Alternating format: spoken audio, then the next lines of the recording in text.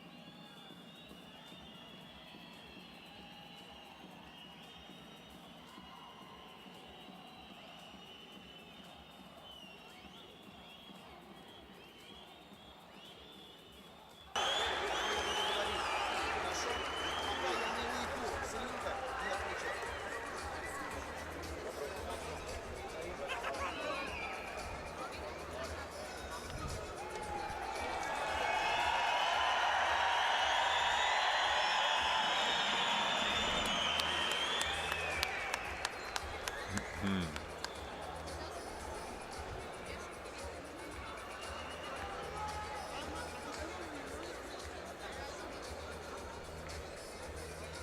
с карманов вытащу, все здесь поставлю.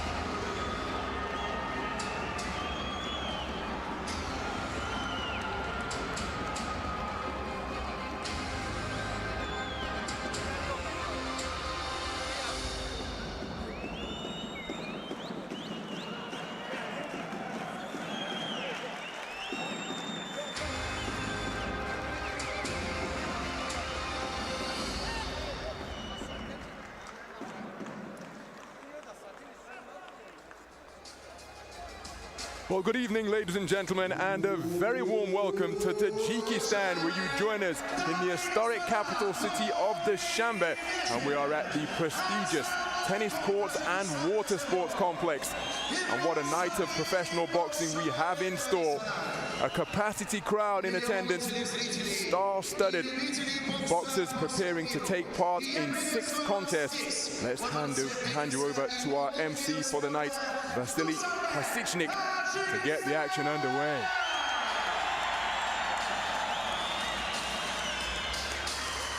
Промоутерская компания «Союз» под эгидой Международной ассоциации бокса IBA и Федерации бокса Таджикистана представляет Ночь чемпионов IBA!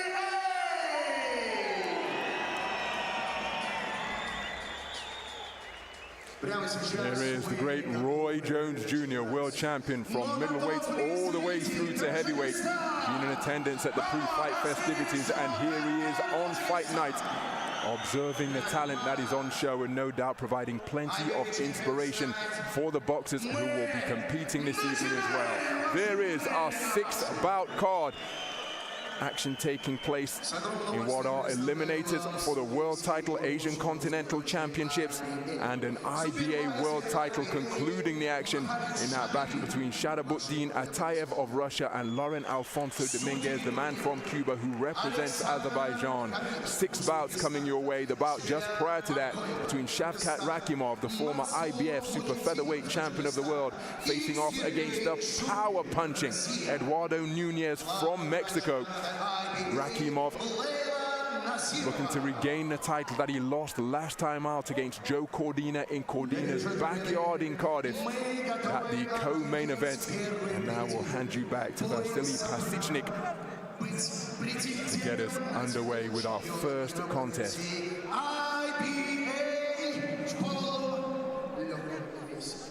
Итак, друзья, приглашаю бойцов в ринг. В черный угол ринга приглашается Луис Родригес Аканьо.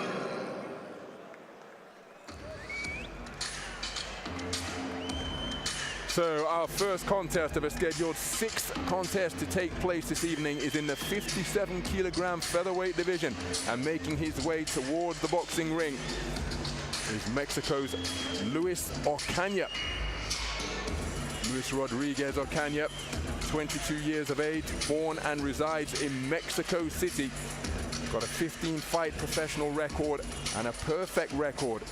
All 15 I've seen him have his hand raised, and 14 of them coming inside the distance for a 93% KO ratio. Mirazizbek, Mirzakhalilov.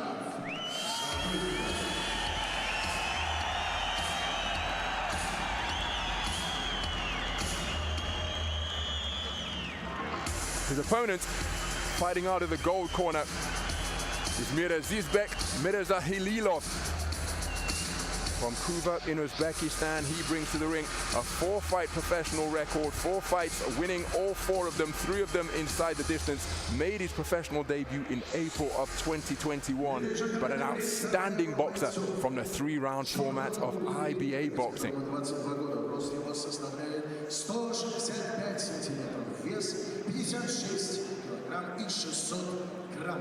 Он идущий без поражений. Его профессиональный рекорд составляет 15 побед, 14 из которых нокаутами. Он является обладателем золотых перчаток чемпионата Мехико по боксу. Итак, Таджикистан, встречайте, из пламенной Мексики, Луис Родригес Зурдо Аканьо.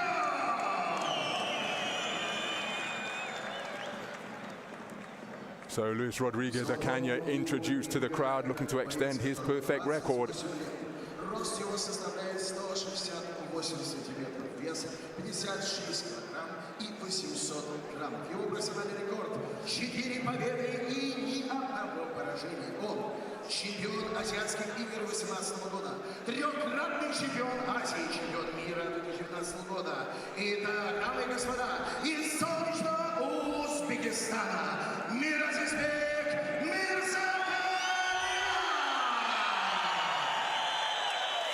Mirazizbek Mirzakhalilov, the 2019 IBA World Championship gold medalist, beating the Cuban icon Lazaro Alvarez in the final on a razor-thin 3-2 split decision. Mansur Hudinov, our 3rd man in the ring, giving the final instructions.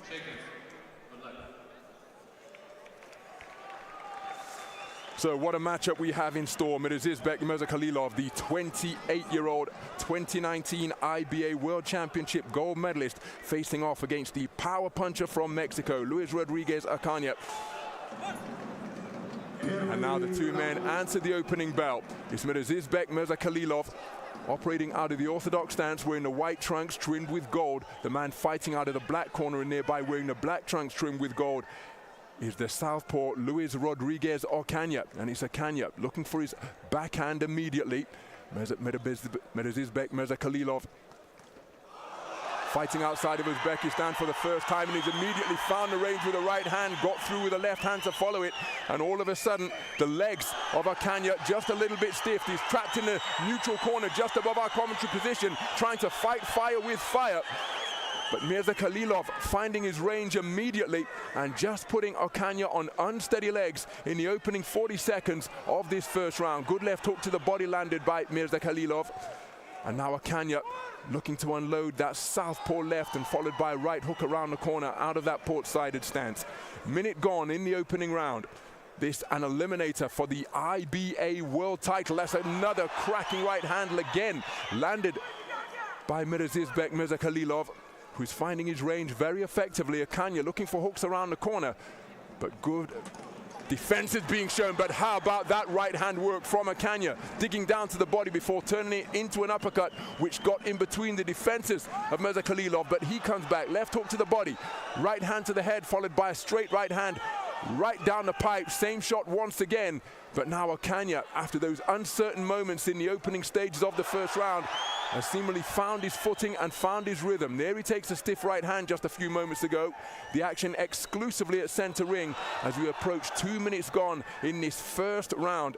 It's a contest scheduled for 10 threes, an eliminator for the IBA world title. The man who won his eliminator just a few weeks ago in Sepukov, Vsevlod Shumkov, here tonight. He beat Seidel Horta of Cuba in a thrilling contest in the Russian city, and he's been very vocal on social media about the fact that he cannot wait to face the victor.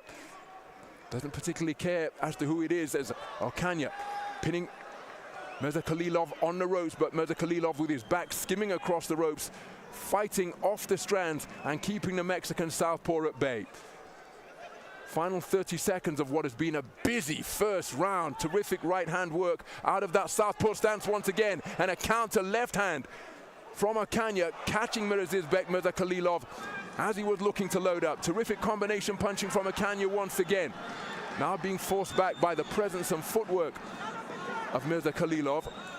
This contest being fought in a terrific atmosphere, a capacity crowd in attendance. And on the 10-second clapper, Mirzakhalilov just finding the range with some bent-arm punches to both head and body. Action-packed opening round. Both boxers enjoying success. We have got 3 judges seated around the boxing ring. In this contest, they hail from Uzbekistan, Russia, and Kyrgyzstan. And the corners of both boxers going to have plenty of instruction to give and work to do. You see the end swell iron being applied along with the petroleum jelly just to aid those punches to slip off. But this was the blistering start made by Mirzakhalilov, finding a home for that right hand.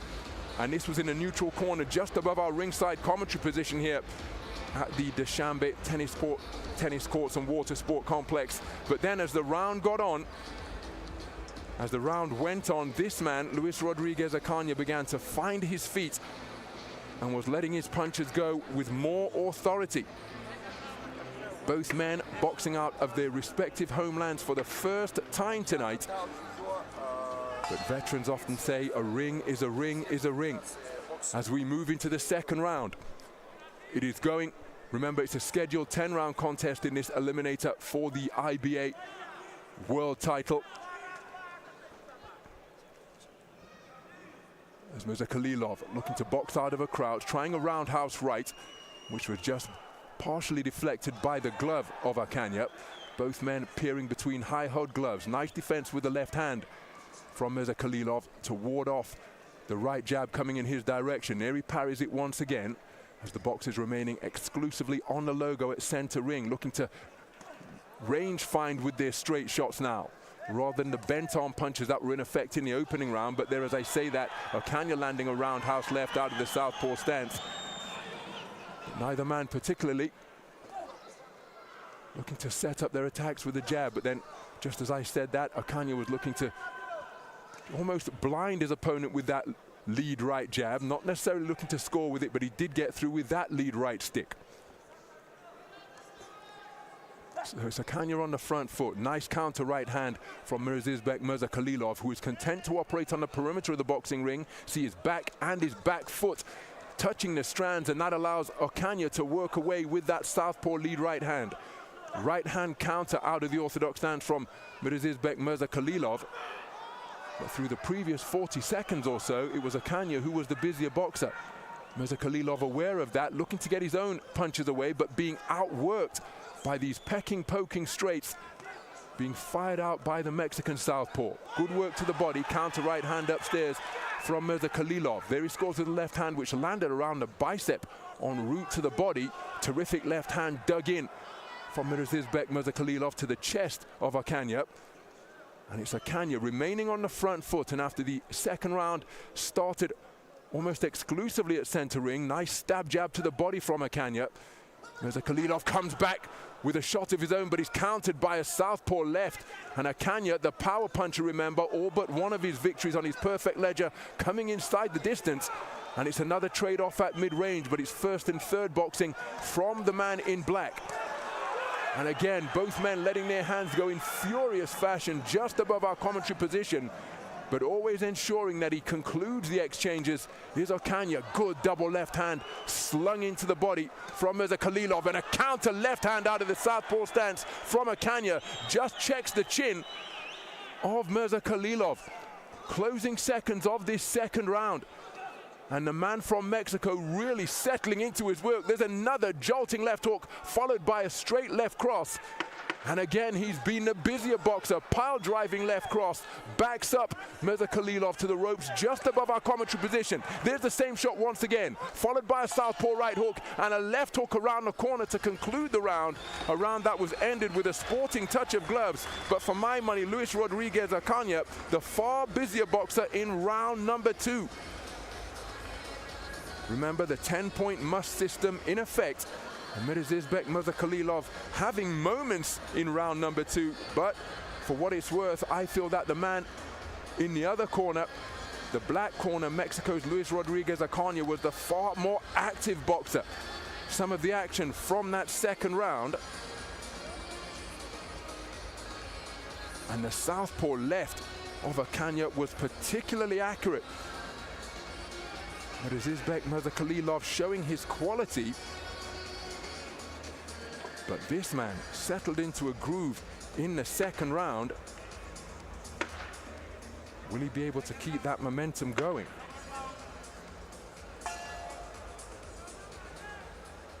So into the third round we go. This is 57-kilogram featherweight action scheduled for 10.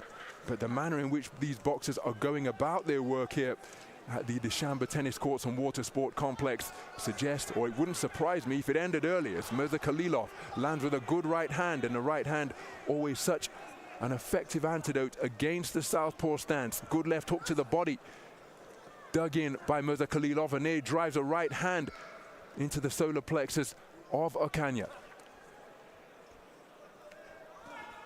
So it's MIRZAKHALILOV just more accurate with that final shot of the exchange. Ocaña digging away with the southpaw right. 2 uppercuts weren't too far away. Terrific left hand. Driven into the body, and then 2 right hands in quick succession, not setting them up with the jab. But it is MIRZAKHALILOV measuring his man with that lead hand now, pushing him back to the ropes. And Ocaña, sensing that his back was near the neutral corner, firing his way out of there, scoring effectively both upstairs and downstairs. But it's Mirazizbek MIRZAKHALILOV who is determined seemingly not to be outworked in this third round, as he was for my money in the second.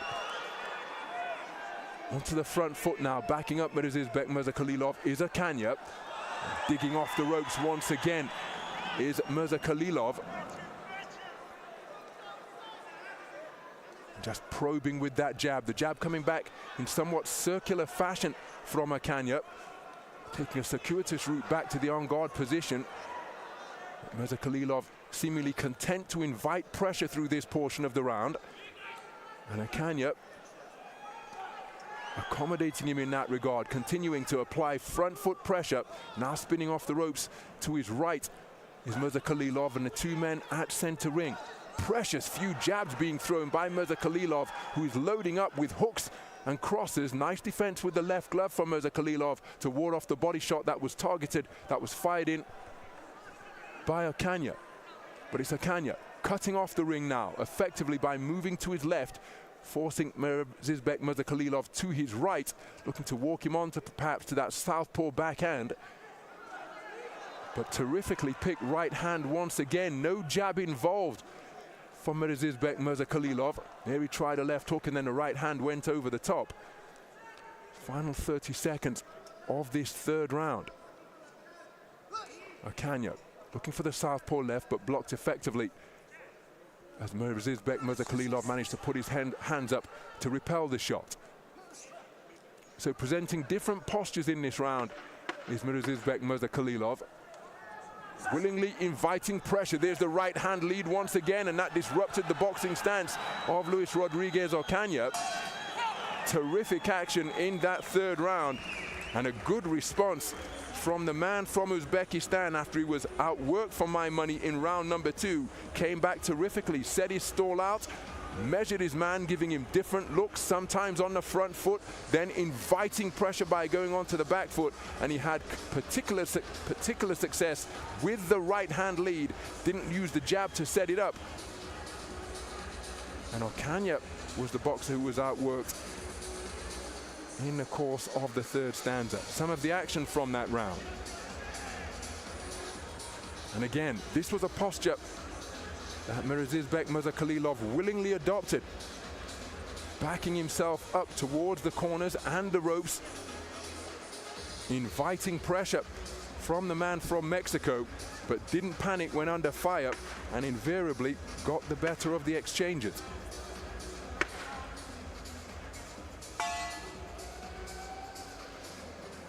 So into the fourth round we go then.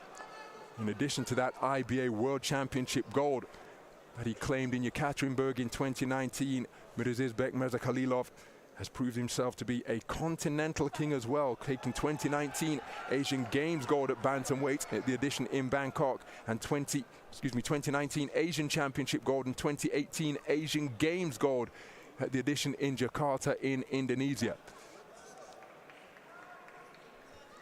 In his fifth professional contest tonight, he's yet to go more than 8 rounds. This is his first scheduled 10-rounder. As for Ocaña, this is his 6th scheduled 10-rounder this evening.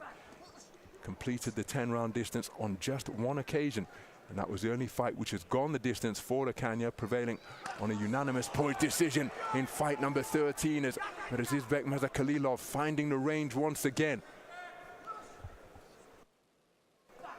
And again, precious few jabs through this portion of the round from Mirazizbek Mirzakhalilovs, but continuing to shoot out that right-hand lead from his orthodox stance. Real game of cat and mouse in this 4th round. As Ocaña inaccurate with his attempted southpaw left. Both men have really slowed their feet down here now. Concentration is absolute as Ocaña looking to lead off, but short. Beautiful counter right hand again from Mirazizbek Mirzakhalilovs, who is finding the range with that shot repeatedly. So it's Ocaña on the front foot, keeping Mirazizbek Mirzakhalilovs near the perimeter of the ring, but just look at how he's content to wait and attempt to counter. Good right jab to the body from Ocaña, but countered immediately by a right hand over the top from Mirzakhalilovs. Beautiful check left hand, partially spinning off the line from Mirzakhalilovs. Made his man miss, then made him pay with a shot which may well have damaged equilibrium, as that left hook may well have done there, catching Ocaña around the temple. Terrific shot selection being demonstrated by Mirzakhalilovs, and just momentarily Ocaña losing his shape. Still continuing to press, still looking to apply pressure with his front foot advances. And you saw Ocaña has been complaining repeatedly about rabbit punches through this portion of the round. But that is because Mirzakhalilovs, spinning off the line as Ocaña is advancing. Terrific counter punching, then spinning off the ropes once again. Mirzakhalilovs, who has really settled into a groove now. The punch output has been reduced, but his accuracy has increased exponentially. So controlling the tempo is Mirazizbek Mirzakhalilovs. And after a terrific second round from Luis Rodriguez Ocaña, well, he's almost being hypnotized by Mirazizbek Mirzakhalilovs, who is content to operate off the back foot, trying to draw in the man from Mexico, and this man's timing has been exquisite. And there's an example of it, the check left hand. There you see Ocaña saying it's a rabbit punch, but that's because he was caught as he was coming forward. The shot may be landing with the inside of the glove, but this sequence almost around in microcosm from the man from Uzbekistan.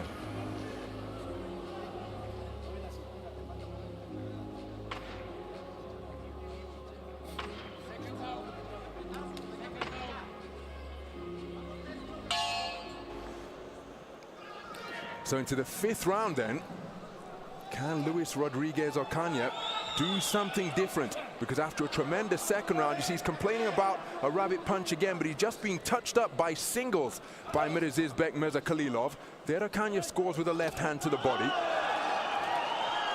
But the man controlling the distance and the tempo of this contest is Uzbekistan's Mirazizbek Mirzakhalilovs.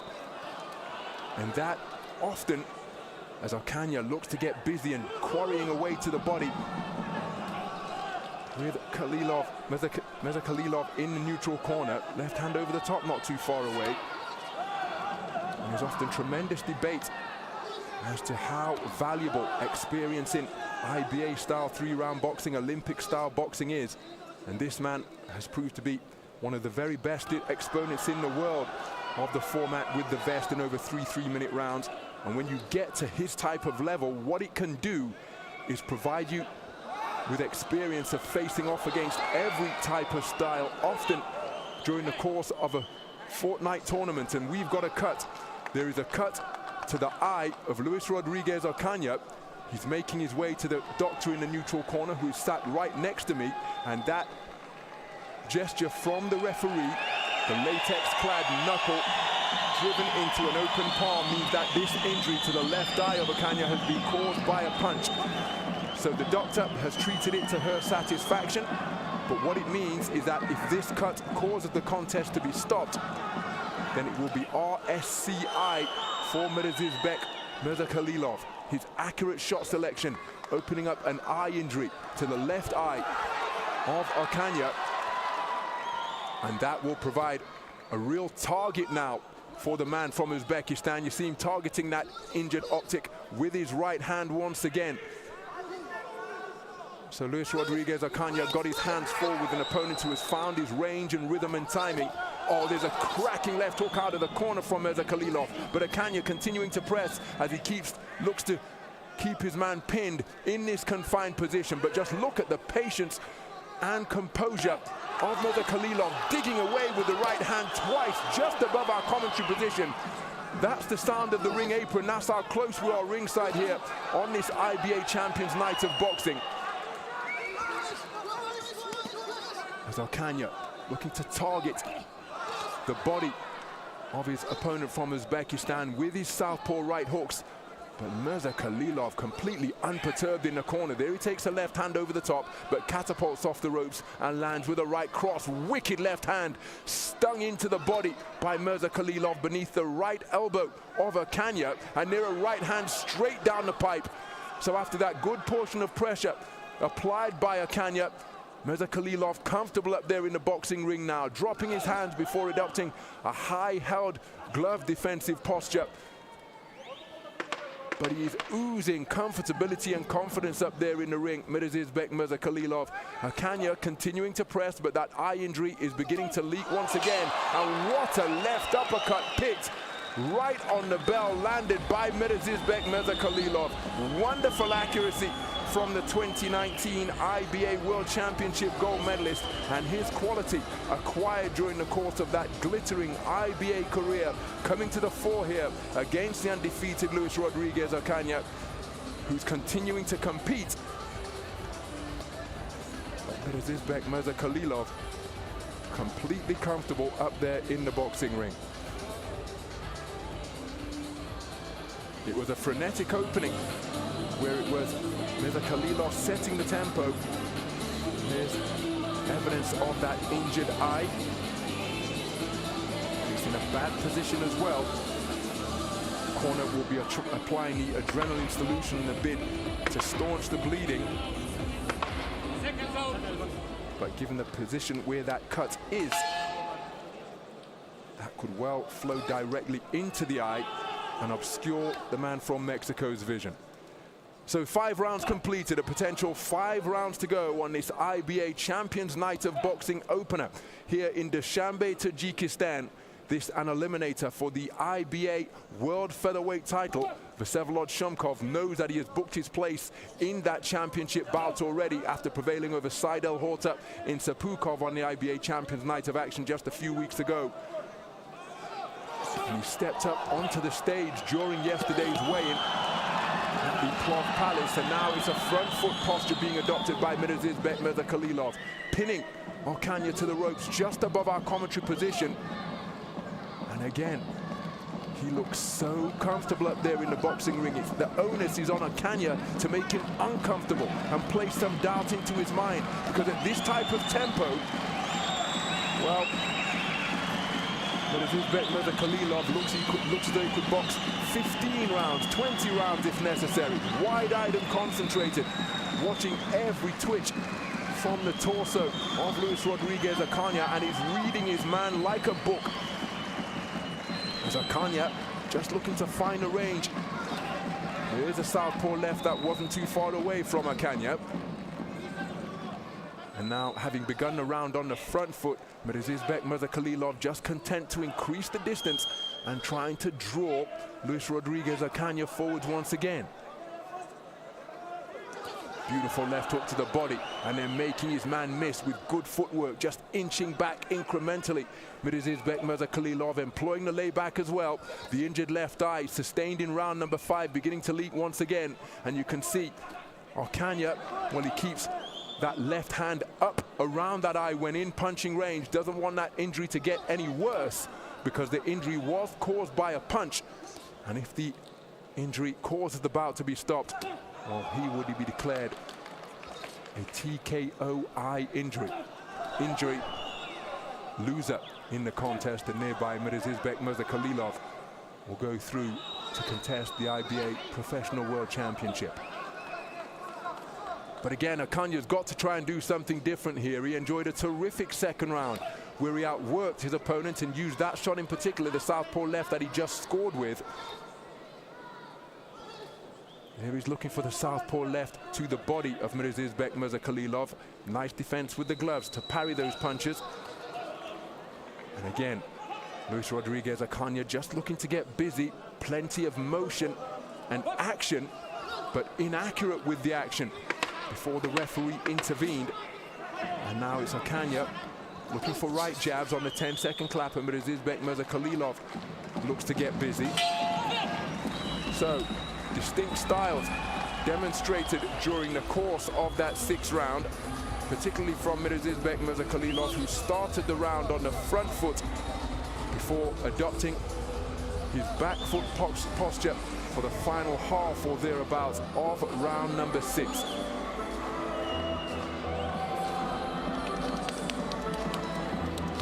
So, no panic yet, perhaps, in the corner of the Mexican boxer, but surely he's running out of time, because this is an example of the type of accurate punch picking that Mirazizbek Mirzakhalilovich was able to unload. And then look at how he's making his man miss by millimeters.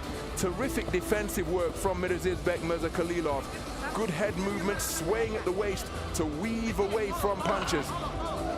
Luis Rodriguez Ocaña has been close, but not close enough on a consistent basis, for my money, to take the majority of these rounds. So into the 7th round we go then, and Luis Rodriguez Ocaña competing in his 6th scheduled 10-round contest tonight. And remember, he's completed the 10-round distance on 1 occasion. There's a terrific right hand lead again landed by Mirazizbek Mirzakhalilovich, the only scoring shot of the first 20 seconds. And thereby, this portion of the round must be scored in favor of the man from Uzbekistan. But Ocaña content to watch and wait, but he comes off worst in that exchange once again. The final word coming from Luis Rodriguez Ocaña. There he's from Mirazizbek Mirzakhalilovich, but Ocaña scoring effectively down to the body. But right hand leads being picked sumptuously once again from Mirazizbek Mirzakhalilovich. So Ocaña looking to walk his man down now.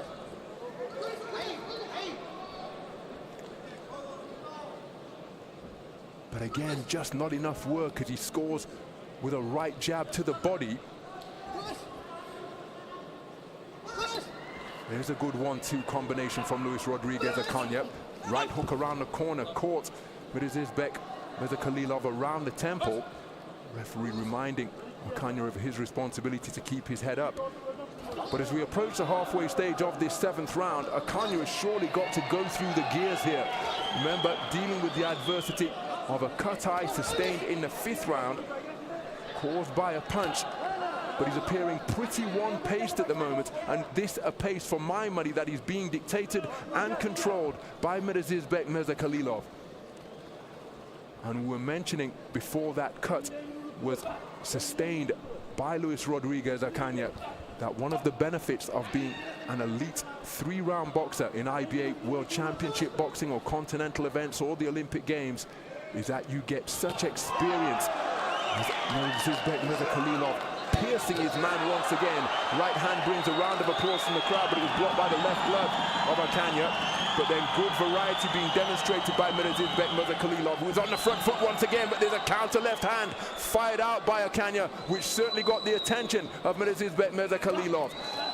And with 14 victories of his 15 coming inside the distance, this man's certainly a power puncher. Mirazizbek Mirzakhaliilov wary of that, and so will want to keep his concentration about him. And even though he's the busier boxer, scoring with more frequency, with more accuracy, remember, boxing, a sport where everything that has gone before can be wiped out by a single punch.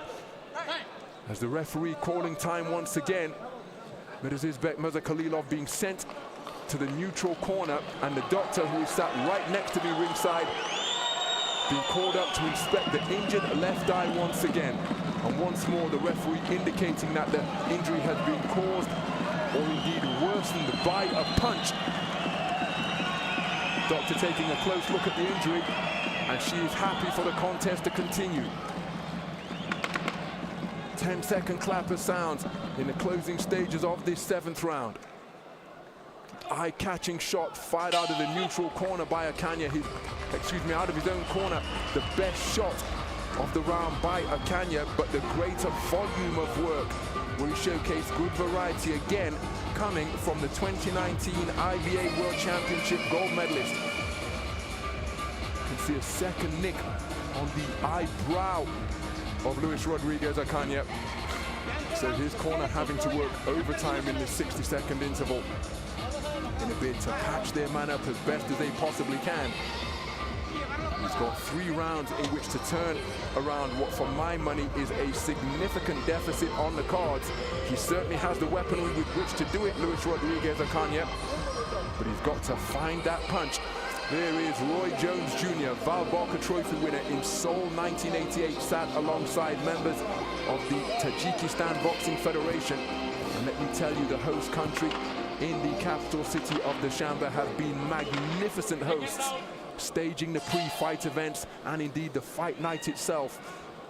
The Dushanbe tennis courts and water sports complex have been dressed magnificently to provide a suitable stage for the high-quality boxing action that we're witnessing here. This is our show opener. It's an eliminator for the IBA World Featherweight title between 2 accomplished operators, but the man wearing the white trunks trimmed with gold, Mirazizbek Mirzakhaliilov, after a 2nd round in which he was outworked, well, in the 3rd round, he's using his ring craft and ring generalship to completely control the distance and the tempo of this contest. Terrific punch picking with that left hand, and then just look at the footwork to not run but give his man angles, skip out of range, just dance around the clock face effectively.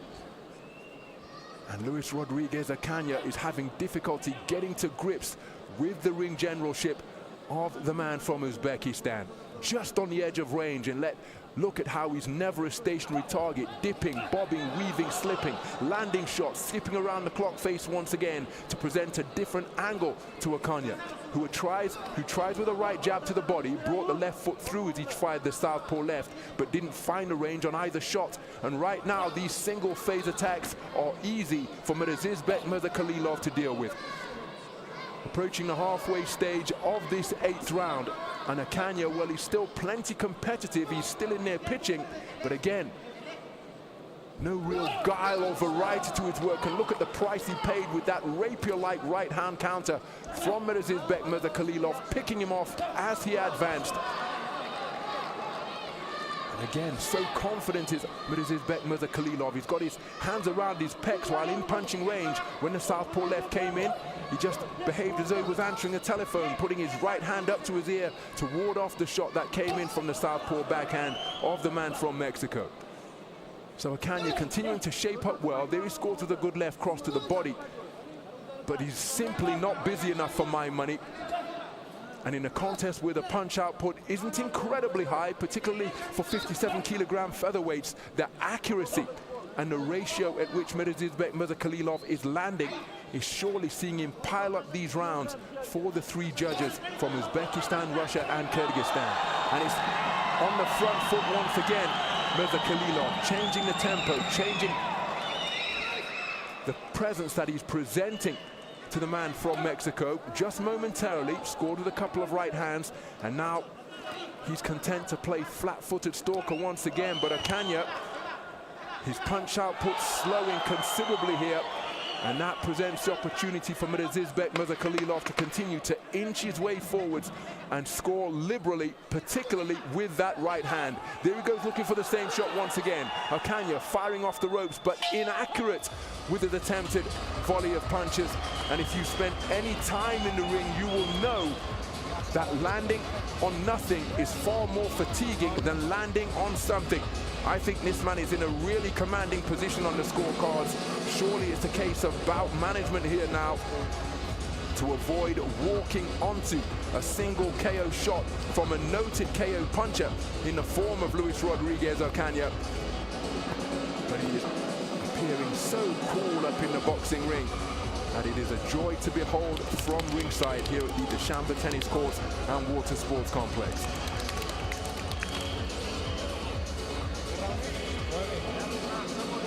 Well, he's been bloodied and bruised, but his spirit certainly isn't bowed, Luis Rodriguez Ocaña, but he has got to go for it here now, surely.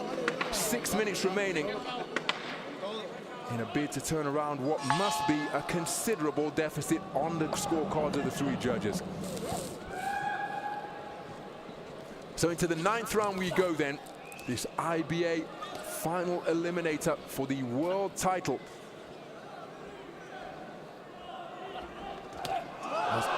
Again, terrific work from Mirazizbek scoring with a resounding right hand, and then just content to increase the distance, remain on the edge of range, and use his good defensive ability to just make the man miss, parrying shots, now dipping at the knees to present a crouching figure as he comes forward. And Ocaña has got to let that left hand go. He's got it locked and cocked against his chin, but he is not uncoiling it in a bid to find a range. As Mirzakhalilov comes forward once again, lands with a good right cross, as Ocaña under pressure on the ropes, trying to fire back with a single left cross, but getting the better portion of the round is Mirzakhalilov. Minute gone in the penultimate round, as Ocaña with a cut left eye, a left eye that has got a considerable swelling around it now. It's almost as though somebody has inserted half an egg beneath his eyebrow, such is the prominence of the protrusion from that left optic. And Mirzakhalilov presenting a figure that's standing stock still in front of his man, but Ocaña not taking advantage. There he lands with a good southpaw left, as the two men continue to fence and saber rattle with their lead hands. Beautiful right uppercut turned into a right hook, and there was a left cross in response from Ocaña. That just got the attention of Mirzakhalilov, who in his first 10-round contest is controlling the tempo of the bout beautifully. Remember, here in the 9th round, this represents uncharted territory for Mirzakhalilov. Went the 8-round distance in his last contest at the Humo Arena in the capital of Uzbekistan, in Tashkent. In his last contest, southpaw left just grazes the chin of Mirzakhalilov. But this, oh, there's a terrific southpaw right from Ocaña. And now he is beginning to look to increase the tempo, but couldn't sustain the attack, and that allows Mirzakhalilov to work his way out of the corner as the two men exchanging body shots. Ocaña clearly feeling the efforts of his exertions, but continuing to remain in pursuit of the finishing combination that he needs. Right hand leads a scoring shot once again from Mirzakhalilov, but Ocaña simply not busy enough, and this deep into the contest, is he able to summon up the energy reserves required to fire off a furious fusillade of punches in a bid to get his man out of there. Good right hand driven into the body from Mirzakhalilov. And again, another wonderful round of controlling boxing produced by Mirzakhalilov. He's needed a knockout for some time, for my money, has Luis Rodriguez Ocaña, but with just 3 minutes remaining, he is now running out of time in which to find it. The 10th and final round coming up here at the Dushanbe Tennis Courts and Water Sports Complex. And this man has got to find an inside the distance finish if he hopes to extend his perfect record and indeed compete for the IBA professional world title. Some of the action from that 9th round. This is the right hand slung in from Mirazizbek MIRZAKHALILOV. And again, just not enough activity coming from Luis Rodriguez Ocaña.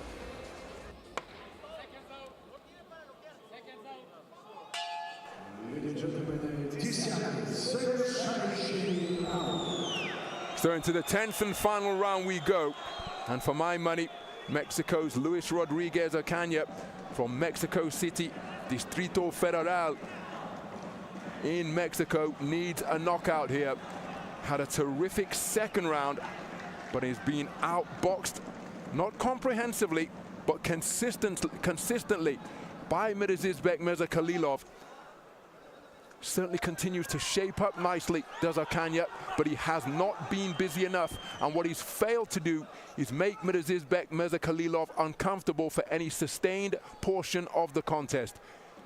Had a fantastic second round, did the man from Mexico, where Mirazizbek MIRZAKHALILOV was made to appear uncomfortable. He was outworked, but after that round, well, Mirazizbek MIRZAKHALILOV, it's as though he had processed all of the information he needed to acquire about his opponent during the course of that second round. And thereafter, well, he has controlled proceedings beautifully in terms of distance, in terms of tempo, and in terms of punch output as well. The heads coming together there. And that often occurs when you've got an orthodox and southpaw boxer. And just look at the battle for position of the front leg, of the front foot, as Ocaña looking to get onto that front foot. Tucking his chin behind his shoulder there now is the man from Uzbekistan. Even though he's from Kuva in Uzbekistan, just momentarily adopting the Philly shell, the half-cover guard. Left hand scored from Luis Rodriguez Ocaña, but then a nice right uppercut from the man from Uzbekistan, followed by a counter left hand from Ocaña. His feet have slowed considerably, Ocaña, but his competitive spirit continues to burn as brightly as ever. But again, less than a minute now to find the finishing punch that he needs. And even though this is the first scheduled 10-rounder in the career of Mirazizbek MIRZAKHALILOV, all of the experience that he's acquired at continental championships, be it the Asian Championships or Asian Games, and the aforementioned World Championships where he struck gold in Yekaterinburg in 2019, well, this is where you see the benefit of it. So often boxers who are outstanding in that code, Alexander Usyk, Vasyl Lomachenko, Guillermo Rigondeaux, so many outstanding boxers from the 3-round format, going all the way back into days of yore. George Foreman, Joe Frazier, Sugar Ray Leonard, Muhammad Ali, aka Cassius Clay.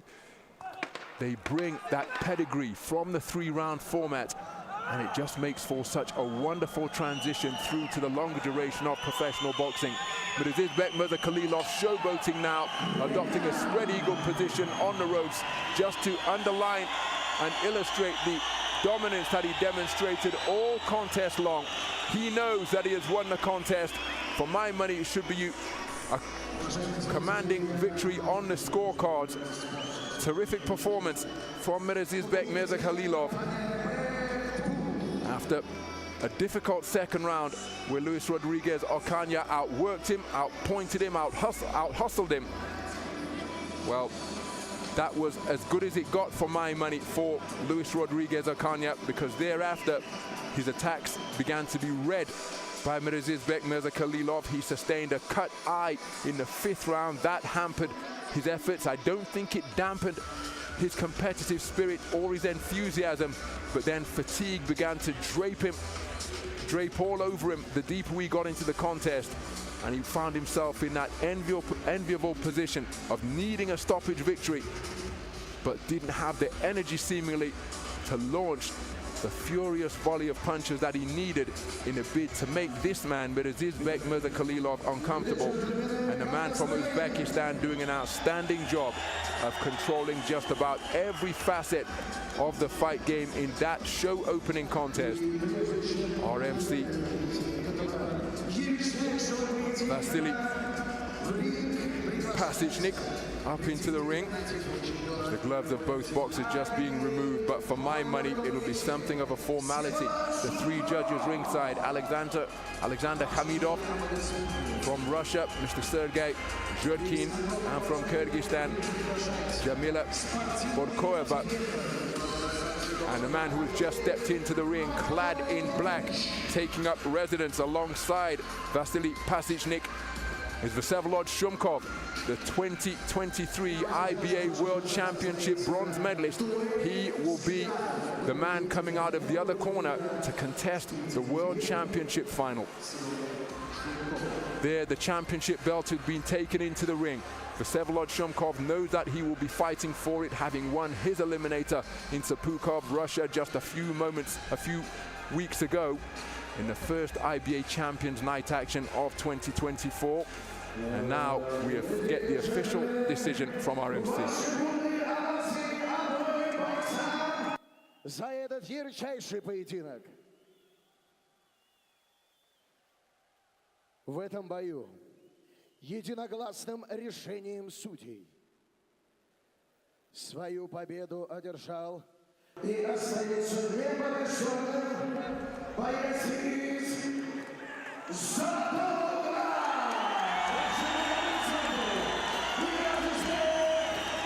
So Mirazizbek Mirzakhalilov raising that right hand to the rafters as he thanks the boxing gods for what was inspiration during a terrific performance. He declared a points decision victor, a unanimous decision victor over Luis Rodriguez Ocaña of Mexico. His perfect record subjected to his first loss, now 15-1 after that contest.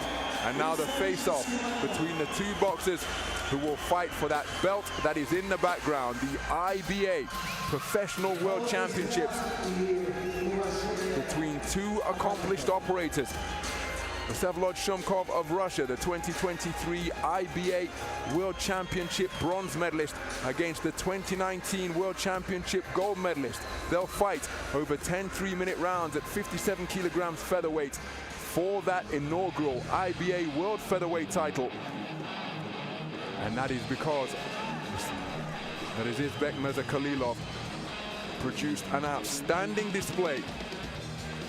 Luis Rodriguez Ocaña had his moments, particularly in the second round.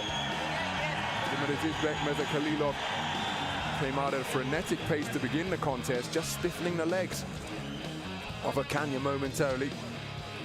Ocaña responded with a fantastic round two, but thereafter Mirazizbek Mirzakhalilov showing his variety, his accuracy, and his IBA 3-round boxing pedigree to punch his way to a unanimous points decision victory.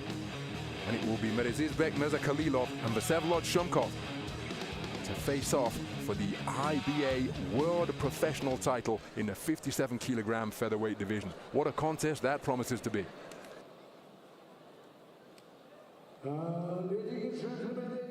Мы продолжаем наш вечер бокса, и прямо сейчас вашему взору представляется рейтинговый 6-раундовый поединок в полусреднем весе. Our next contest is in the 67-kilogram welterweight division between boxers from Tajikistan and Uzbekistan.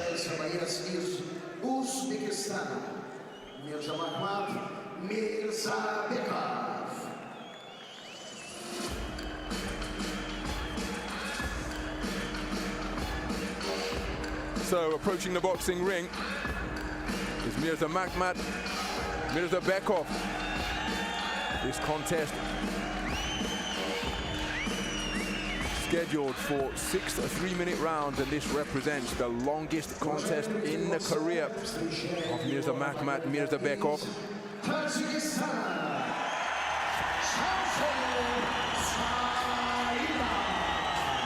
And just listen to the round of applause that welcomes the local boxer from Hulbuk in Tajikistan. That's where he was born. Spends a lot of time in Ivanovo in Russia, but make no mistake, Shamsher SAIDOV is very much a home boxer. 23 years of age, one professional bout under his belt, having made his debut in July last year in St. Petersburg in Russia. Here he is, fighting on home soil for the first time as a professional. And what an ovation he has been given as he makes his way over to the gold corner. В возрасте его 21 год, рост составляет 177 сантиметров, вес 66 килограмм и 800 граммов. Сегодня он дебютирует в профессиональной партии. Он мастер спорта Республики Узбекистан, победитель Кубка Республики Узбекистан по боксу. Встречайте, Мирзакhalilov Mirzabeka.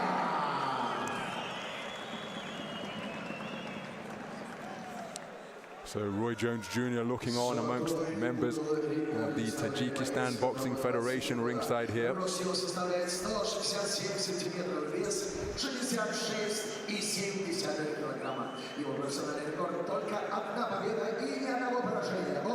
Мастер спорта международного класса, победитель Кубка мира среди нефтяных стран 2020 года, победитель международного турнира Eliminator World 2023. Встречайте, дамы и господа, Таджикистан, Shamsher.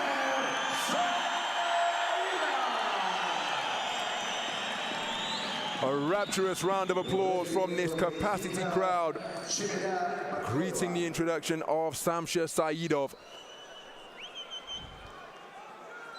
Jamila Borkoeva, third person in the ring, just checking the equipment of both boxers.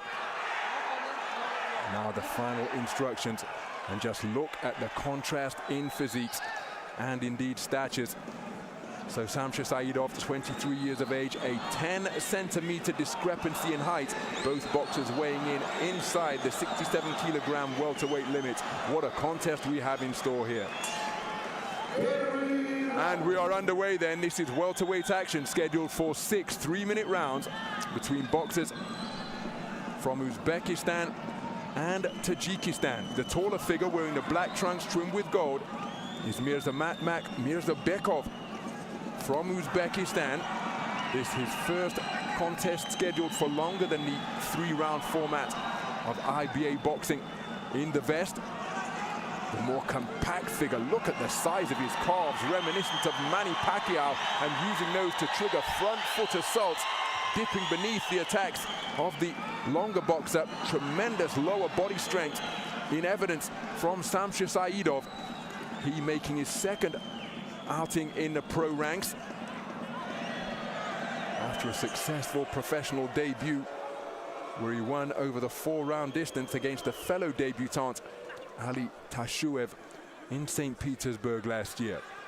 So competing on home soil for the first time, and even though that broadly can be viewed as a positive, as evidenced by the support that he receives for everything that he does, even beginning with his ring walk, he's got to ensure that he keeps his mind on the job, remains professional, and doesn't get into trying to please the crowd, who are cheering every modicum of success that he enjoys. Mirzakhalilov takes a couple of shots to the body and then a right hand through the middle, pushes his man away to get himself some breathing room after being momentarily pinned to the ropes. And again, leaping left hooks being launched by SAIDOV, looking to overcome that considerable discrepancy that he faces in terms of range and reach. There he scores with a good left hand to the body, then a right hook to the jaw. And SAIDOV, bustling, dynamic little figure in the boxing ring, pushed off once again by Mirzakhalilov. And now the decibel level being dialed up once again as a right hand slung into the body from SAIDOV comes forward with a cluster of punches in between the gloves of the man from Uzbekistan. He's keeping his hands held high, but these elbows are splayed wide from his body, and that presents an avenue of opportunity for a good body puncher such as SAIDOV.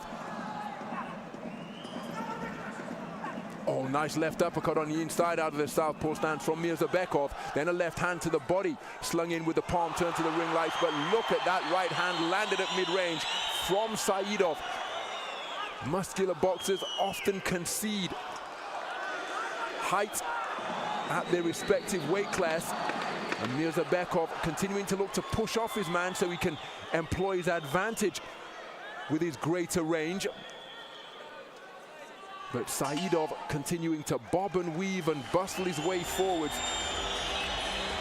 First round in the book in a welterweight contest scheduled for 6.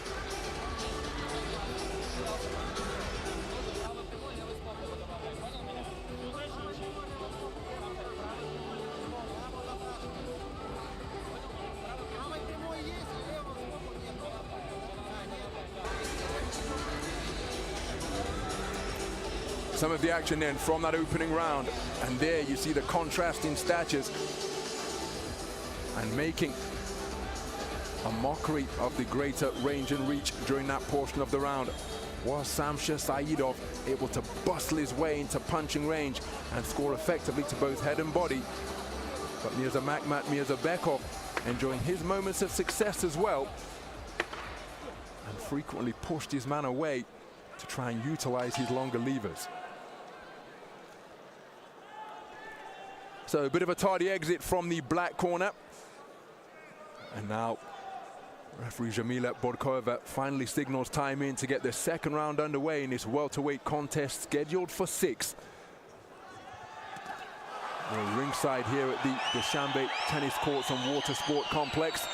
And again, every modicum of success enjoyed. There's a terrific two-shot salvo straight down the pipe from Mirzabekov in between the high-held gloves of the man wearing the white trunks trimmed with gold. Spins out of the corner, gets back to the space of center ring effectively, and then a terrific three-shot combination ended with a southpaw right hook and then a left hand bolo shot off the back foot from Mirzabekov. Good head movement as he's coming forwards, Shamsher SAIDOV, but runs straight into 2 punches after Mirzabekov spun off the line, got back to the space of center ring and caught the onrushing Shamsher SAIDOV with accurately picked punches off that back foot. Oh, there's a solid right cross landed after a double jab from SAIDOV. And again, SAIDOV, well, the strategy is clear because of the contrasting statures. SAIDOV has got to get inside the longer range and reach, and there's a roundhouse right which checks the chin of Mirzabekov, and another right hand which he managed to ride slightly by backing away. But when he's able to get to mid and short range, while there's not much variance, everything is a full-blooded power punch. Good right hand landed from SAIDOV. Looking to get that southpaw right working is Mirzabekov, continuing to cut a composed figure up in the boxing ring. But the deeper we have gone into this round, the more effective the front foot forays of the man in white have been. So continuing to present angles nicely is Mirzabekov. But again, you see he's landing with a bent arm, perhaps just conceding his height and reach. And by operating at this type of territory, was square on the ropes there, inviting pressure. Good lead right hand thrown to the body by Mirzabekov. But then look at that left hand, then the change of angles, spinning around the target, SAIDOV. Nice head movement to make his man miss, then a sickening right hand slung beneath the left elbow of Mirzabekov from SAIDOV. So SAIDOV really targeting the body well, showing good variety in his work. Nice defenses with the gloves. Southpaw left was an effective shot, and as is so often the case when orthodox and southpaw boxers meet, the battle for the front foot absolutely critical. Jamila Borkova just having to remind the boxers not to step onto one another's feet. So nice right hand to the head, then the body. As again, dropping his hands is the more compact boxer from Tajikistan. Second round in the book. Both boxers enjoying moments of success. They make their way back to their respective corners for instruction from their respective corner teams.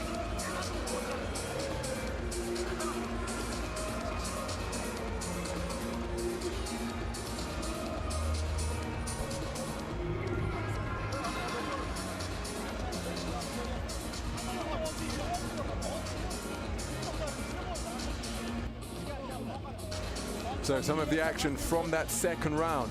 Terrific right hand landed at mid-range and then kept the attack going by using good feet, pursuing his man to sling in that left hand to the belt line. Right hand at mid-range as SAIDOV was content to drop his gloves in the closing stages of round number 2.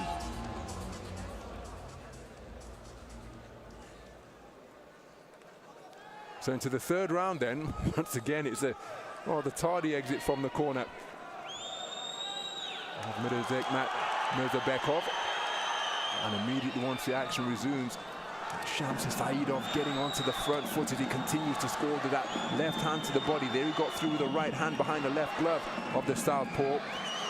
Looking to counter-punch as Mirzakhalilov takes a good right hand to the body and another one, and they cause him just to dip at the knees and bend at the waist slightly. Two good right hands driven into the abdomen of the man in black. Then good left hand bolo shot to the body from the southpaw. And again, terrifically quick feet and punches in bunches being thrown with bad intentions by Shamsher SAIDOV, and he just forces Mirzakhalilov to hold on momentarily. So good portion of the round with a minute gone enjoyed by Shamsher SAIDOV, who seems dipping at the knees and rolling once again, continuing to present a dynamic figure, anything but stationary. And again, a single left-hand bolo shot from the southpaw, met with a volume of 6, 7, 8 punches from Shamsher SAIDOV. There you see the tactic of pushing off being used once again by Mirzakhalilov. Oh, howitzer of a right hand landed by SAIDOV. As the crowd raising the roof here at the Dushanbe Tennis Courts and Water Sports Complex. Well, pushed over to the canvas was Shamsher SAIDOV. A fair amount of pushing has been utilized by the taller boxer. But again, the attack started by Mirzakhalilov, but the final word invariably coming from the more compact figure in the white trimmed with gold. Here he finds his back on the ropes, but comes out, that's a low blow fight in. Mirzakhalilov complaining, but perhaps on the blind side of the referee, but that was demonstrably low from the man from Tajikistan. And again, testing the body once again before coming up to the head is SAIDOV. Terrific variety being shown, but now making a point of standing his ground and trying to keep the man from Tajikistan pinned against the strands is Mirzakhalilov. Final 30 seconds of what has been a furiously fought third round. Volume and variety once again. Terrific work to the body as the two men toe-to-toe at center ring. The busier boxer is the more compact figure wearing the white trim with gold, as once more Mirzakhalilov pushing off his man, looking to create room for his punches. But again, a single right hand checks his chin and swivels his neck. Terrific variety once more from Shamsher SAIDOV. Action-packed third round, when Mirzakhalilov made a point of trying to stand his ground, but outworked overall during the course of the 3-minute frame, for my money, by the industrious punch activity and punch output of Shamsher SAIDOV. But he really did make a point of planting his feet and not being pushed back for a portion of that round. Mirzakhalilov, for what it's worth, I don't think it was enough to take it. But this man knows that he is in a fight. Completely different statures. 66.7 kilograms is what this man weighed in, outweighed ever so slightly. 66.8 kilograms is the weight scaled by Mirzakhalilov.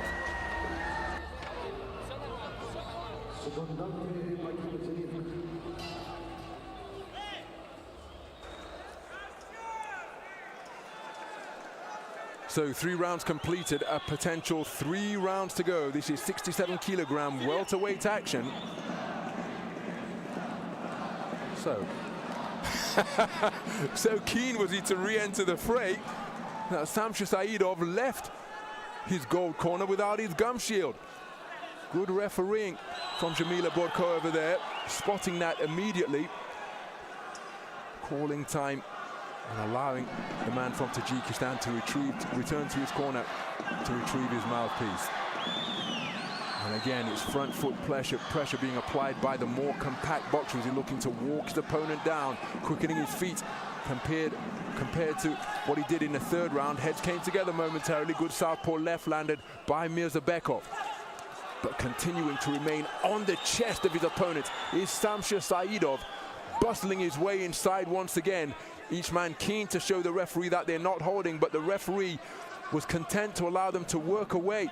And surely when you get to that territory, that bolo backhand slung in once again from Mirzabekov. But when SAIDOV gets into this type of territory, just let your hands go as he's been doing, and as he is doing here.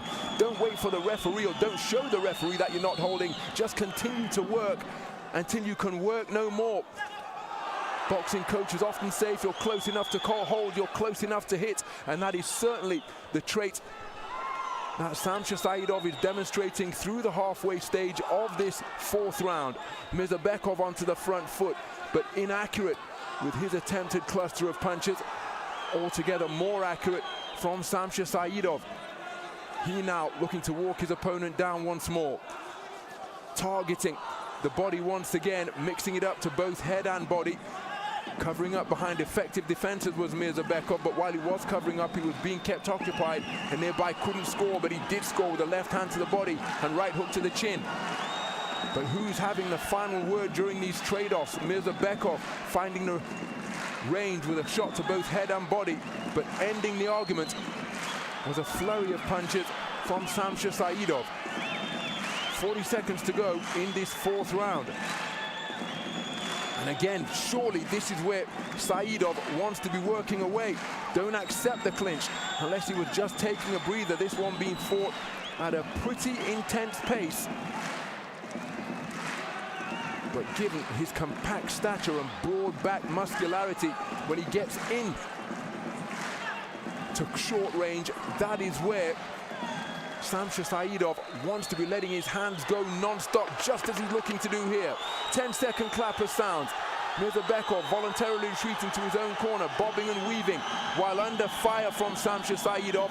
But while he's bobbing and weaving, not able to counter, and the two men just exchanging a couple of left taps after the bell to conclude round number 4.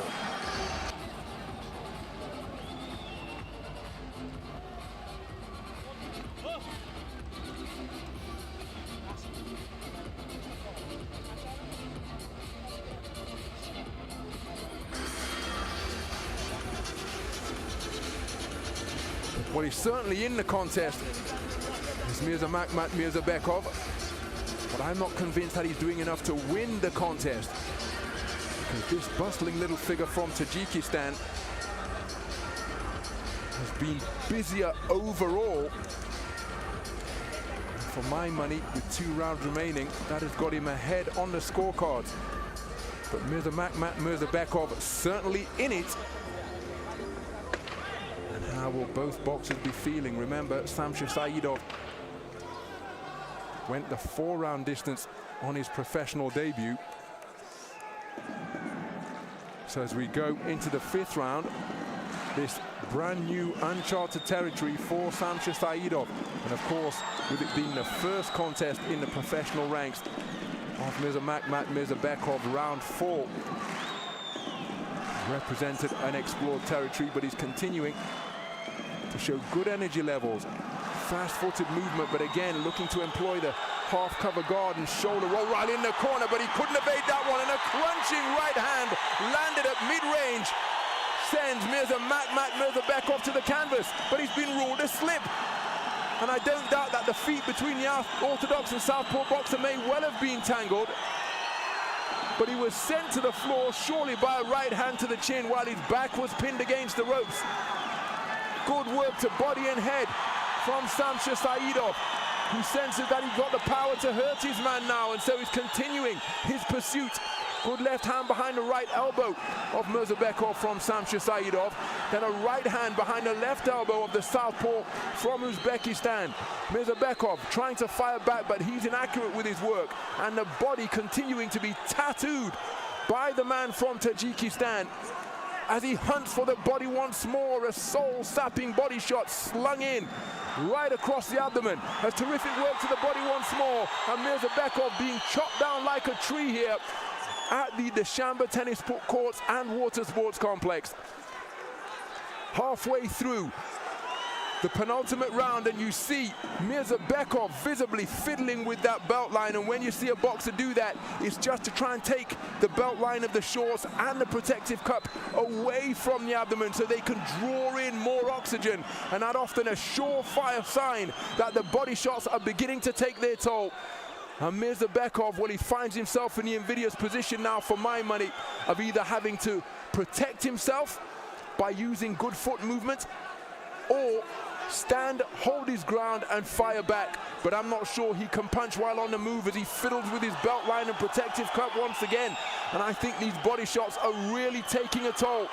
Here he lands with a good shot while sliding off to his left.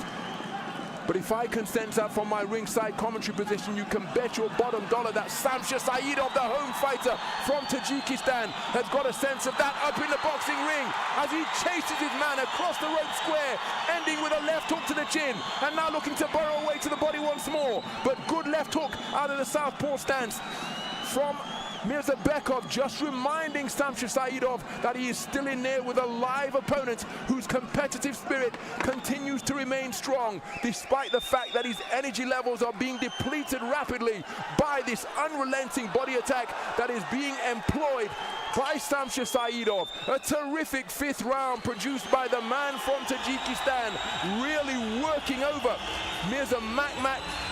MIRZAKHALILov to both head and particularly the body.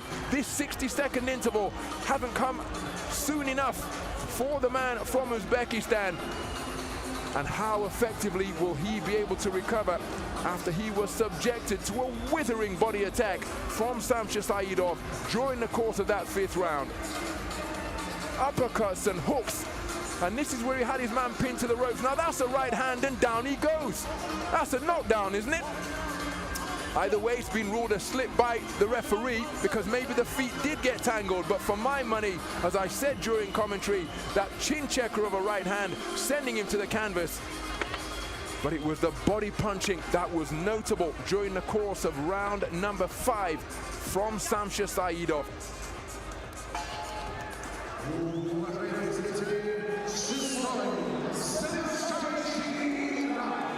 So a sporting touch of gloves to begin the 6th and final round, but what a contrast in arriving at center ring to exchange in that tap of gloves, because Shamsher SAIDOV was there waiting as the 10-second clapper sounded and the command of seconds out came. He veritably sprinted to center ring, springing up off his chair, whereas MIRZAKHALILov took every second of the 60 before ambling his way to center ring. And look at the energy being demonstrated by Shamsher SAIDOV. Unrelenting front foot pressure being applied, inspired by this capacity crowd here at the Dushanbe tennis courts and water sport complex. Walking through anything that MIRZAKHALILov can fire out. So keen, so hungry is he to continue his soul-sapping body attack once again. And this is going to be a torrid final round for the man who has just taken a right hand to the chin. MIRZAKHALILov being put under significant pressure here by this non-stop action being unfurled by the man from Tajikistan. And that's a shoulder charge, that not legal. The referee on that infringement in a flash. He's been using the pushing tactic since the opening round, has MIRZAKHALILov, but that time shoulder charging his man, perhaps just looking to gain some respite from this man who continues to sit on his chest and not giving him any room to breathe. And again, looking to get on the inside and land arcing punches from both flanks is Shamsher SAIDOV. Overhand left was inaccurate and missed by a country mile from MIRZAKHALILov. But credit to this man's competitive spirit, because despite the fatigue that he must be feeling, particularly after being tested downstairs in such repeated and consistent fashion, still in there in search of the punch that he needs to turn this one in his favor. Because for my money, he is down on the cards, but non-stop pressure being applied over that front foot by Shamsher Saidov, who's continuing to keep his shape more effectively, just up on his toes before stepping back into the range with a single southpaw backhand was Mirzabekov. But this type of boxing isn't going to be enough to produce the KO that he needs. Hasn't quite become a survival mission for the man in black trimmed with gold, but he entered the final round needing a knockout for my money, and the manner in which he's boxed, well, he was unlikely to produce it, and he was in danger of being overwhelmed in the final 3-minute stanza by Shamsher Saidov, who drew extra energy from the cheering and unstinting support of this capacity crowd in attendance here at the Dushanbe Tennis Courts and Water Sport Complex. Scorecards being tallied by the officials, handed to the referee before she gave them to our ringside supervisor. They'll soon be in the possession of our MC, Vasily Pasichnik. And I think it's something of a formality that his opponent, the opponent of Mirzabekov, will be declared as a unanimous points decision victor here. Certainly knows his way around the boxing ring, does Mirzabekov, but in Shamsher Saidov, he met an opponent who simply would not be denied.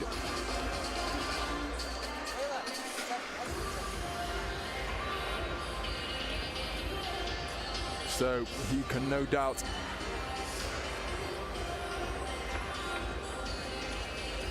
be undoubtedly keen to get to center ring once the gloves are removed, to hear the announcement which will certainly declare him as a point decision victor. Mirzabekov, what a foray into the longer format of professional boxing. What a first outing, because he came up against a really determined figure. Let's get the official verdict.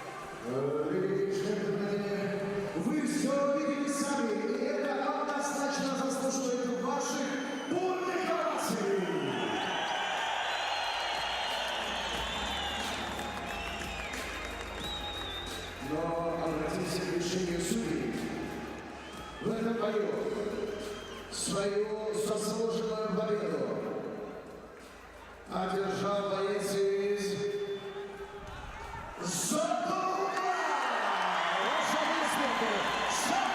So there is confirmation of a popular points victory earned by Shamsher Saidov here at the Dushanbe Tennis Courts and Water Sports Complex.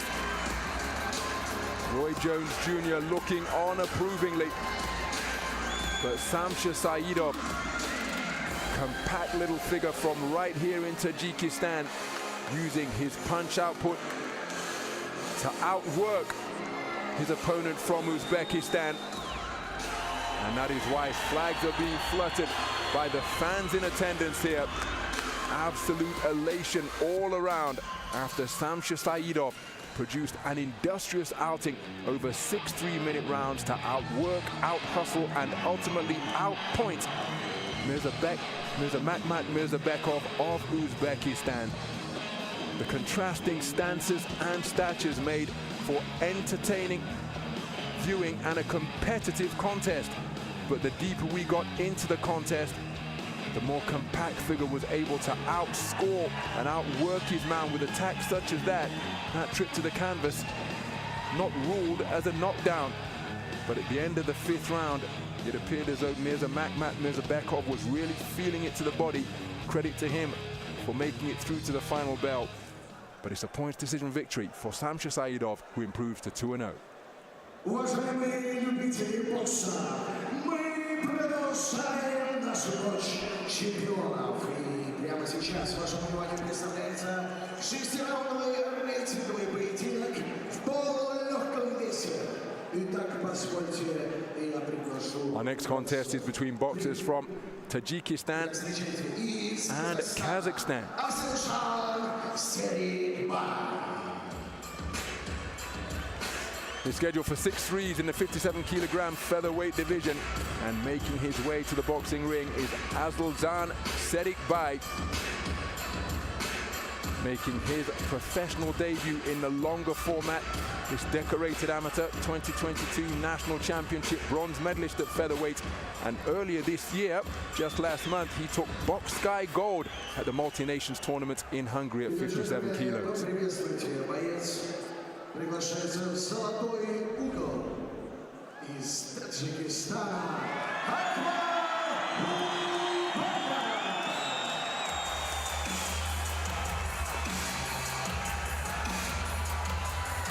So into the arena is Akmal UBAYDOV, 23 years of age, from right here in Dushanbe, Tajikistan. Brings to the ring a perfect record of 5 fights, 5 wins, all of them coming inside the distance in the professional ranks. His last fight was in October of last year, right here in Dushanbe, on the previous IBA Champions Night event. Ему 22 года, рост его составляет 169 сантиметров. Вес 56 килограмм и 900 граммов. Сегодня он дебютирует. Но, друзья, поверьте, в любительском рекорде у него более 150 боев. И также все они одержаны практически все победами. Встречайте, друзья, он призер чемпионата Республики Казахстан 22 года, призер спартакиады Республики Казахстан 23 года, а также чемпион международного турнира Баксай Истван, Венгрия 2024, степным орлом из Казахстана Assylzhan SERIKBAY.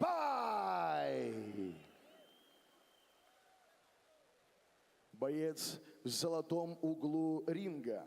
Ему 23 года. Вес его составляет 57 килограмм. Рост 169 сантиметров. Профессиональный рекорд. 5 побед и ни одного поражения. Он мастер спорта Республики Таджикистан. Встречайте земляка Акмал UBAYDOV.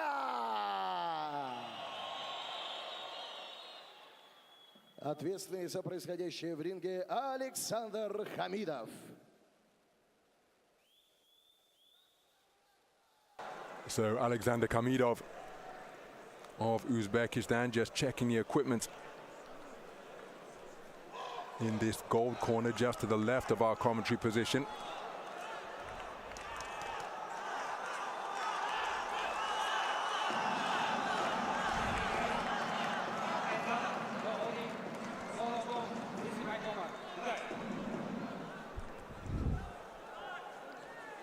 So there, the tail of the tape. Akmal UBAYDOV listed as the taller boxer, though the eye test suggests there isn't such a discrepancy in height. We're underway. This is action in the 57-kilogram featherweight division. It's scheduled for 6 3-minute rounds between boxers from Tajikistan and Kazakhstan. The figure wearing black trunks trimmed with gold is Kazakhstan's Assylzhan SERIKBAY. In his first outing in the longer format of professional boxing tonight, and coming off a terrific run to the gold medal podium at the multi-nations Box Sky tournament in Hungary just last month. His opponent, wearing the white trunks trimmed with gold, is Akmal UBAYDOV from right here in the Tajikistan capital of Dushanbe. He competing in his 6th professional contest, scoring with a good left hand to the body, but countered by a left hook over the top. Roundhouse right was searched for by SERIKBAY. Looking to go with a left hook to the body was SERIKBAY, and the two men content to stand toe-to-toe, switching stances. While in the pocket was UBAYDOV. Now back in the orthodox stance, digging away with a half hook, half uppercut with that left hand. Good right hand to the body beneath the left elbow of SERIKBAY from UBAYDOV. So UBAYDOV just spinning off the line as he lands a sharp left hand, and again then a right hand landed off the back foot. SERIKBAY looking to counter with a thrusting left jab to the body. Counter left hand again as UBAYDOV switching stance once more. Now he's a port-sided boxer, leading with that right foot and right hand, making his man miss, then reaching for that left hand to the body was UBAYDOV. As the crowd pumping up the volume once again here in a bid to inspire their boxer. Oh, that's a beautiful right hand off the back foot from UBAYDOV. Just disrupted the boxing stance of SERIKBAY, and then SERIKBAY taking punches beneath his elbows around the ribcage. Minute remaining in this opening round. Good right hand landed to the body. It was a long, straight right cross, followed by 2 uppercuts while on the back foot from SERIKBAY. You see that loose-limbed athleticism from UBAYDOV, continuing to change stance in front of his man, and looking to spring off that back foot and launch a counter. You see him employ the lay back and looking for the counter left hand once again, but couldn't quite find the range after making his man miss. So content to operate from off the strands. Right uppercut with a flashy shot which landed effectively from UBAYDOV. Now working out of the southpaw stance back to the space of center ring.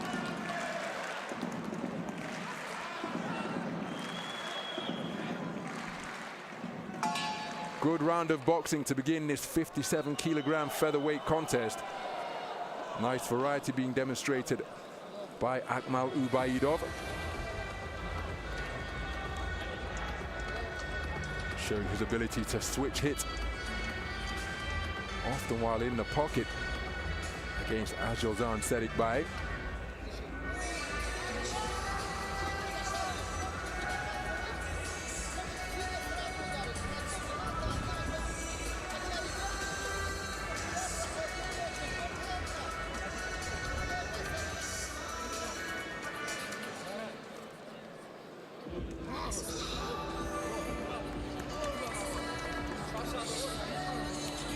Plenty of composure during his attack. So the nice right cross to the body landed by SERIKBAY during the course of that opening round.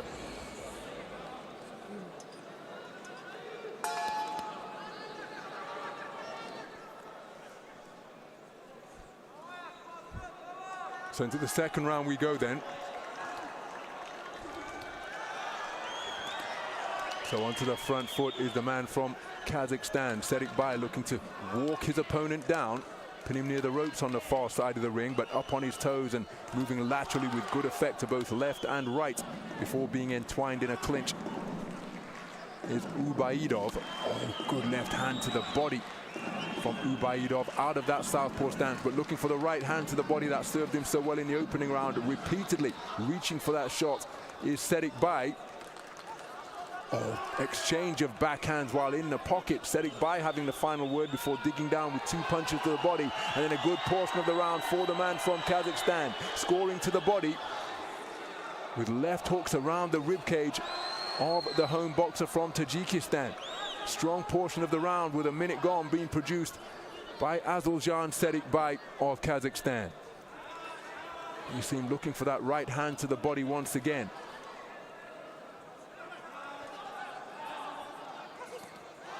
So just pressing leather, but then altogether more accurate with that final left hook was UBAYDOV.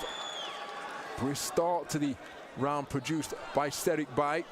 UBAYDOV perhaps in pursuit of his get back. There's a beautiful right hand lead which sends the man from Kazakhstan tottering back across the ring. And the referee intervening immediately, Alexander Kamidov, issuing a standing count. It wasn't the ropes that kept him up, because it was a right hand that sent him staggering back across the canvas of the boxing ring. And there's another right hand which checks the chin of the man from Kazakhstan. Lots of time left in this second round. Over a minute to go. And SERIKBAY, not in desperate straits, but he's having his chin checked repeatedly. Good left hand to the body fired in by UBAYDOV. And looking to protect that chin now, but then coming underneath with good intelligence and wonderful variety is UBAYDOV. And a roundhouse right causes SERIKBAY to totter. And then again, the left hand to the body will look to drain his energy tank. SERIKBAY will be keen to make it back to the sanctuary of his black corner. He's got 30 seconds to survive. Nice left uppercut fired in by UBAYDOV. He'll be mindful of the fact that he won't want to punch himself out, but he's continually checking the chin of the man from Kazakhstan. Left hand to the body was low, no complaint from SERIKBAY.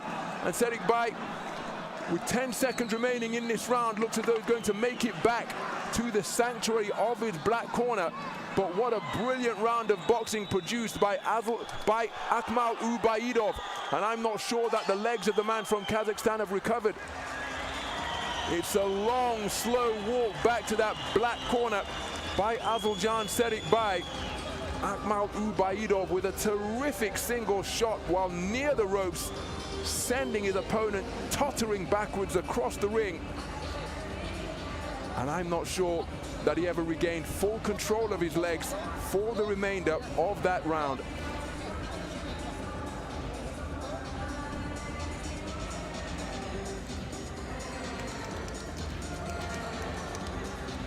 So not concerned in that black corner, but they'll be assessing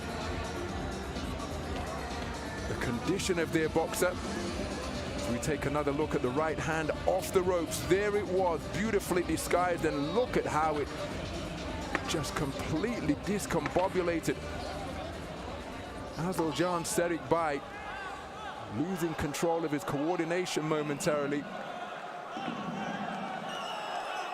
Has the 60-second interval been long enough for the energy levels and coordination of SERIKBAY to recover?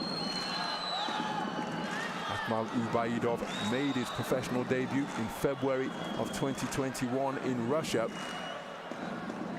and has since won all of his contests to that point, being in contests that have been scheduled for as far as 8 rounds, but is yet to go beyond the 6-round distance, taking his opponent out in his 4th contest. In the 6th round of an 8-round contest, in contest number 4.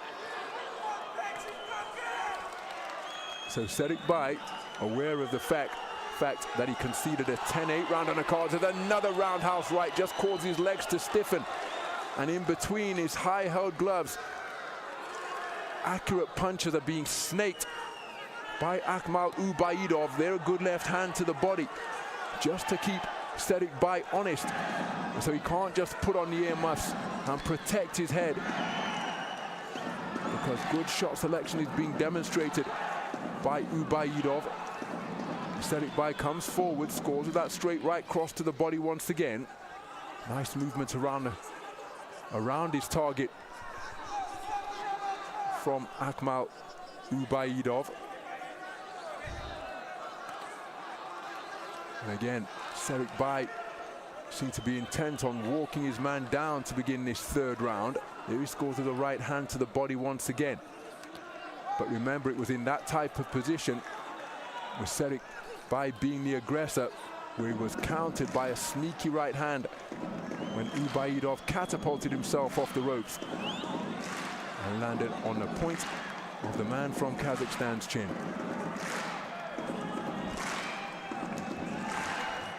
So, just under 50 seconds remaining in this round. And again, it's the mouthpiece dislodged.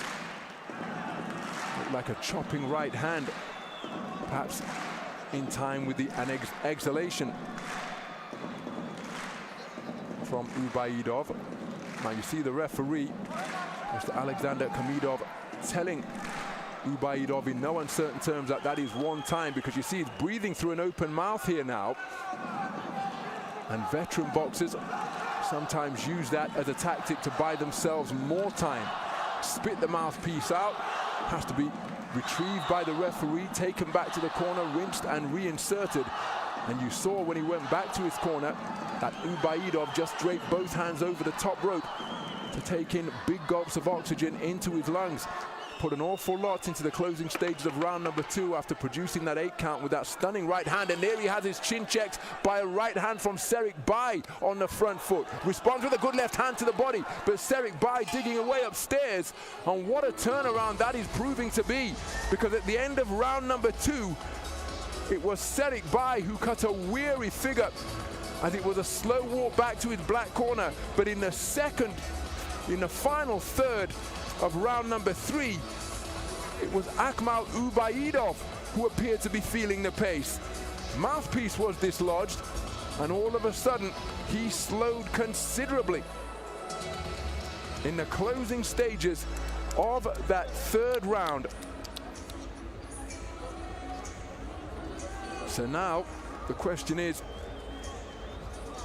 how effectively will the energy levels of Akmal UBAYDOV recover during this 60-second interval? Because his energy levels appear to be depleted rather alarmingly in the closing stages of round number 3.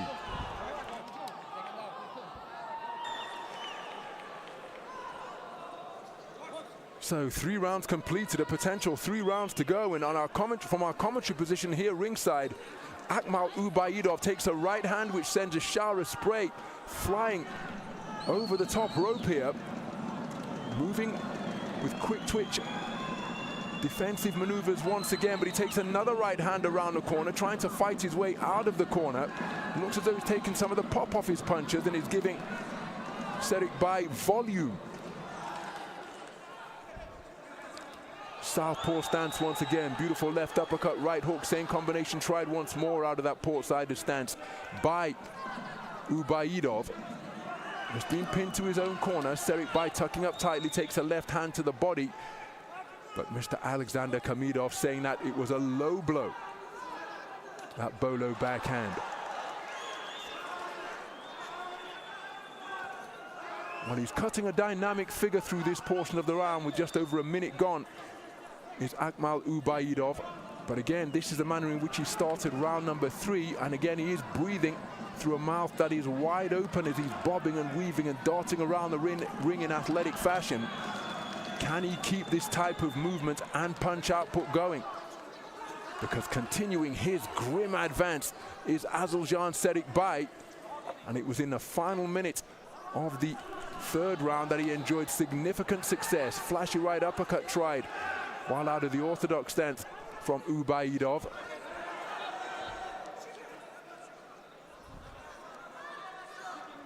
UBAYDOV just stealing a glance to his corner. He'll be aware that we're beyond the halfway stage. Oh, that's a beautifully picked southpaw left to the body. Looking for a left uppercut once again was UBAYDOV. And UBAYDOV, well, if he is feeling the fatigue, he's certainly masking and indeed managing it well. All fighters will go through portions of this in a contest unless you're flowing so freely and are in such control as he fires in another left hand to the body out of the southpaw stance. Now he's back in the orthodox stance, is UBAYDOV. And he's found enough potent punches to keep SERIKBAY honest and often at bay. Able to dodge and dart while his back's pinned to the ropes. Couldn't evade that right hand that came in from SERIKBAY. Action at center ring. And again, you just see on that backward movement that he's doing a terrific job managing his fatigue and fighting through it is Akmal UBAYDOV. And he looks to have timed this run to perfection, because in the closing stages, as SERIKBAY was looking to get on top. Here he lands a good right hand, but just prior to that, as the two men exchange punches after the bell, a terrific round of boxing through considerable fatigue produced by Akmal UBAYDOV. Assylzhan SERIKBAY unable to capitalize on the strong conclusion to round 3 that he produced, because responding magnificently is Akmal UBAYDOV of Tajikistan. And again, for home boxers, that home support is often a real elixir, encouraging them, inspiring them to summon up energy and fight through any fatigue or physical discomfort that they may be feeling. That certainly appeared to be the case in round number 4, because he was able to produce eye-catching punches such as that, Akmal UBAYDOV, despite being a boxer who appeared to be feeling the pace. So after that exchange of punches after the bell, Mr. Alexander Khamidov of Uzbekistan just reminding the boxers that they are to heed his instructions before calling time in to begin the penultimate round. We're into the 5th round of a featherweight contest scheduled for 6. Both men looking to go body hunting now through this portion of the stanza. Terrific hand speed being demonstrated by Akmal UBAYDOV as the legs tangled considerably. Had to pick his foot up off the canvas, did UBAYDOV, but then terrific punch picking with that backhand. Uppercuts to both body and head, then turning it into a hook once again. And what a portion of the round, bobbing and weaving in the pocket while continuing to pierce the defenses of the man from Kazakhstan. Terrific work from Akmal UBAYDOV through that portion of this 5th round as we go past the minute mark. And again, look at the manner in which he's breathing through a mouth that is wide open. But such is the muscle memory, such is the fighting instinct born of years of practice and training in the gym that he's able to produce a volley such as that. And there's a mouthpiece dislodged once again. Now, this is the 2nd time that the mouthpiece has come out. Keep an eye on the referee, Alexander Khamidov, because after the mouthpiece is rinsed and reinserted, there you see UBAYDOV taking up that same posture once again. Now watch this, 2nd time. If the mouthpiece is dislodged again, then a point will be deducted from the scorecard of Akmal UBAYDOV, which will negate the 10-8 round that he was able to produce in round number 2, when he produced an 8 count courtesy of a sweetly timed right hand when fighting out of his own corner. So again, all of the experience of UBAYDOV being put to the test here now, because when he went through the gears with that southpaw left hand in the presence of Roy Jones Jr., well, that appeared to take a considerable amount out of his energy tank. And SERIKBAY sensing that coming forwards, but still able to produce quality such as that left hand to the body is UBAYDOV. Pinned on the ropes once again and breathing through an open mouth while trying to bob and weave away from these punches. That increases the likelihood of the mouthpiece being dislodged. As UBAYDOV giving his man volume once again, just pressing leather with arm punches during this portion of the round. You can see he's having difficulty maintaining his boxing stance, so up on his toes, on his bike, dancing away from the advancing man from Kazakhstan. Nothing on the punches through this portion of the round from UBAYDOV, but he's managing to keep his man at bay. Southpaw left before spinning off the line to the space of center ring as a left hand gets, that was from UBAYDOV, but then a left hand came through from SERIKBAY. And once again, a terrific job of fighting through the fatigue that is blanketing him in the closing stages of that round. Akmal UBAYDOV making it back to his corner. Assylzhan, SERIKBAY continue to press, but the good portion of the round produced by Akmal UBAYDOV, particularly with his left hand at center ring, where he was digging away with uppercuts to the solar plexus, then the sternum, then turned it into a hook around the corner. That seemed to tax his energy level considerably. And this is the portion of the round that I was just referring to. But then after that, SERIKBAY got onto the front foot, drove his man backwards and caused the mouthpiece to be dislodged for the 2nd time in the contest.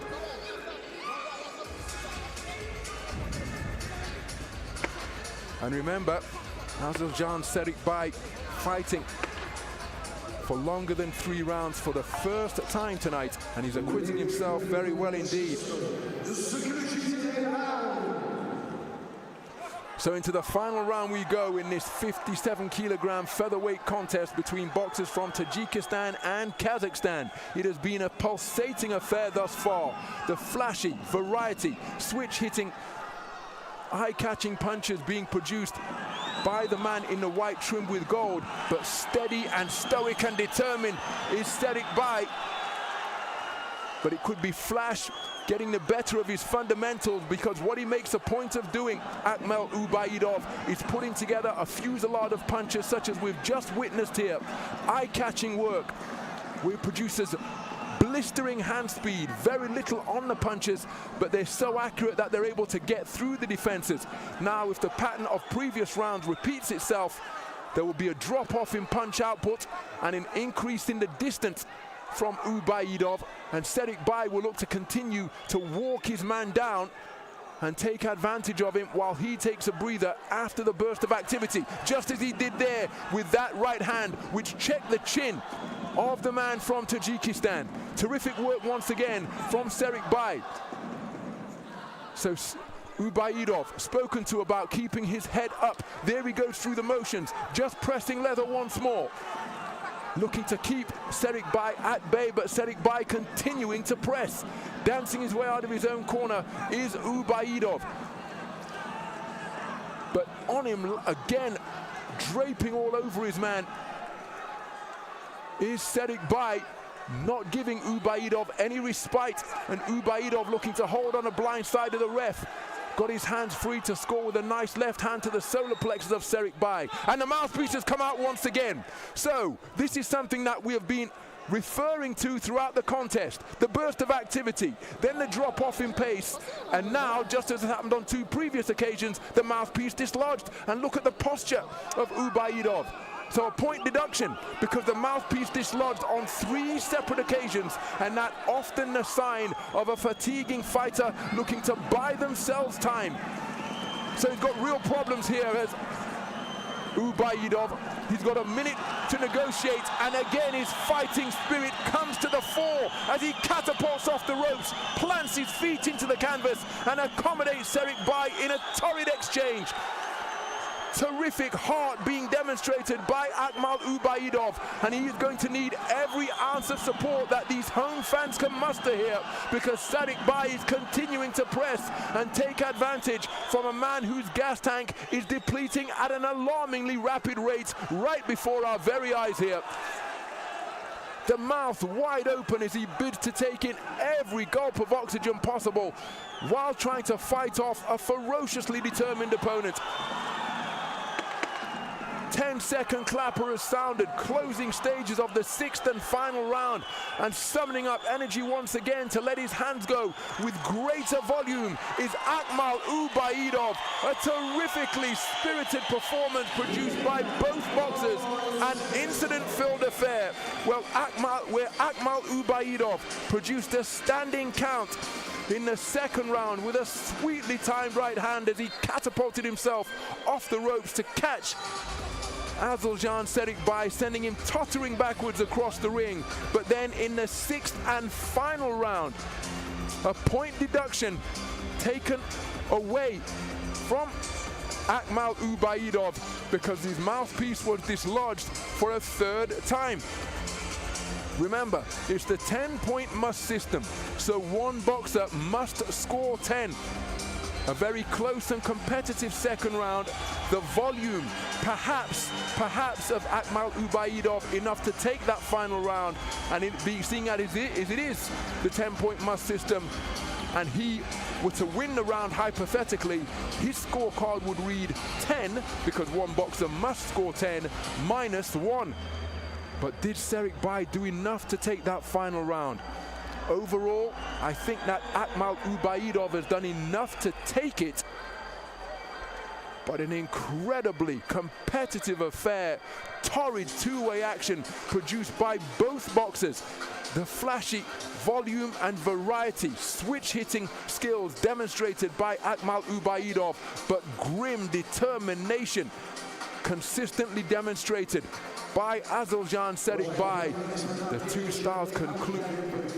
2 styles gelling beautifully to produce a really engaging encounter. I happen to think the man from Tajikistan has done enough to have his hand raised as the victor, but what say the judges?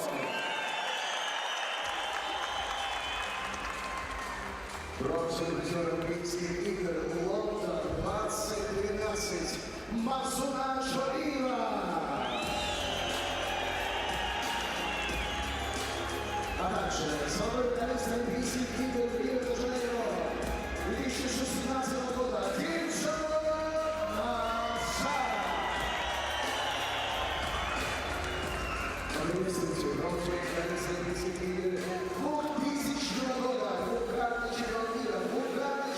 Европы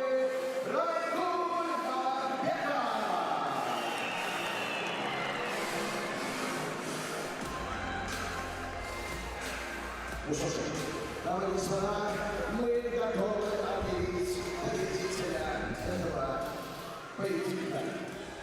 Итак, раздельным решением судей победу в этом бою одерживает боец из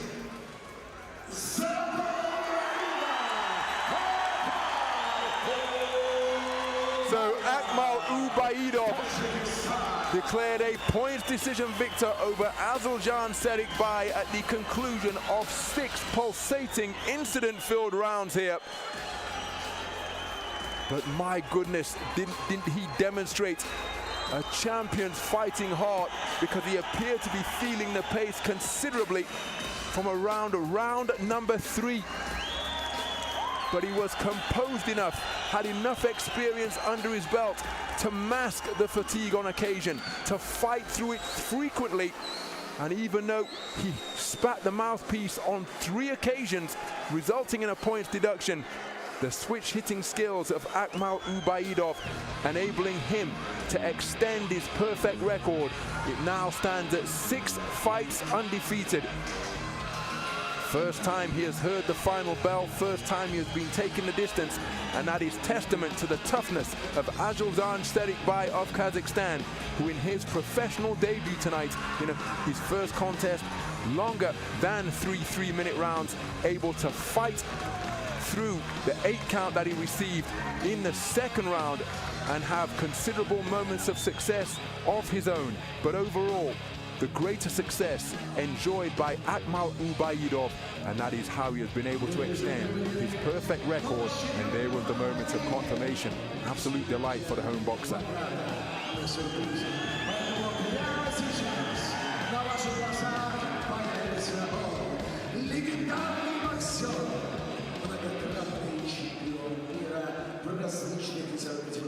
Встречает Таджикистан,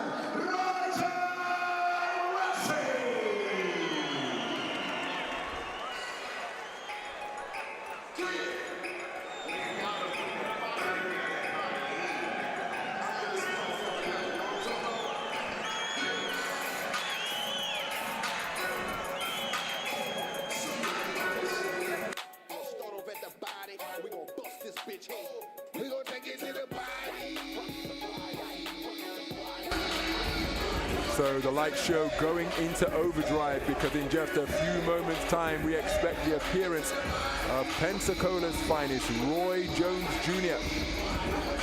He treated the crowd in attendance at yesterday's official weigh-in ceremony to a magnificent performance of his iconic track, Can't Be Touched. And here is Roy Jones in the house once again.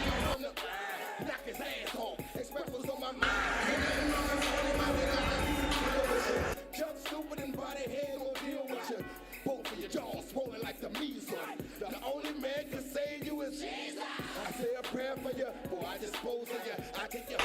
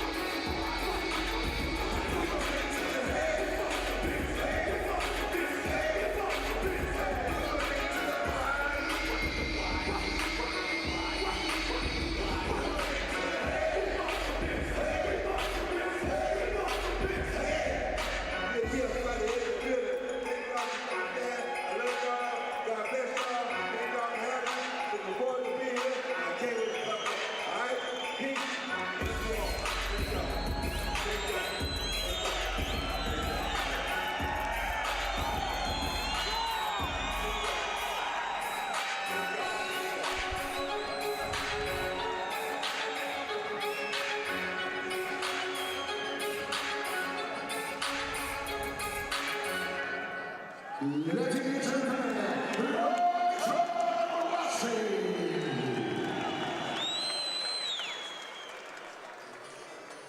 So Roy Jones Jr. providing the entertainment during this brief intermission here at the Dushanbe Tennis Courts and Water Sport Complex. And what an ovation he received from the capacity crowd on hand here tonight. Roy Jones Jr. continuing to entertain and inspire fans, not only with his boxing knowledge that he shares with so many people he comes into contact with, but his entertainment as a rapper with bars. Now taking up his seat ringside alongside members of the Tajikistan Boxing Federation as the action continues here as we prepare to move to fight number 4 on our 6-bout card here at this IBA Champions Night of Action in Dushanbe, Tajikistan.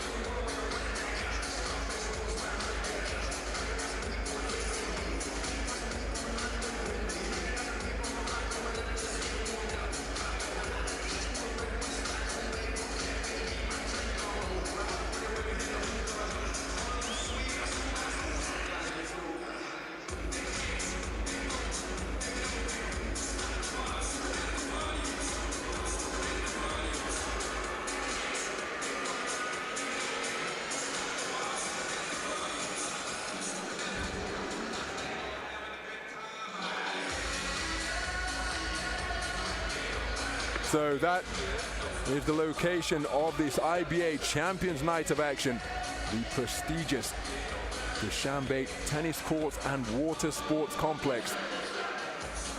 All 3 of those dome-like structures illuminated, as is the skyline in the background of downtown Dushanbe. And that is where we are. For the 2nd time in pretty recent history, there was a fight night here, IBA Champions Fight Night, in October, and we are back here once again. We've had 3 cracking contests to open our card. We are now at the halfway stage, a further 3 fights to come.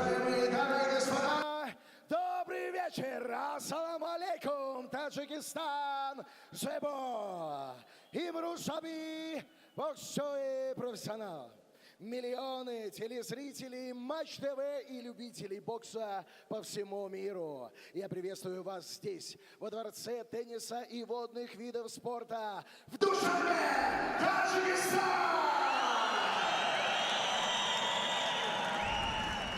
Промоутерская компания «Союз» под эгидой Международной ассоциации бокса. So there's confirmation of our remaining 3 contests tonight. Bakhodur USMONOV, the 2023 IBA World Championship bronze medalist, facing off against Javid CHALABIYEV of Azerbaijan, former IBA World Championship gold medalist. They'll fight for the Asian Championship.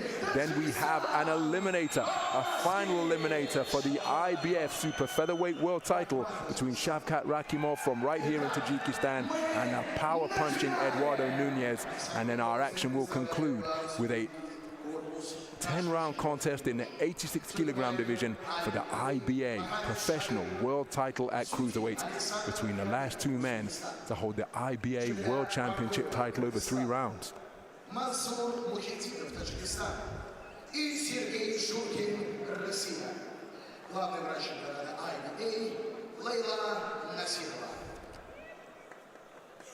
Ну что, уважаемые любители бокса, я приглашаю бойцов в ринг.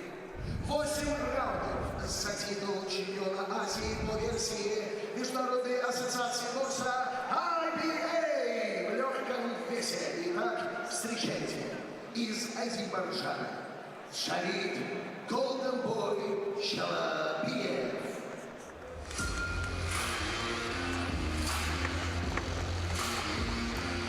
So approaching the boxing ring ahead of this battle for the Asian Championships in IBA boxing is Javid CHALABIYEV, 2013 World Championship gold medalist at 56 kilograms, competed in the Tokyo Olympics, 31 years of age now, an outstanding IBA boxer over 3 3-minute rounds. He's been cutting a confident figure in the build-up to this contest, right through to breakfast this morning where I saw him. And he takes up residence in the black corner. Из Таджикистана, Bakhodur.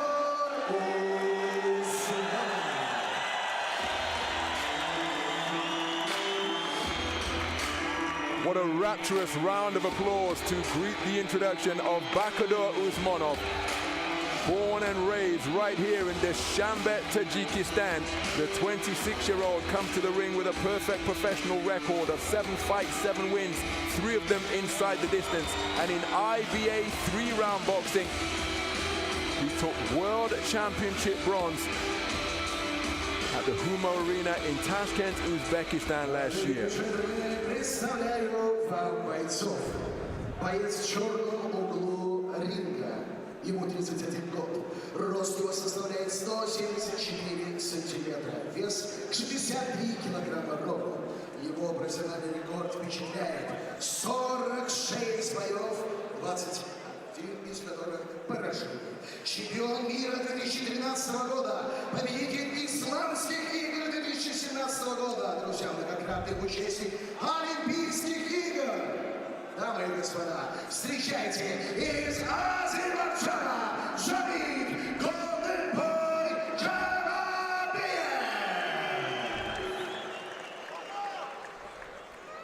Золотой угол ринга представляет боец, которому 26 лет.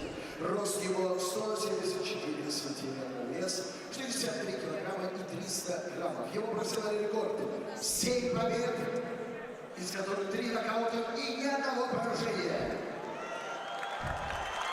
Также, друзья, его любительский рекорд тоже впечатляет. 136 боев, из которых 129 победа.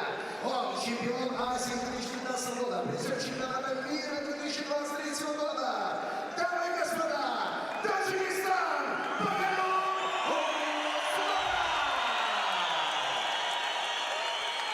The roof being raised here at the Dushanbe Tennis Courts and Water Sports Complex.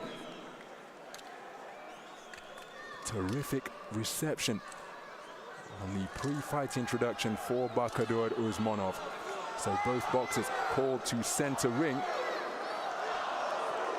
Mr. SERIKBAY with the final instructions.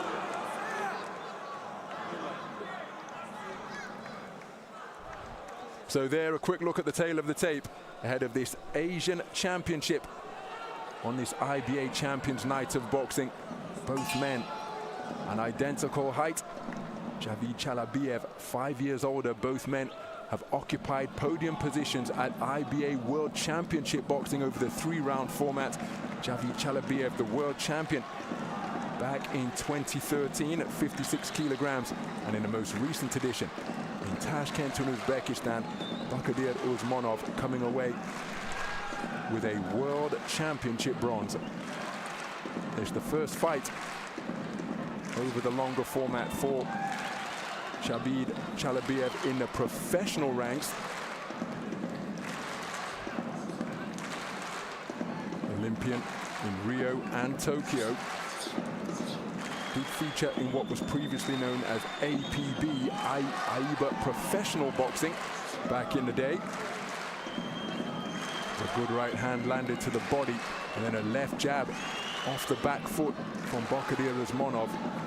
Razor sharp boxer at his best, and a right hand off the back foot, but CHALABIYEV continuing to press through those punches. Good scoring left jab once again, landed by the man wearing the white trim with gold. That is Bakhodur USMONOV, the home boxer from right here in the Tajikistan capital, Dushanbe. Javid CHALABIYEV from Azerbaijan. Boxing idol is Kostazou, and he's looking to throw punches in bunches in the manner that Kostazou used to. Was his son Timzou. Now in the upper echelons of the professional coders, USMONOV effective with that jab once again. See the left side of Chalabiev's torso reddened already from the sharp shooting jabs and occasional right hands that have been targeted in that area. There's another one up on his toes and skitting around the perimeter of the boxing ring, shooting out that sharp left jab is Bakhodur Usmonov. Chalabiev continuing to press, but not quite finding the range with his attempted right hand, as Usmonov found himself momentarily pinned to the ropes. But using the space of the ring beautifully is Usmonov, and shooting out that lead left hand like a trip hammer before dropping down and scoring with a right hand lead, followed by a left jab to the body. And that left jab to the body continuing to remain a prominent weapon, and then a right hand over the top. This is wonderful boxing being exhibited by Bakhodur Usmonov in this opening round. Remember, it's scheduled for 8 threes for the IBA Continental Championship. And how about that for a flashy right uppercut and then a check left hook from Usmonov, who is up on his toes, using every available inch of the boxing ring, going from the perimeter back to center ring, expanding and contracting the ring as he likes. And in the face of this aggression, he is rendering it ineffective. Beautiful opening round of boxing produced by Bakhodur Usmonov in the first of this light welterweight contest scheduled for 8 threes.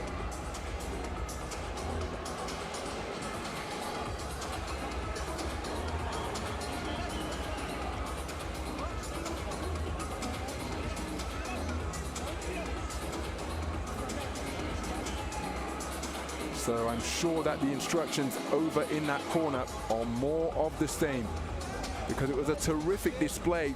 Right hand lead off the ropes, then spinning off the line, evading the punches coming in his direction. Got clipped by a right hand there just on the bell, but for the most part, and even in the space of centering, it was the left jab that was setting up so much of the offense for Bakhodur Usmonov.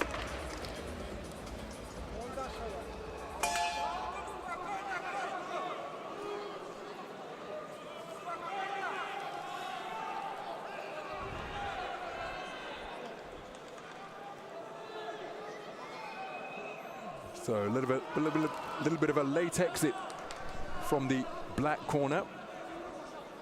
That's why both boxers were sent to neutral corners ahead of this second round. Chalabiev getting through a left jab, but Bakhodur Usmonov up on his toes and circumnavigating the ring beautifully once again, dancing, dodging and darting laterally both left and right, not presenting a stationary target for Chalabiev to land anything cleanly on.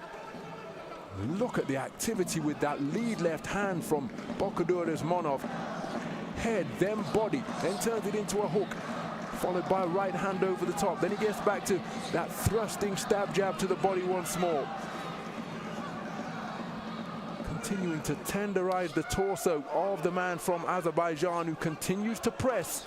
Right hand was another eye-catching shot with his back near the rope from Bakhodur Usmonov. Then left hooks under the elbow of Chalabiev, and Chalabiev, well, again, he's continuing to remain over that front foot, but he's paying an incredibly heavy toll to get into his desired punching territory. Continues to press as Bakhodur Usmonov, his back just grazing the referee, Mr. Sergei Zhurkin of Russia. But again, continuing to poke his man with that lead left stick is Bakhodur Usmonov. Chalabiev getting closer with a right hand over the top, then dropping down with scoring straight shots to the body. Right hand off the ropes once more before employing the shell defense, tucking his chin behind his shoulder and rocking and rolling away from punches. Need to be a boxer in brilliant form to execute that defense effectively and have confidence in your radar. As Usmonov getting the better of these exchanges, Chalabiev with pockets of success as he continues to walk his man down incessantly. Action just above our commentary position here ringside at the Dushanbe Tennis Courts and Water Sports Complex. But again, doesn't hold his feet long on the occasions that he does choose to plant them. Bakhodur Usmonov trying to Philly shell defense once again, now back into the space of center ring as Chalabiev continues to walk his man down, made to miss with a left hook. Usmonov inaccurate with a left hook to the body. Chalabiev just with a little bit of a headlock. And And again, right uppercut after the left jab from Bakhodur USMONOV. I'm not sure that there's an area of the ring canvas that the feet of USMONOV hasn't touched. Again, able to dance and dodge his way out of the confined position of the neutral corner, then score to the left uppercut to the body of CHALABIYEV. Right hand to the body as CHALABIYEV continues to press, looking to get closer and make this one a fight. Lands a little love tap after the final bell to conclude the second round. So more success enjoyed in that second round for Javid CHALABIYEV of Azerbaijan, but I don't think it was enough success for him to take the round. But certainly enjoyed greater success with his accuracy, but in between his own pockets of effective punch picking, he was put on the end of punch picking such as this from Bakhodur USMONOV, making his man miss and then able to ward off that final left hook from CHALABIYEV with good defensive with the right glove.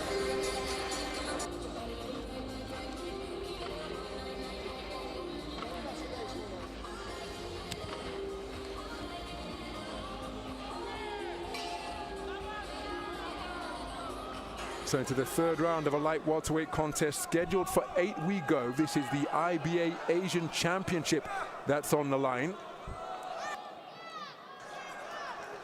First 6 fights of Bakhodur USMONOV's career were in Russia in terms of professional boxing.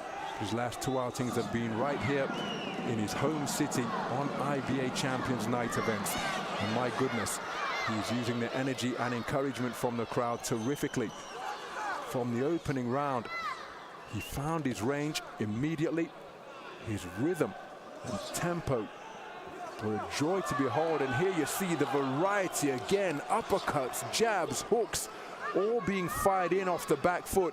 And when he was scoring with that left jab to the body just before the intervention of the referee, he was increasing the gap by pulling his head backwards while still scoring with the lead left hand. And CHALABIYEV, 2013 World Championship gold medalist, showing all of his competitive spirit and ringcraft, gets closer now and does have success to the body as USMONOV holding his feet. And during that exchange, CHALABIYEV perhaps enjoying his best success of the entire contest. USMONOV was able to dodge and dart in the first 2 rounds when getting himself into that position, but CHALABIYEV continuing to press and did score effectively downstairs just a few moments ago. But now USMONOV up on his toes once again, looking to increase the gap between himself and his advancing opponent from Azerbaijan. Terrifically picked left hand to the body once again from Bakhodur USMONOV. Beyond the halfway stage of this third round,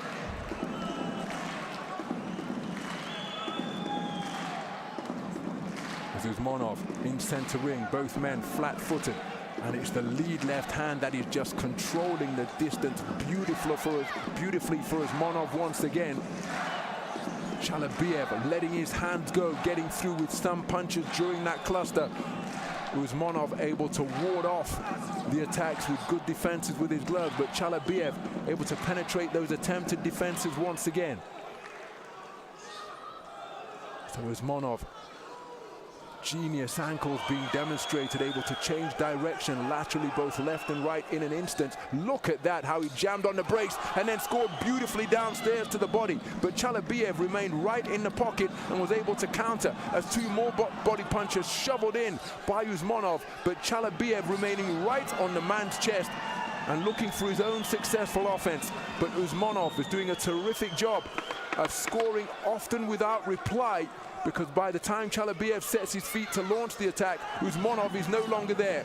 They're rather desperate with his work, chasing his man across the ring while firing out that backhand.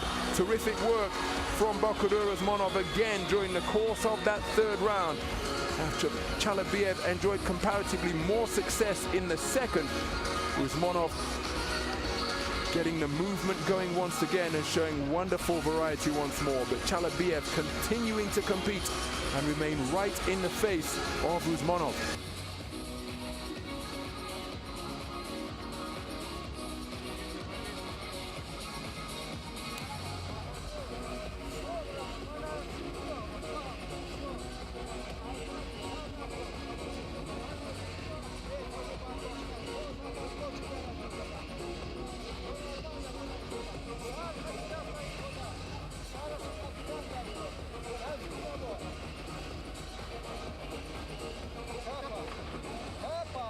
USMONOV. Bakhodur USMONOV up off his stool early to begin this fourth round, but taking every second of the 60 and then some. Here's Javid CHALABIYEV. That's why both boxers have been sent to the neutral corner, because the black corner stool took some time to be removed after CHALABIYEV took every second available of the 60-second interval. We're into the fourth round of this contest, scheduled for 8 threes. Bakhodur USMONOV looking to continue what has been a brilliant recent run in IBA boxing. That World Championship bronze last year. He was the Asian Continental Champion at light welterweight in 2019. And here tonight, oh, that's a good left-right combination from CHALABIYEV. It was countered by a shot from USMONOV. But CHALABIYEV just taking advantage of the fact that USMONOV held his feet momentarily at center ring. Good work to the body from USMONOV, while CHALABIYEV was scoring over the top, but keeping the body attack going is USMONOV, and then right hooks around the corner and behind the left glove of CHALABIYEV, who comes forward with another marauding attack once again, dipping his head and claiming his man around the body. Here's Bakhodur USMONOV, and again both men nod their head as if to say, how you feeling? Okay, I'll see you, and they get right back to it. What a contest we have on our hands here. Good right hand to the body once again from USMONOV. And CHALABIYEV looking to adopt a back foot posture here now. Has he been hurt by one of those punches to the body? Because prior to this, the halfway stage of the fourth round, in the completed 3 rounds, he has invariably, incessantly been over that front foot. But now it's USMONOV who is going forward. He scored with a right hand to the body once again before switching the attack with left hands to the body. And these could well be taking a toll on the conditioning of Javid CHALABIYEV, who's keen to remain in the pocket, but his work becoming just a little more ragged now. But that right hand altogether more accurate as he fired it during a combination of punches. But USMONOV looking to dominate the space of center ring with that lead left hand, dipping, rocking and rolling in front of his man while shooting out that lead left and bringing the backhand into play as well. 50 seconds remaining in this fourth round as USMONOV increasingly dominating the ring space here now.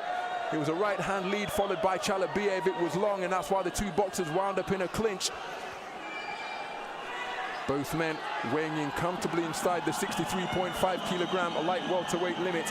Slight weight advantage of some 300 grams for Bakhodur USMONOV, who weighed in at 63.3 kilograms. CHALABIYEV was 63 kilograms even. That's a beautiful right hand landed by Bakhodur USMONOV, and then he switched the attack to the body once again. But CHALABIYEV continuing to press. Difficult to discourage or deter is CHALABIYEV, and that'll make this a tricky mission for Bakhodur USMONOV, because he has boxed like a dream in the first 2 rounds in particular. For my money, he's taken the subsequent 2 rounds as well.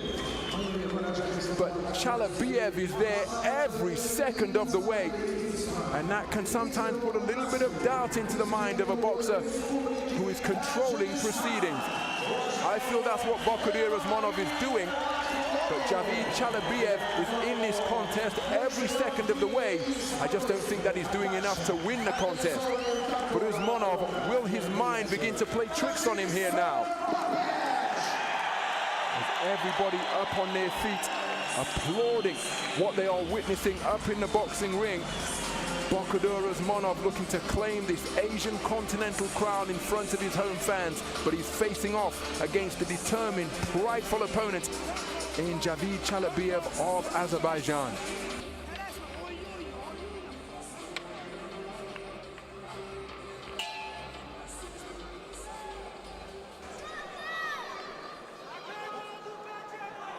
So 4 rounds completed, a potential 4 rounds to go between these two decorated IBA boxers. Bakhodur USMONOV showing a greater variety in his arsenal, scoring effectively to both head and body. Javid CHALABIYEV looking for that sneaky counter right hand here now, as USMONOV on the front foot, continuing to remain busy with that sharp jab. Oh, that's a beautiful right hand, catching CHALABIYEV as he looked to disengage. Cause his feet to just cross momentarily, but CHALABIYEV demonstrating a stout set of whiskers because he's been out-punched and outscored here tonight. But for the vast majority of the contest, he has been right in the face of Bakhodur USMONOV, who is showing good composure in the face of this cussed competitiveness being shown by CHALABIYEV, but he's able to score like that, drop his attacks to the body so effectively. You see USMONOV saying, listen, keep your punches up, but no complaint to the referee as he gets back into the fray. Left hand to the body, right hand to the head, and USMONOV double jab downstairs once again. And I say it was downstairs. The first shot was to the navel, the second shot to the sternum. Wonderful variety from that lead left hand, and greater activity as well. USMONOV remaining switched on and defensively responsible, parrying the shot that came in with his right glove. But CHALABIYEV, where is he? Right on the man's chest once more, making sure that he renders this a fight for Bakhodur USMONOV rather than an exhibition in front of his adoring home fans. But USMONOV rising to the occasion right here on home soil, and he's boxing out of his skin.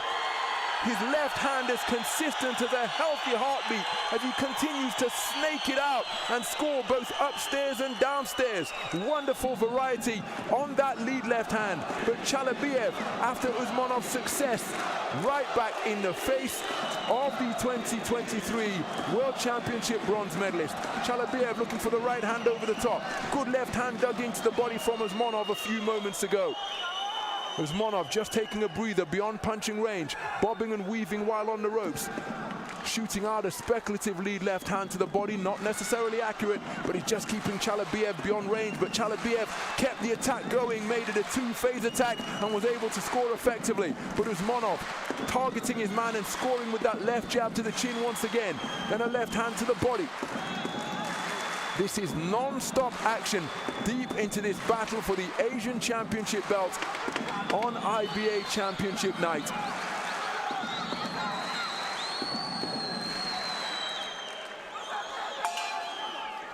My goodness.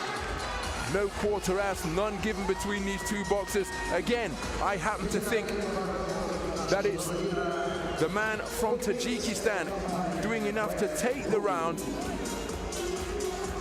But Javid CHALABIYEV in this every second of the way. But again, I remain unconvinced that he's doing enough to win the round. But make no mistake, he is certainly in them. And Bakhodur USMONOV will know that more than anybody, because despite the success that he has enjoyed, every time he finishes successful moments, such as that right cross,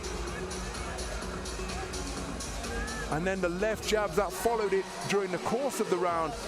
When he is finished, CHALABIYEV is right there, continuing to compete and fire away with his own shots.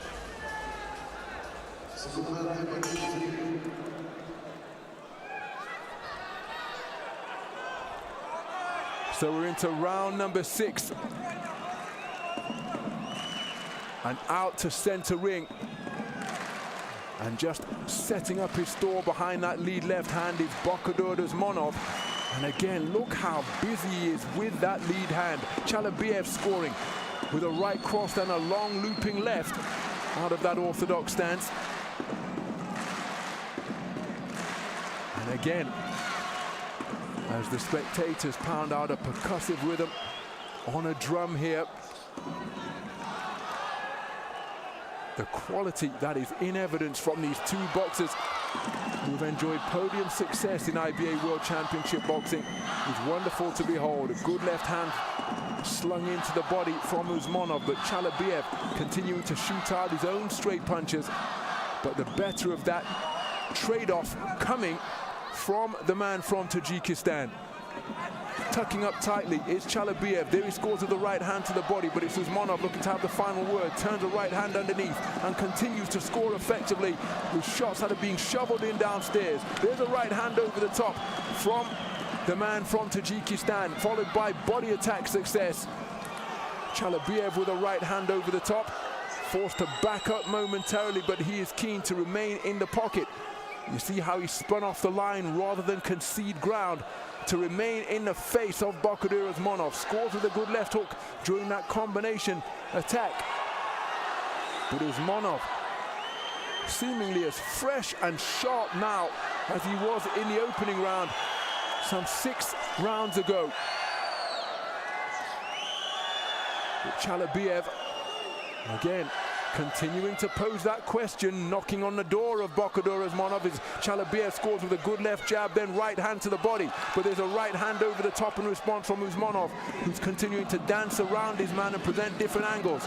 Beautiful fusillade of punches once again in free-flowing fashion from Bakhodur USMONOV. But CHALABIYEV, far less flashy, but fundamentally sound and determined and fully committed to his own attacks as he has success with USMONOV pinned on the ropes. USMONOV gets to the space of center ring and counters immediately. I'm just looking to see whether there's a nick to the left eye of Bakhodur USMONOV. You see him feeling for it because he may well have sustained a cut around that left optic. That's what it appeared like from my commentary position here ringside at the Dushanbe Tennis Courts and Water Sport Complex. But if he has sustained a cut, it is not yet leaking blood. I'm sat right next to the ringside doctor as CHALABIYEV has seen the injury, and that has inspired him as he quickens his feet. As Bakhodur USMONOV just able to engage in bout management in the closing stages of that 6th round, because it looks as though he's picked up a cut to the left eye. The cut held up, but the corner team will no doubt be treating that assiduously now to ensure that if he has picked up a nick, that it doesn't begin to leak blood and thereby possibly interfere with his vision.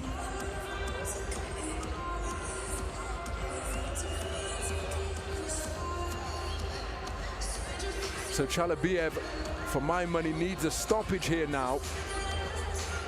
I think he's trailing on the cards with 6 rounds completed. But make no mistake, Bakhodur USMONOV may well have arrived at the conclusion that this man is going to be there at the end. Such is the sense of permanence that he's demonstrating. So into round 7 then, in this battle for the IBA Asian Championship belt.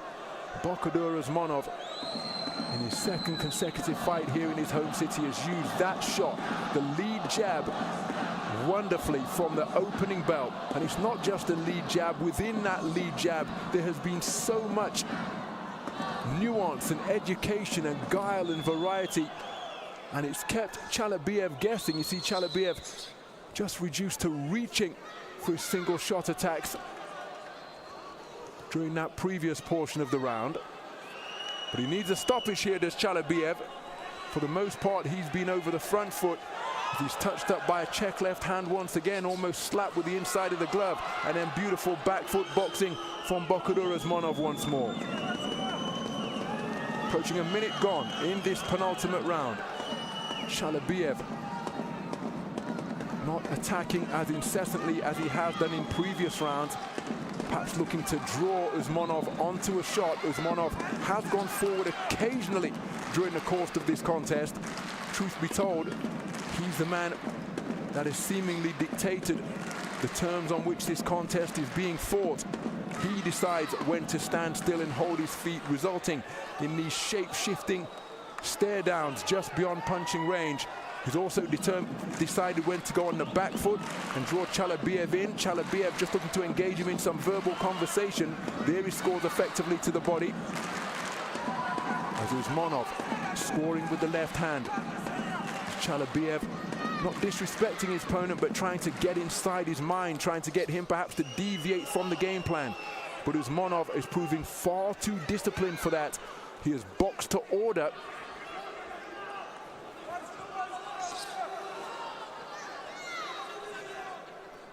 And he's continuing to stick to the game plan while out here in front of this capacity crowd, and that often a task in itself, because there's a full house here tonight. From the moment Bakhodur USMONOV was introduced, the home fans raised the roof, bit of elbow and forearm from Bakhodur USMONOV, showing that he's not averse to utilizing some of the darker arts from the coaching manual. Good left-right combination from CHALABIYEV, who's now dropping his hands contemptuously, remaining in USMONOV's wheelhouse, but trying to find that finishing combination that he needs, because he must be down on the scorecards. At least that's how I have got it. But you have to credit the composure and the discipline of Bakhodur USMONOV, who in front of this capacity crowd has managed to continue to execute the game plan to perfection. A mouthpiece has been dislodged, and I think it was on the exhalation of CHALABIYEV when letting his hands go in search of this finishing salvo. Closing seconds of this penultimate round. So that's the first time that the mouthpiece has been dislodged. In a previous contest, we saw Akmal UBAYDOV, the home fighter, doctor points because he spat the mouthpiece on 3 occasions during the course of his contest against Assylzhan SERIKBAY of Kazakhstan. But with just 3 minutes remaining, I don't think such a fate will befall Javid CHALABIYEV. And seeing as we only do have 3 minutes to go, well, more than ever, Javid CHALABIYEV requires an inside-the-distance victory. He's got to get his man out of there if he hopes to claim this Asian Championship belt on this IBA Champions Night of Boxing.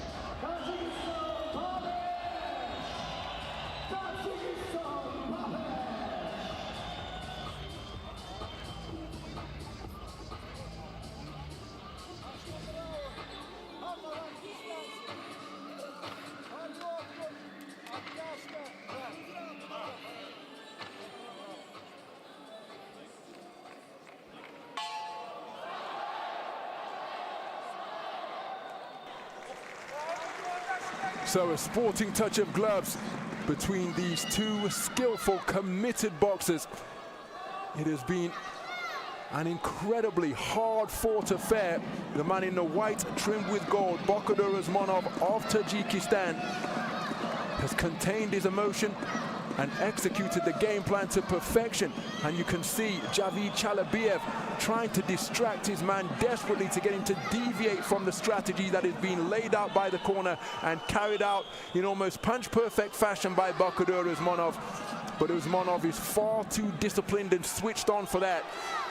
We saw Javid CHALABIYEV tapping his heel in the manner of the great Roy Jones Jr., who is here ringside in Dushanbe, Tajikistan. But despite the efforts of Javid CHALABIYEV, he has not been able to distract Bakhodur USMONOV. And you can see him grinning that gum shield, CHALABIYEV saying, "Come on, test me downstairs again." And truth be told, USMONOV has done exactly that since the opening bell, particularly with that lead left hand. With about 40 seconds gone, the torso of CHALABIYEV was reddened. Such was the frequency that he was getting touched up downstairs by the lead left stick of the man from Azerbaijan. But USMONOV continuing to remain razor sharp and switched on at the halfway stage of this final round. There's a good left hand to the body that doubles over CHALABIYEV, and then he turns it into a left hook to the chin, with which he scored twice in quick succession. CHALABIYEV continuing to grin that gum shield contemptuously, saying, "I'm still here." But again, USMONOV not taking the bait, not seeing the red mist, and looking to take out his anger on his man. But what he is doing is scoring repeatedly to both head and body with accurate punch picking from both flanks. This has been a masterful display from Bakhodur USMONOV against the 2013 IBA World Championship gold medalist. CHALABIYEV deserves immense credit for the manner in which he has continued to compete and for the manner in which he has remained in the face and on the chest of Bakhodur USMONOV. But USMONOV, again, if his boots were fitted with an odometer, he must have covered several miles up there in the boxing ring. Non-stop movement for practically the entire contest. On his own terms, he has occasionally held his feet, just as he's doing now on the ropes and occasionally at center ring. But for the most part, he's not been running, but it's been movement such as this. And then he'll go onto the front foot, and then he'll stop the movement and score with a jab, just as he did there to the torso. 10-second clapper indicates that we're in the closing stages. And the two men trading leather with Usmonov boxing on the back foot. Javid CHALABIYEV letting his hands go in furious fashion all the way through to the final bell.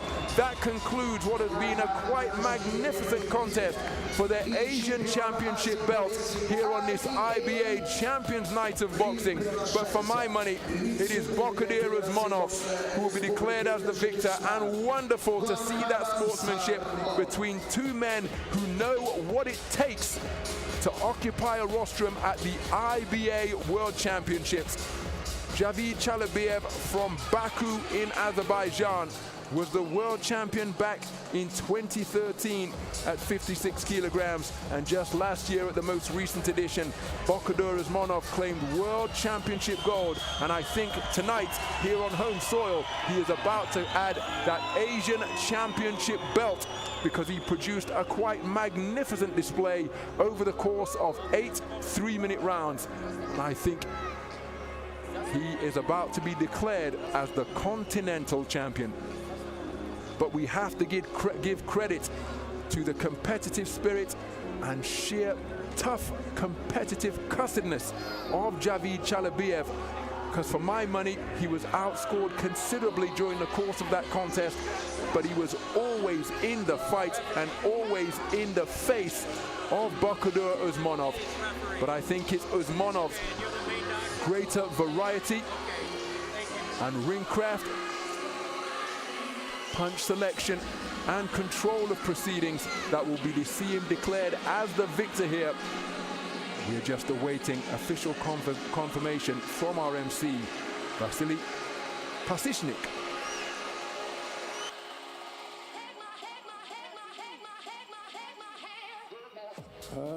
Леди и джентльмены, ваши бурные овации обоим бойцам.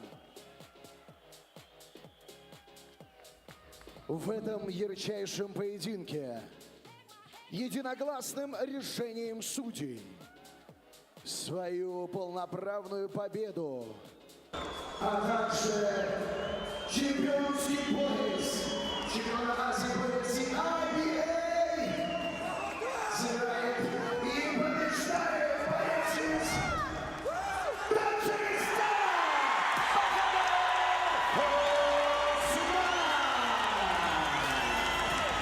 Bakhodur Usmonov, a unanimous decision victor over Javid CHALABIYEV of Azerbaijan. And just listen to the reception that verdict has received from the capacity crowd in attendance here tonight. A deserved winner, Bakhodur Usmonov, who boxed beautifully from opening bell to last. The lead left hand, whether off the back foot or on the front foot, or circumnavigating the boxing ring laterally, both left and right. Beautiful boxing in all facets of the game exhibited by Bakhodur Usmonov, and that is how he has claimed his inaugural Asian Continental Championship belt in the 63.5 kilogram light welterweight division.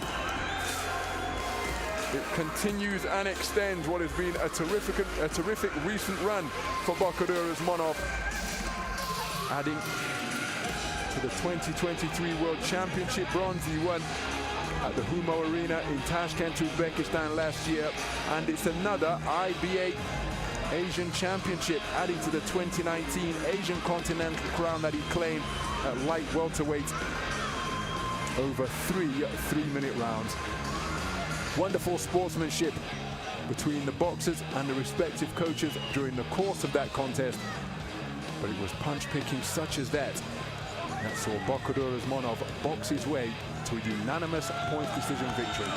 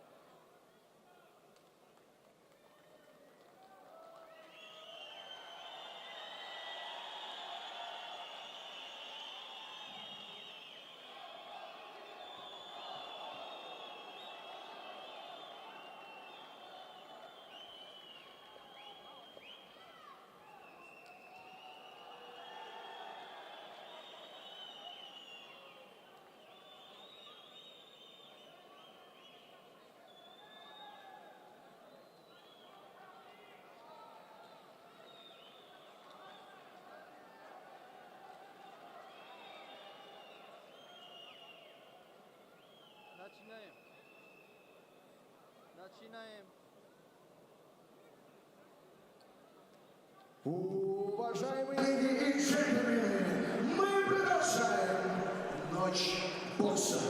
Но прямо сейчас пройдет поединок за правами претендентов на титул чемпиона мира по версии Международной Федерации бокса IBA.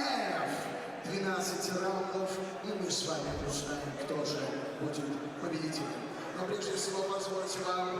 So our next contest is a final eliminator for the IBF Super Featherweight World title between Shavkatdzhon of Tajikistan and Eduardo MEX of Mexico. The rugged southpaw former champion against the power-punching, undefeated against a power-punching man from Mexico. This promises to be quite a contest.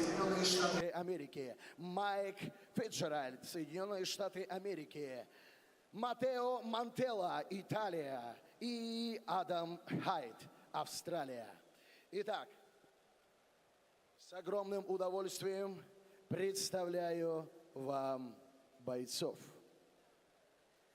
В черный угол ринга приглашается боец из Мексики Эдуардо Нуньес Наварро.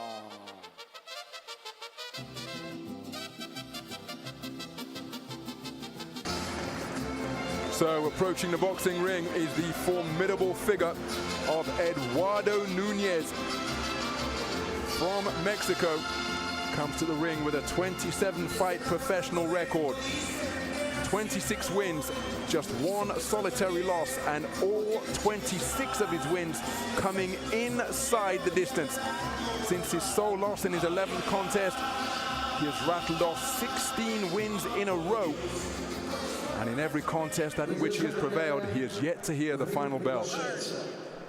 Боец из Таджикистана, Shavkatdzhon RAKHIMOV.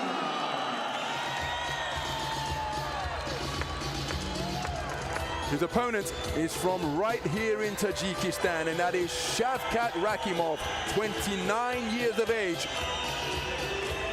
Back in a boxing ring for the first time since being outpointed by Joe Cordina in what was a Fight of the Year contender in April of last year, losing on a split decision over 12 pulsating rounds. And so here is Shavkat RAKHIMOV in another final eliminator as he bids to get back in contention for the world title that he lost in such a thrilling contest against the man from Cardiff. Shavkat RAKHIMOV fighting here on home soil as a professional for the first time tonight. As we continue with the pre-fight introductions.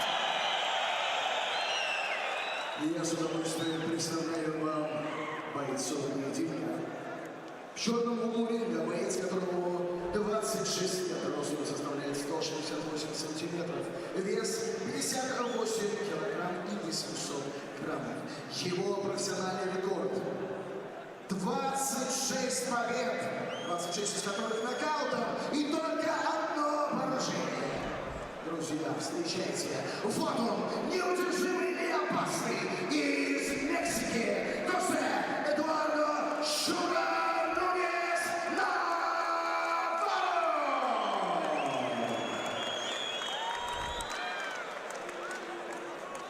Представляю бойца в золотом углу ринга, бойцу 29 лет. Рост его составляет 174 сантиметра, вес 58 килограмм и 800 граммов. Его профессиональный рекорд составляет 17 побед, 14 из которых нокаутом, 1 поражение и 1 ничья. Он многократный чемпион Республики Таджикистан, финалист Кубка мира среди нефтяных стран, друзья, и внимание, экс-чемпион мира по версии IBF. Таджикистан встречает Shavkatdzhon TJK.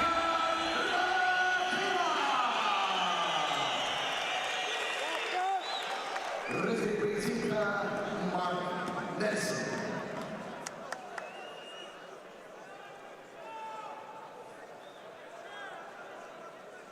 So both men called to center ring by the referee for the final instructions.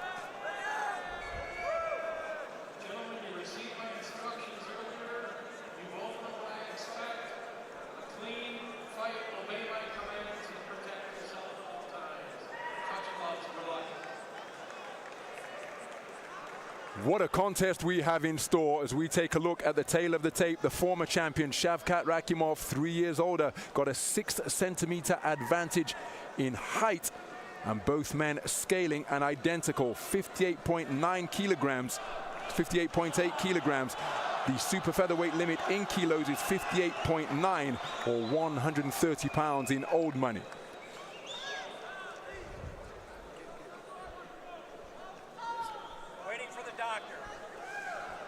So Mark Nelson has just come over to our commentary position here, just awaiting the return of the doctor. The doctor sat right next to me ringside.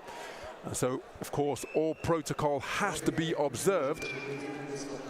And until the doctor returns, then both boxers have a little bit of a pregnant pause before answering the opening bell. So referee Mark Nelson just informing both corners after the absence of the doctor. I'm not quite sure where she has gone to, because she's been here, sat right next to me all night. Her equipment still on the table. And once she returns, well, the opening bell can sound and we can get underway. But in the meantime, this is difficult for the boxers, because the tradition is that once they receive those final instructions, they go back to the respective corners. Everybody else leaves the ring, and they just face off against one another. That is what the Clonus Cyclone, WBA super featherweight champion and International Boxing Hall of Famer Barry McGuigan called the moment that he simply couldn't replace once he retired from the boxing ring, what he called the moment of truth, when all of the training, the preparation, everything that has been endured during training camp will be put to the test. And so there is the doctor taking up her position. The opening gong has sounded and we are underway. 12 3-minute round in this final eliminator for the IBF super featherweight world title between the former champion Shavkat Rakhimov, operating out of the southpaw stance, wearing the Tajikistan flag colors of red and white and green, against a man in black trimmed with silver, and that is Eduardo Nunez. Eduardo Nunez with a 27-fight record, 26 fights, 26 wins. 27 fights, 26 wins, 26 of his wins coming inside the distance. Shavkat Rakhimov coming to the ring with a 19-fight record, 17 wins, just a 1 defeat on that split decision loss against Joe Cordina in Cardiff last year, and 1 draw against Jojo Diaz when he first fought for the IBF vacant super featherweight title. Title was vacant because Jojo Diaz missed weight, so the title was only on the line for Rakhimov as he scores with a good southpaw left to the body. Been around both men during the build-up to this contest, and both are in confident mood. Within the gymnasium this morning when both men stepped onto the scales, I'm pleased to say that they both made their check weight. In this 130-pound contest, neither boxer could weigh in at more than 140 pounds this morning, and they both made it, and that is why we have this contest here tonight. Oh, good right hand over the top. Right hand, such an effective antidote against the southpaw stance, and that is Nunez's Sunday punch. He has put men to sleep with that single shot. KO of the year contender when he took out Jesus Martin Seiko with a single right hand when he backed his man to the ropes. That is the type of dynamite power that he possesses. There's a good right hand catapulting off the strands once again. He kept the attack going, did Nunez, to score with arcing punches to the body. There he looks for a left hook and right hand through the middle, but Rakhimov showing his experience and composure, making his man miss, then spinning off the line to turn the tables and put his man on the ropes. Good southpaw left followed by right jab as Rakhimov over that front foot looking to back up Nunez. Nunez spinning off the line, fully committed to the right hand, but it was long after good head movement from Rakhimov. There's a lead southpaw right hook from Rakhimov. Left hand over the top.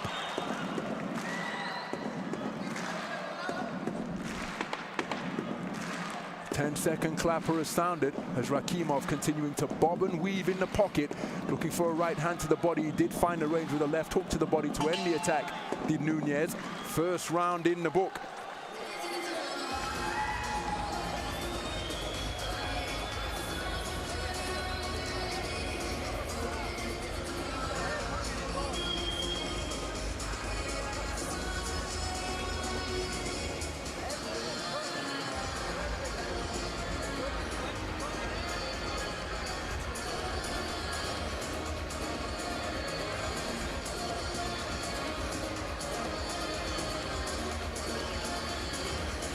So some of the action from that opening round. RAKHIMOV able to pin NUNEZ to the ropes and enjoy some success. But there, NUNEZ changing angles beautifully to land with a 1-2 combination. But RAKHIMOV so accurate behind that southpaw lead right hand.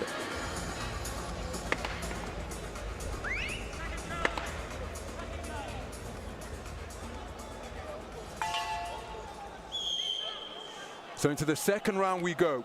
Eduardo NUNEZ in his 28th professional contest, competing in his first scheduled 12-rounder tonight. He's been in 9 scheduled 10-rounders, but has scored 2 10th-round stoppages. When I asked him yesterday how he feels about the prospect of going the 12-round distance, he said that is no problem, and he's trained to go far further if necessary. Also put to that question which you often pose to punchers, what if the punch isn't enough? He said he's not just a puncher, he's a consummate boxer, and he intends to showcase that here tonight. But of course, if the opportunity to score the knockout comes, he's demonstrated that he takes it with cold, calculating efficiency. As RAKHIMOV looking to come forward behind his right jab, left hand to the body was repelled by NUNEZ. NUNEZ with a good right hand, and that's just disrupted the boxing stance of RAKHIMOV. RAKHIMOV backed over to the ropes and now looking to fight fire with fire. NUNEZ going head hunting, perhaps just a little bit shaken up as RAKHIMOV terrific punch picking with that left uppercut. And that, well, notable from NUNEZ's point of view, because oftentimes when he has his man going like that, the fight is over. But not only was the fight not over, RAKHIMOV, as you'd expect from a former world champion, coming back with offense of his own, 2 beautifully picked southpaw left uppercuts, just keeping NUNEZ honest and ensuring that he didn't get greedy. Just beyond the halfway stage is beautiful boxing while spinning off the line from Shavkat RAKHIMOV, pinning NUNEZ momentarily to the ropes. As RAKHIMOV continuing to press. Left hand over the top from RAKHIMOV, not too far away. NUNEZ with a good right hand to the body after he made RAKHIMOV's uppercut right hook go over his head. So just under a minute remaining in this round, all reaching with that southpaw left was RAKHIMOV. And for a dynamite puncher, particularly with his right cross like NUNEZ, that could be meat and drink. He went looking for it but couldn't find the range. Left hook off the mark from NUNEZ. Good left-right combination, a reverse 1-2 from RAKHIMOV. Both men firing in left hooks. RAKHIMOV was to the body, NUNEZ is to the head. NUNEZ, good left hook shovel beneath the right elbow of the former champion. Good left hook once again from NUNEZ, who's then countered with a left hand over the top from RAKHIMOV out of his southpaw stance. And RAKHIMOV jitterbugging his way forward, bobbing and weaving as he makes his way into range. Heads almost came together, but it was a southpaw left that landed from the former champion, and a left cross is a peach of a punch from RAKHIMOV just before the bell to conclude round number 2. My goodness, this is a contest of high skill in this final eliminator for the IBF super featherweight world title.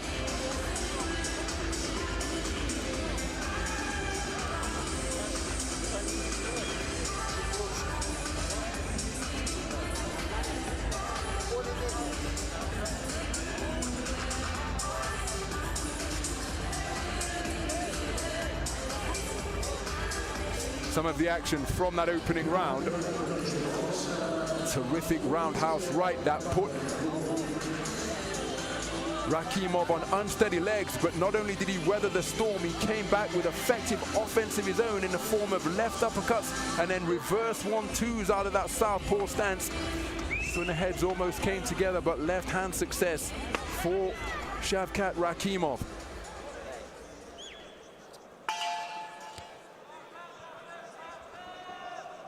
So into the third round then, this one's scheduled for 12.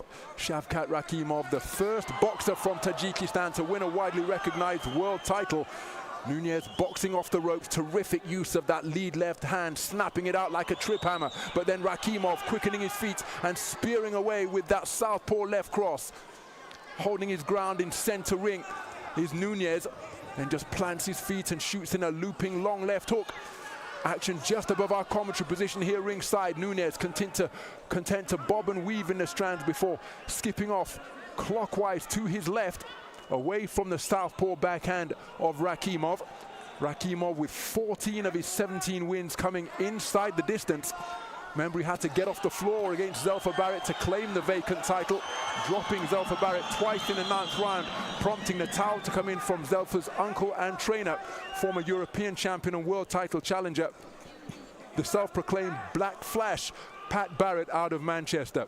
That is how he claimed the title, and that title became vacant because Joe Cordina, after that stunning KO of Kenichi Ogawa in his home city of Cardiff, damaged his hand and so was unable to make a defense. He felt hard done by. Title was vacant. It was won by Shavkat Rakhimov, and Rakhimov's first defense was against Joe Cordina in Cardiff last April.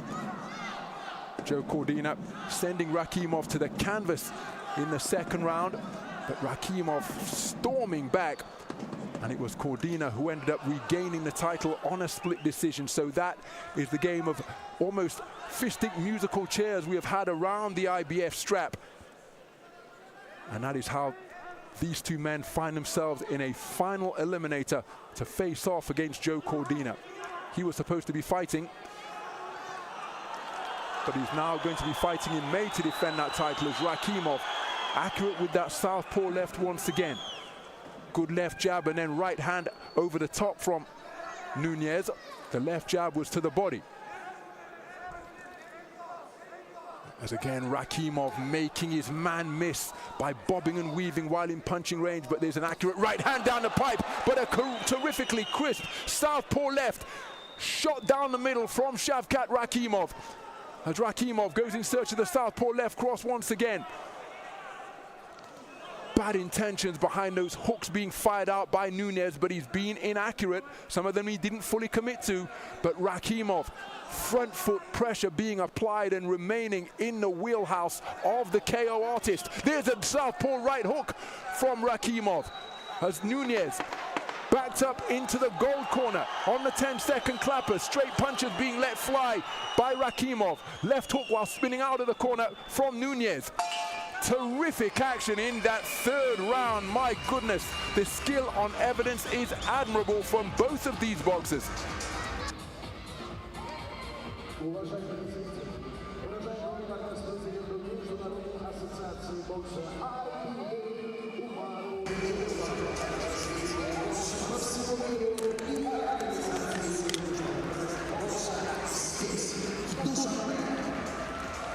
All calm in both corners.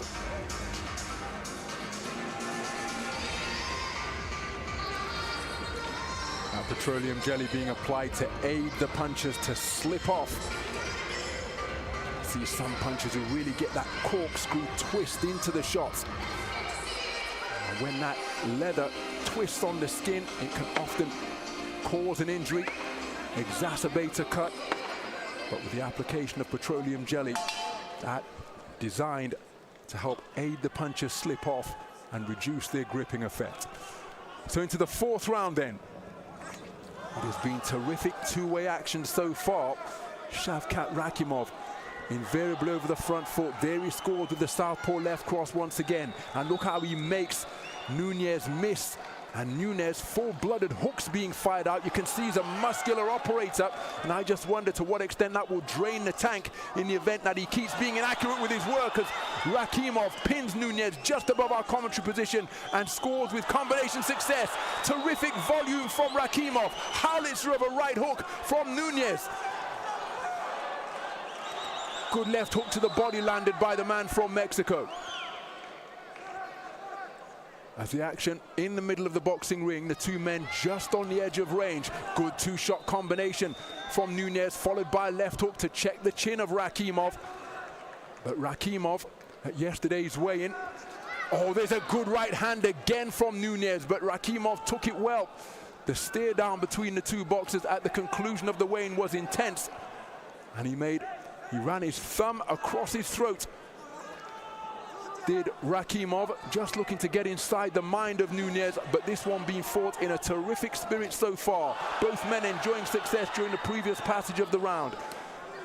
As NUNEZ, trying to hold his ground, comes forward behind a right cross left hook. Good left hook to the body seemed to hurt RAKHIMOV from NUNEZ, and that is why he's keen to initiate a clinch. He clamped his elbow to his torso just to allow the pain from that body shot to subside. Has NUNEZ recognized that as he gets over the front foot? Left hand is a scoring shot to the body of the straight variety from RAKHIMOV, but NUNEZ back on the front foot once again and slamming in hooks to the torso of the man from Tajikistan. And look at how RAKHIMOV is being doubled over, but still demonstrating the toughness to let his hands go despite the discomfort he must be feeling after absorbing these muscular body shots from NUNEZ. 40 seconds and change remaining in this fourth round. It's been a very good round for Eduardo NUNEZ, and a counter right hook followed by a left is a beautiful combination from NUNEZ, making the man from Tajikistan miss before making him pay with a hard two-shot salvo. Looking for the left hand to the body is RAKHIMOV. And there's a good left hand landed by RAKHIMOV. As NUNEZ was content to retreat to the ropes, he came fully square, presenting a full-side target to the former champion, and he accurately picked a southpaw left which swiveled his head. 10-second clapper has sounded, and the two men exchanging punches at close range. Hooks and uppercuts being fired in by both boxers, and they've continued to fight through the bell. So Mark Nelson finally separates the two. A terrific round of boxing where NUNEZ seemingly hurt Shavkat RAKHIMOV down to the body, but he weathered the storm, did the former champion, and came back firing in the closing stages of the round. Here's the southpaw left. That has been a really accurate weapon from RAKHIMOV. And there, that one in the closing stages of the round, after NUNEZ voluntarily retreated to the ropes. That replay sequence perhaps not indicating or illustrating the successes that the man in the other corner enjoyed, because Eduardo NUNEZ had some terrific success with some hard combination punches to both head and body during the course of that fourth round.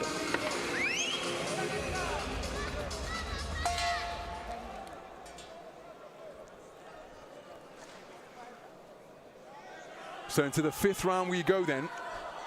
Mention the fact that this is the first contest for Shavkat RAKHIMOV since losing his world title to Joe Cordina last April. As for Eduardo NUNEZ, he was last in the ring just 3.5 months ago in October of last year. Bringing all of that activity in the ring as he takes a southpaw left over the top but scores with a right hand to the body. Eduardo NUNEZ goes by the nickname of Sugar as three-shot combination saw the first left uppercut get through out of the southpaw stance. And you see how RAKHIMOV shakes that lead right hand. Oftentimes I wonder whether he's injured the right hand, but I think it's just an idiosyncratic tick of his boxing to keep those wrists relaxed, because he's certainly no drop-off in the usage rate of his lead right hand, despite the fact that he shakes it continually as we go through a contest. Good shot to the body as NUNEZ continuing to operate on the perimeter of the boxing ring. This is where RAKHIMOV has enjoyed success in previous rounds, and he does so right on cue again. Left hand to the body, and then a left hook from Nunez caused the boxing stance of RAKHIMOV to become disorganized. Looked as though he took it on the bicep or the elbow, but again he's holding on desperately to Nunez's left hand, suggesting that he was hurt downstairs to the body once again, as Nunez looks to target him to the right side of his torso once more. Good right hand slung into the body, and then a left hook to the body, which again causes RAKHIMOV to wilt.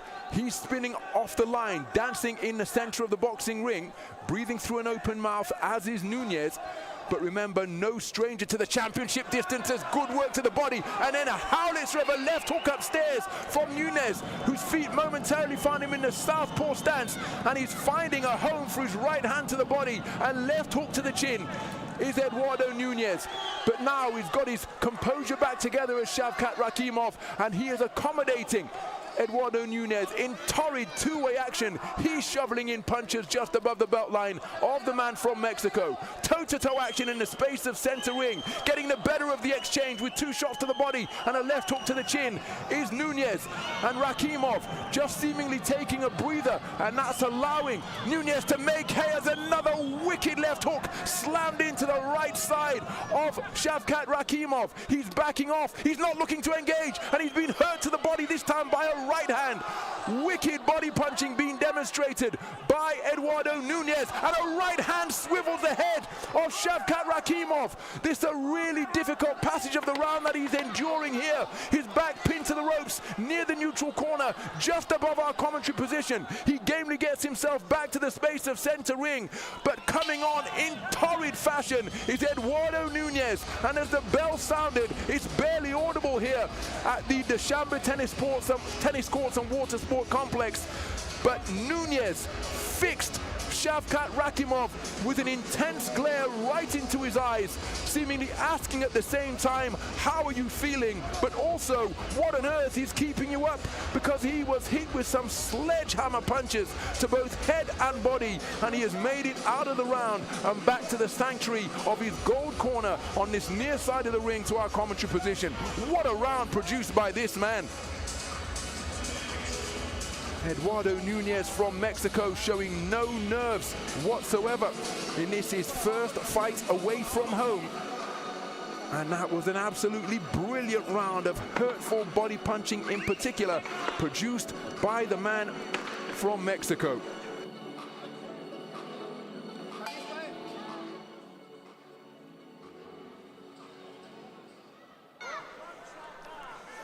So into the sixth round then. And the momentum, for my money, is with Eduardo Nunez. Goes by the nickname Sugar. And if you think of boxers who have entered the ring with that moniker over the years, they often tend to be slicksters. Sugar Ray Leonard, Sugar Ray Robinson, Sugar Shane Mosley. This man, anything but. And that's not to suggest that he's crude, but my goodness, he is a heavy-handed box slugger fighter. And he has demonstrated that quality over the previous couple of rounds. Shavkat RAKHIMOV was really slowed up during the course of the fifth. Has the minute interval been enough for his energy levels to recover? There he catches Nunez as he's retreating with a single shot.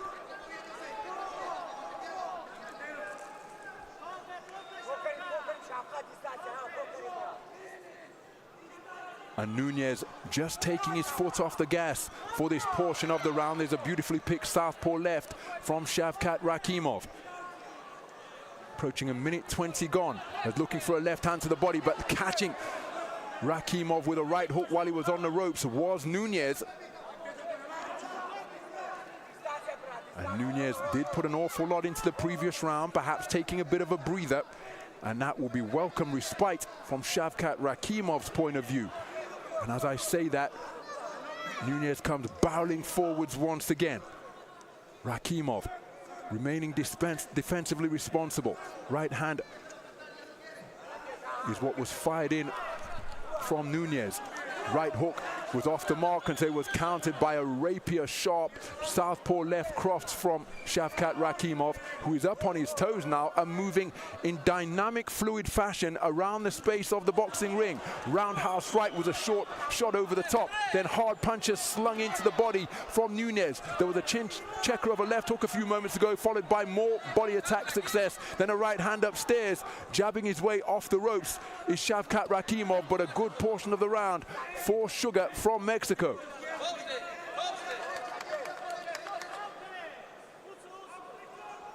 So Nunez looking to quicken his feet and cut off the ring as he scored down to the body, then a left hook uppercut to the head, followed by a left hook to the body, and it's more body attack success again as Rakhimov trying to tuck up. He fires off the ropes with a southpaw left and then a southpaw right jab, but his punches appearing to be less potent as he takes another right hand over the top that causes him to back up near the ropes, near the neutral corner on the far side of the ring. So Nunez continuing the momentum that he's established in the previous couple of rounds. Straight shots followed, ended by a right hook from Shavkat Rakhimov, but back to his corner with a spring in his step. He's Eduardo Nunez.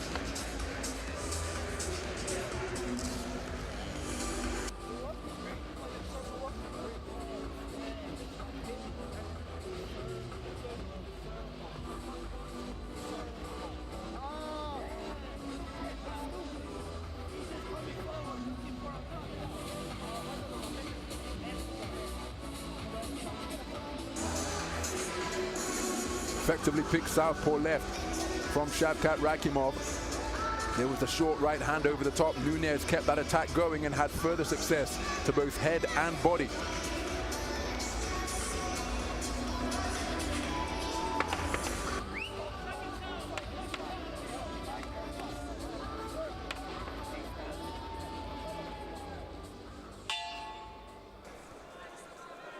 Six rounds completed, a potential 6 rounds to go in this final eliminator for the IBF Super Featherweight World title. Right hand over the top from Eduardo Nunez. Nunez fighting in his first scheduled 12-rounder tonight. Made his debut in September of 2015 in Mexico. This is his first fight outside of Mexico. But my goodness, he's dealing with not only the occasion and but the reputation and ability of the man in front of him very well indeed. There's a southpaw left uppercut from Rakhimov.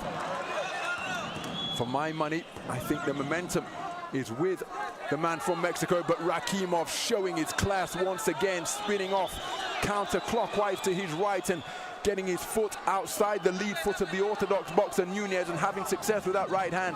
Nunez back in pursuit, having success but made to miss with his final attempted shot. Left hook to the body once more from Nunez, as Rakhimov is doing an outstanding job re-establishing his movement on the back foot, spinning off the line beautifully, almost leaving Nunez chasing shadows during that previous passage of the round. And what a recovery of energy levels from Shavkat Rakhimov, because for the previous 3 rounds he was hurt repeatedly to the body, but like the former champion he is able to get on his toes. But now Nunez has got him pinned in the neutral corner near the far side of the ring and is continuing to blast muscular body punches in once again. Rakhimov claims his man, looks to walk him back across the space of center ring. Referee Mark Nelson prizes the 2 men apart. Good right hand landed by Nunez once more, who's quickened his feet while stalking his man. Action directly above our commentary position here ringside.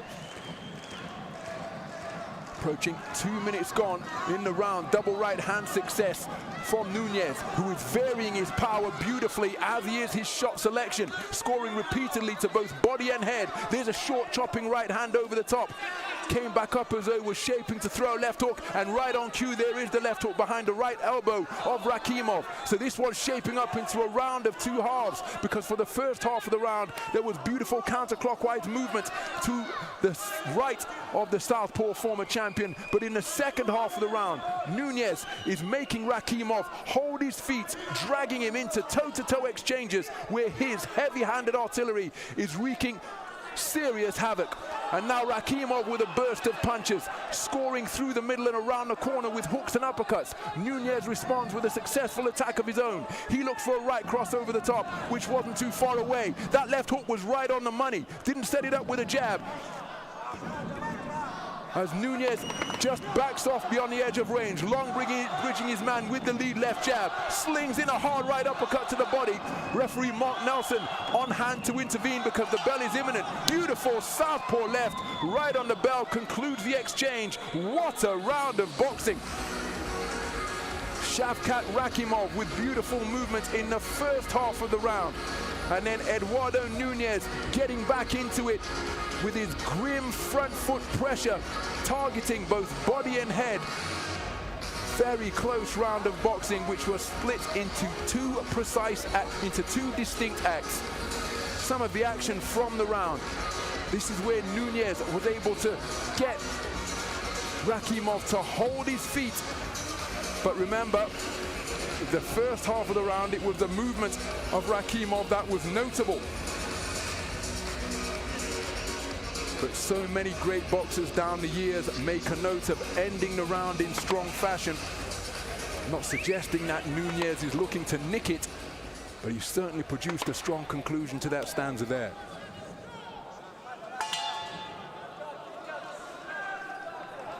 So into round 8 then. Nunez out over the front foot. Rakhimov moving clockwise to his left.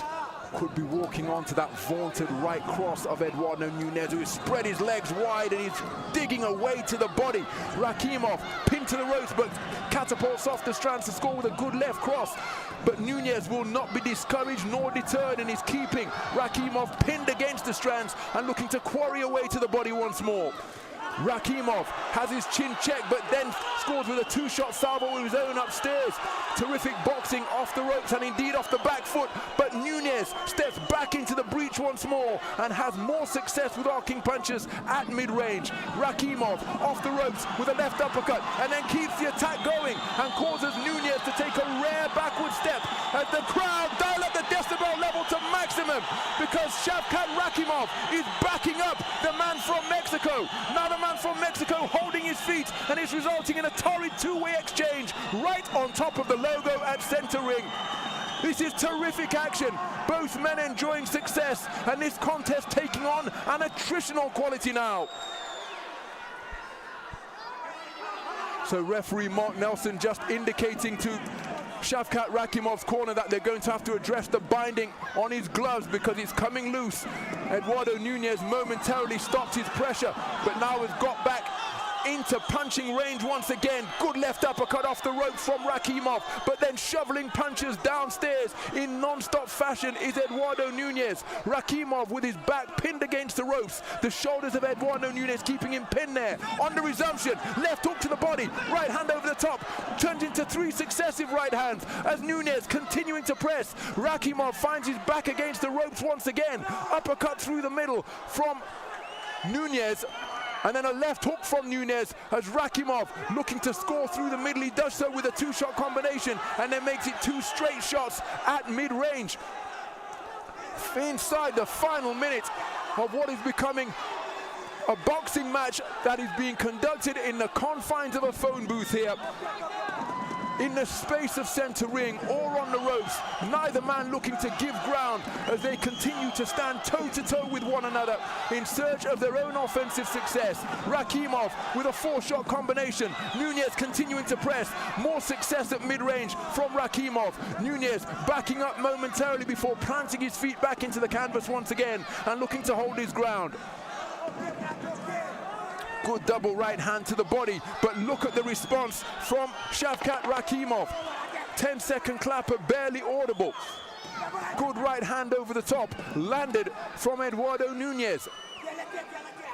Rakhimov ending the round with the final word. Success to both head and body. My goodness, this is absolutely brilliant boxing being produced by both men, each enjoying success in their own preferred territory. But Nunez with some seriously heavy artillery for significant portions of that round. His work to the body particularly notable, but Shavkat Rakhimov in the contest every second of the way, and on occasion, including that final action from the round, causing Nunez to back up. Very, very close rounds in the last couple of stanzas.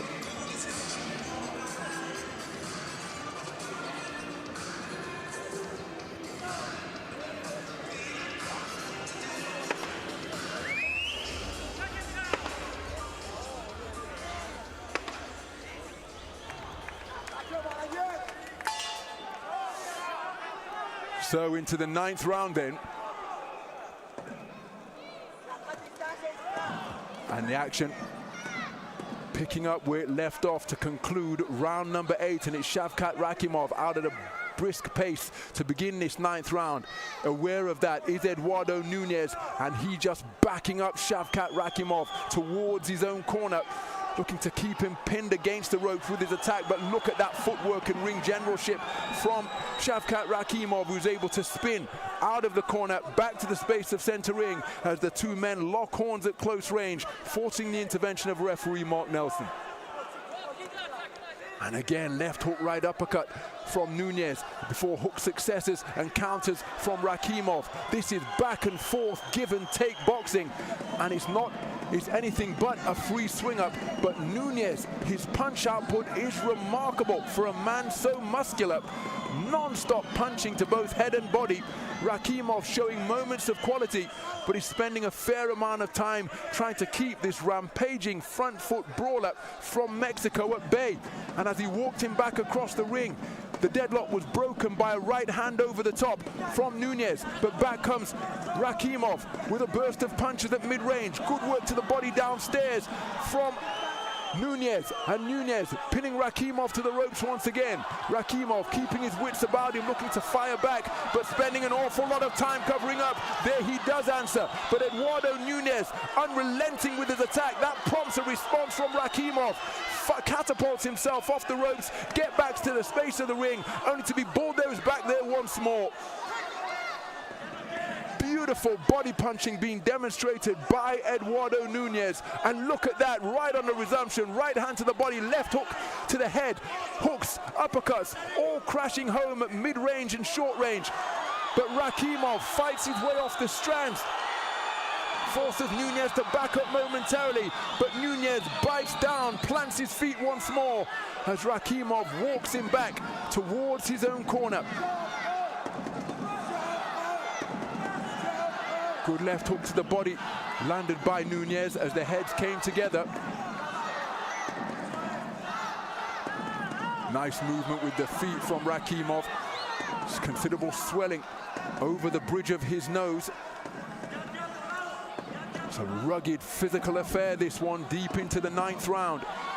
Oh, good right hand landed, followed by a left hook from Nunez. Rakhimov responds, but then Nunez looks to counter. Rakhimov backing him up, walking him across the ring. 10-second clapper has sounded, closing seconds of this 9th round. Right hand over the top, and then a left hook from Nunez seemingly shook Rakhimov right down to his boots, and then shots after the bell fired by Rakhimov. Nunez took them well, held out both hands as if to say, hold on, my man, did you not hear the bell?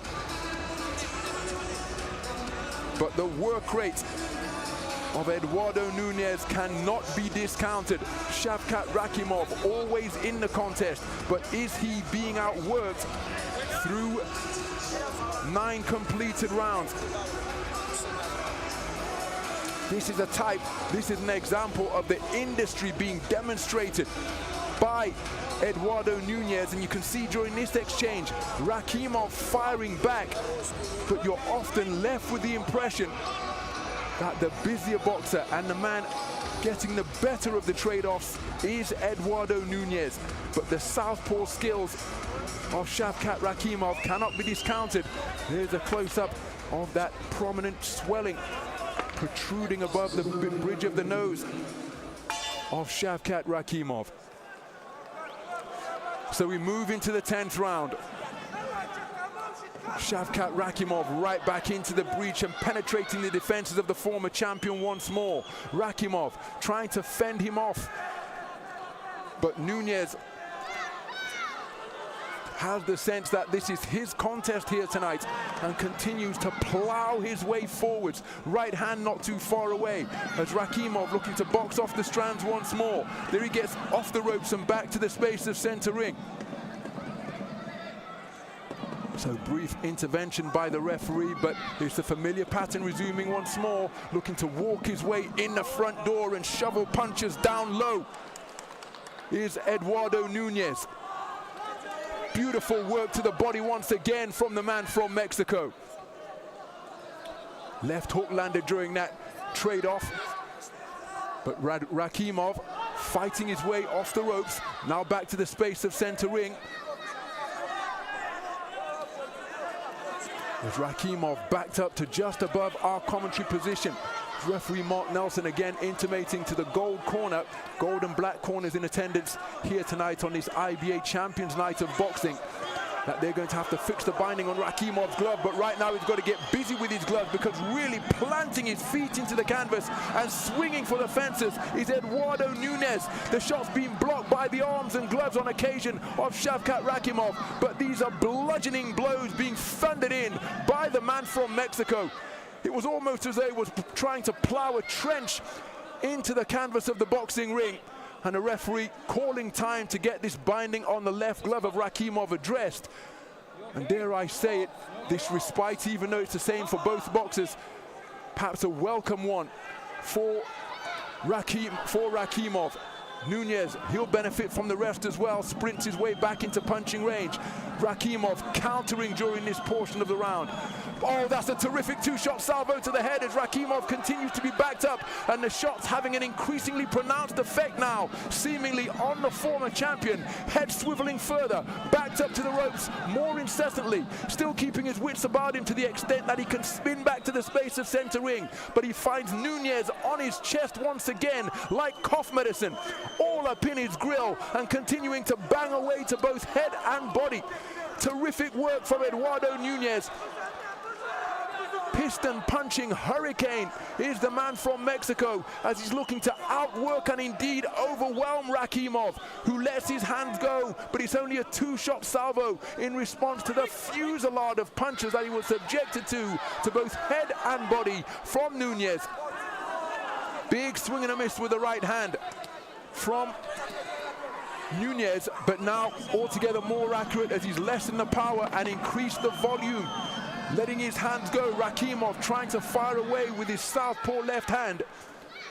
Right hand around the corner from Nunez as the two men continue toe to toe right up until the conclusion of the round.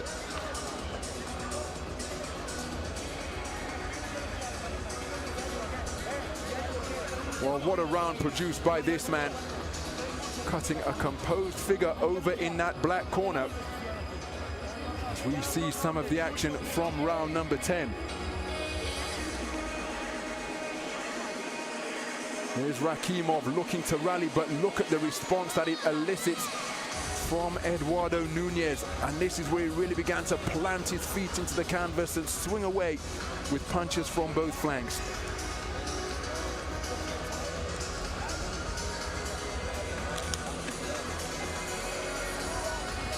Well, I think this man is trailing on the cards here, and the momentum is certainly with Eduardo Nunez, but how will the three scoring judges see it as we prepare to enter the championship rounds? So into the championship round we go, and this represents brand new uncharted territory for Eduardo Nunez. But my goodness, look at the energy that he's bringing to the proceedings as he's got Rakhimov pinned near his own corner. He's got to show the referee something, and Eduardo Nunez, with an unrelenting flurry to begin round number 11, has stopped Shavkat Rakhimov to produce an inside the distance victory. In this final eliminator for the IBF Super Featherweight World title, it is Eduardo Nunez who has prevailed, extending his perfect record at the expense of Shavkat Rakhimov. And in a bitter twist of irony, in his first contest here on home soil in Tajikistan, Shavkat Rakhimov is stopped for the first time in his professional career. It was a blistering performance produced by Eduardo Nunez, and right in the eye line of referee Mark Nelson. Once Nunez had his man going, well, he let his punches go in unrelenting fashion. He is absolutely ecstatic, as are his corner team, and we cannot overstate what an impressive victory this is for Eduardo Sugar Nunez. His first fight away from home, his first scheduled 12-rounder into the championship round for the first time and he got his man going, and once he did so, he was absolutely and utterly relentless. Eduardo Nunez, the winner by an 11th round TKO. Shavkat Rakhimov consigned to his second consecutive professional loss, and that means that it will be this man who is now the mandatory challenger for the IBF super featherweight world title, currently held by Cardiff's Joe Cordina. But Joe Cordina, well, he has an obligation forthcoming, of course. That's likely to be on the undercard of Tyson Fury against Alexander Usyk for the undisputed heavyweight championship of the world. But in the gold corner, bitter disappointment being experienced by Shavkat Rakhimov. It was a spirited effort by the former champion. You would expect nothing less. But against their heavy-handed box puncher from Mexico, well, the success that he was enjoying in earlier rounds was becoming less and less and less. And just like a juggernaut, once he got the momentum in his favor, Eduardo Nunez was impossible to deter, discourage, or indeed stop. Let's get the official particulars to declare this man the victor. И прямо сейчас мы готовы объявить этого долгожданного победителя. Итак, техническим нокаутом победу в этом бою одерживает боец из черного угла ринга. Мексика, Eduardo Nunez. It's a sweet victory indeed for Eduardo Sugar Nunez. A winner by 11th round TKO over the former champion Shavkat Rakhimov. The biggest win of his career, going further than he has ever gone previously in his professional career. But the man from Mexico has just prevailed in this final eliminator for the IBF super featherweight world title. Bitter disappointment for Shavkat Rakhimov in front of his home fans here in Tajikistan. But Eduardo Nunez now with an opportunity to emulate the men who have preceded him from Mexico in the super featherweight division, and what a roll call of honor it is. Remember, super featherweight not one of the original 8 weight classes, so it's often a stepping stone for the legendary featherweights. But you've got men like Bobby Chachan, Rafael Bazooka Limon, Julio Cesar Chavez, Gabe Rules, Eric Morales, Juan Manuel Marquez. The list goes on and on and on of Mexican greats who have held world title honors in the 130-pound super featherweight division. And given his blistering punch-picking performance tonight, where he was detonating bombs from both hands from the middle point of around round 4, well, Eduardo Nunez has an opportunity to emulate the accomplishments of his magnificent Mexican countrymen. He's prevailed in the final eliminator. He'll face off against the champion in what he hopes will be his next fight, and that is how he got it done. And that is what victory meant to the man who makes it 27 victories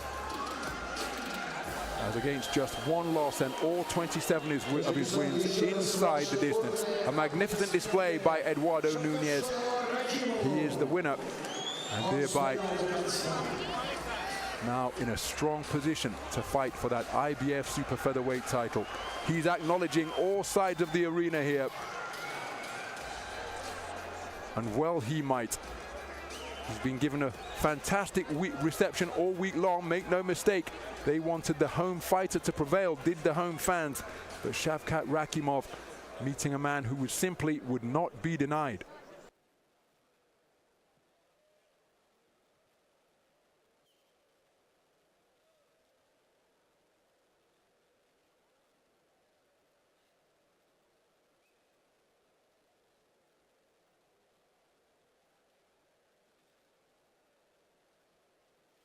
Леди и джентльмены, настал самый долгожданный момент.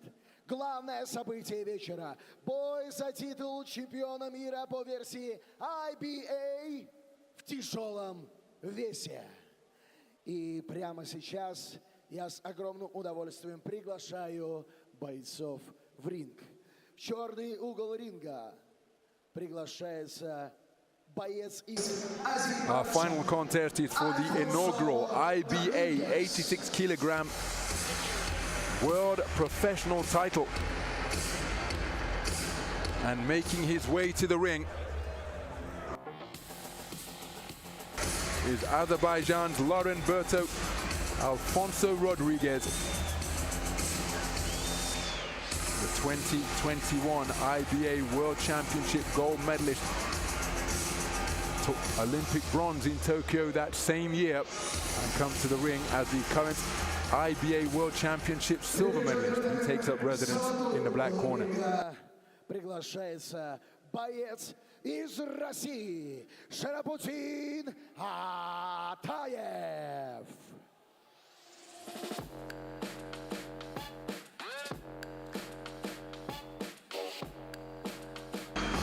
Approaching the boxing ring is the reigning IBA World Championship gold medalist. Comes to the ring with a perfect professional record of 6 fights, 6 wins, 4 of them inside the distance. And in the most recent final in Tashkent in Uzbekistan last May, these two men fought for IBA World Championship gold at 86 kilograms. В честь участников титульного боя прошу всех встать. Звучат государственные гимны.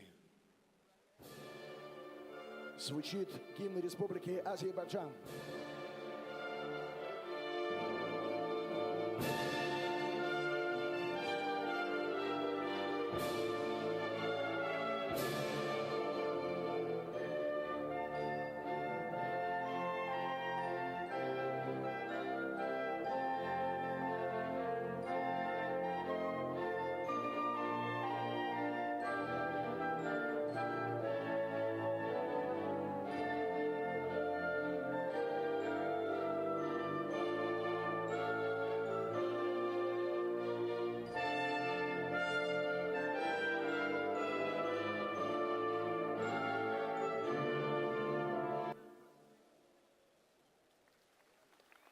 Рахмет, Таджикистан. Уважаемые дамы и господа, звучит государственный гимн Российской Федерации.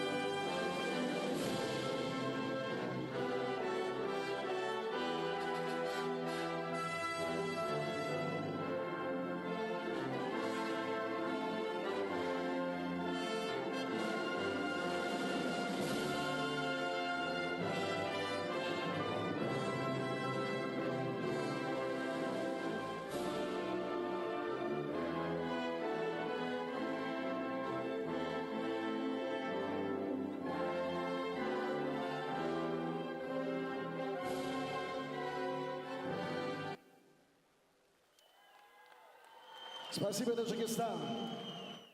Итак, тот самый момент, когда все взгляды у телевизоров и когда прямо сейчас здесь на арене Дворца водных видов спорта и тенниса Душанбе, Таджикистан! Представляю вам бойцов. Черный угол ринга. Боец, которому 28 лет. Рост его составляет 189 сантиметров. Вес 85 килограмм и 600 граммов. Его профессиональный рекорд 3 победы, Ни одного поражения и 2 ничьи. Он чемпион мира по версии IBA 2023 года, серебряный призер чемпионата мира IBA, а также двукратный чемпион Европы, бронзовый призер Олимпийских игр в Токио. Встречайте, друзья, кубинец из Азербайджана, Лорен Альфонсо Домингуез.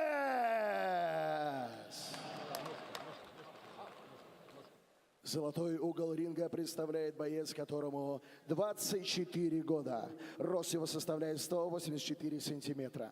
Вес 86 килограммов ровно. Его профессиональный рекорд 6 побед, ни одного поражения. И победы были техническим нокаутом.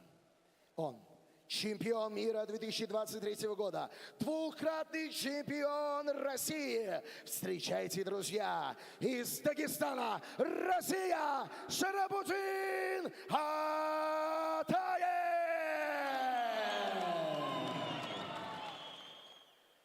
Рефери поединка Мансур Мухиддинов.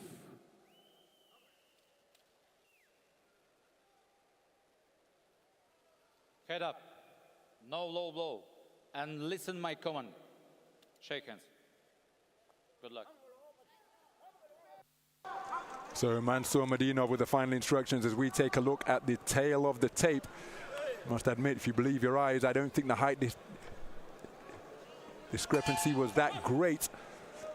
But we are underway, 10 3-minute round in this battle between familiar rivals for the inaugural IBA Professional World Cruiserweight title between the finalists from the last edition of the IBA World Championships. On that occasion, it's the man wearing white trimmed with gold, Sharabutdin ATAEV, the 2023 IBA World Championship gold medalist at 86 kilograms, who prevailed, consigning Alberto Alfonso Dominguez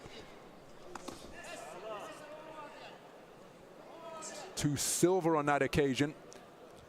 This is the 4th time that these two men have met, and in the previous 3 encounters it has been ATAEV who has prevailed on 2 of them.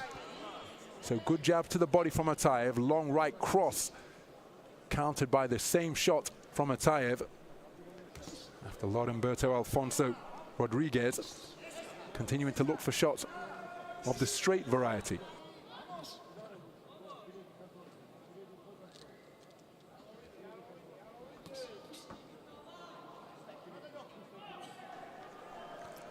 So just over a minute gone in this opening round. Good work to the body from ATAEV.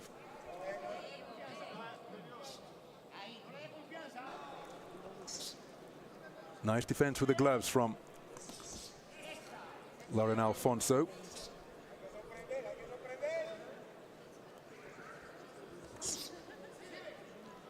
Single left jab is a scoring shot, followed by a right cross from ATAEV. Catapulting out of the corner with a left-right combination of his own downstairs is Alfonso.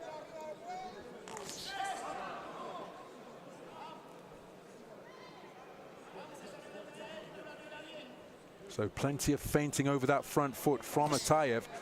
But this is how Alfonso from Azerbaijan boxes over the 3 3-minute rounds. Combination ending with a nice corkscrew left hand from the Azeri boxer. But then ATAEV with a right cross to the body once again. Good burst of punches. Shaking his head contemptuously is Alfonso. But the final left hand certainly got around his defenses as Alfonso springing forwards. And again, this is almost a replica of their gold medal bout in Uzbekistan last summer. I was ringside at the Humo Arena in May to commentate on that. And neither man heeding the instruction of break. These two familiar rivals exchanging rabbit punches because they strayed around the rear of the head.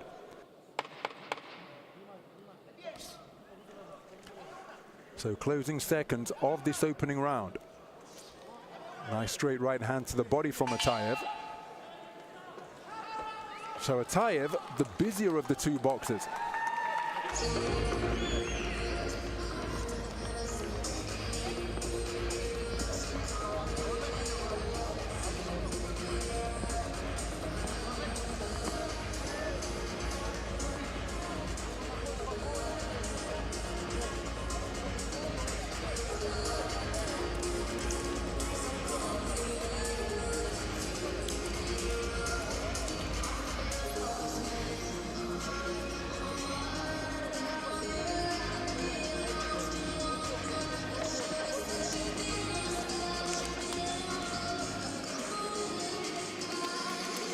Calm evidence in both corners.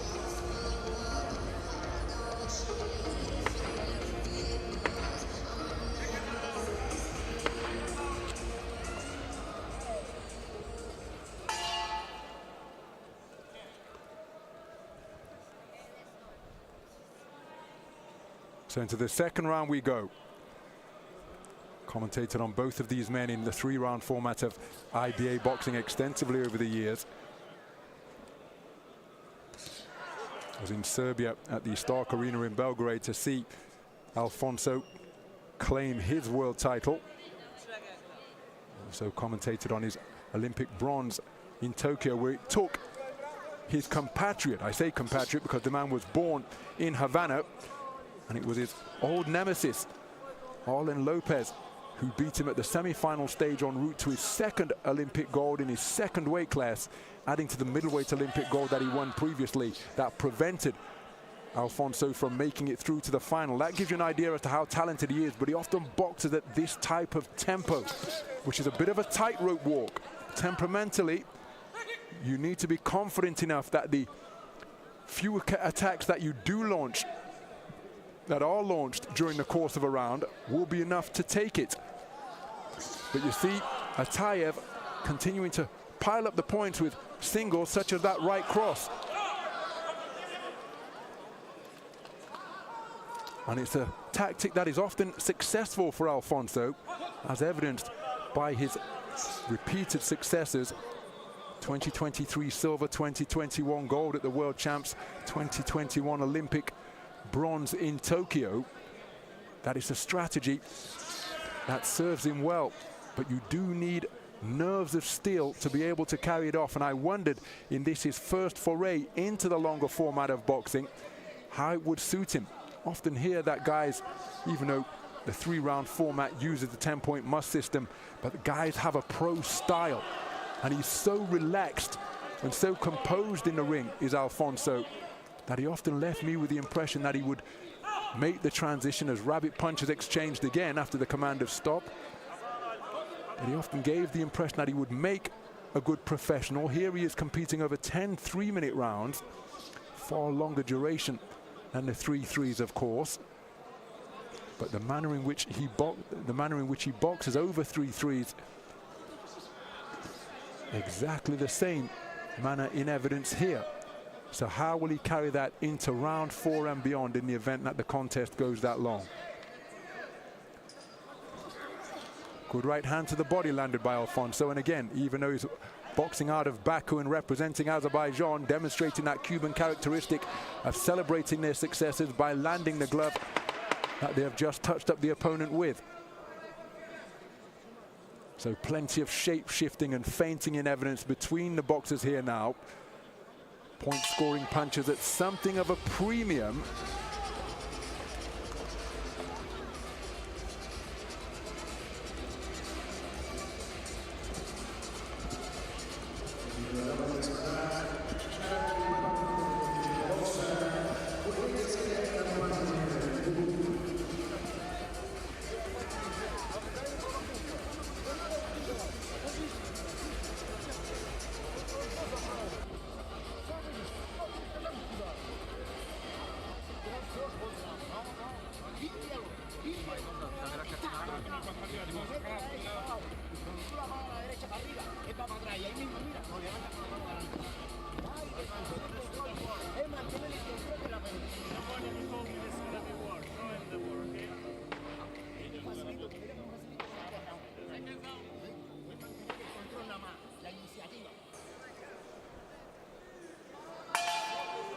So both boxers up off their stool to begin round number 3.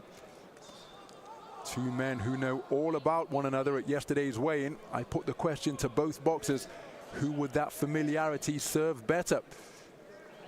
Very little between them in their previous 3 encounters. It's ATAEV who's edging the rivalry on a 2-1 split, as looking to be more assertive now is Alfonso, looking for that right hand over the top, but again content to lay back and invite that pressure, blocking shots with his lead left hand, springing off the ropes with a right hand before getting back to the space of center ring.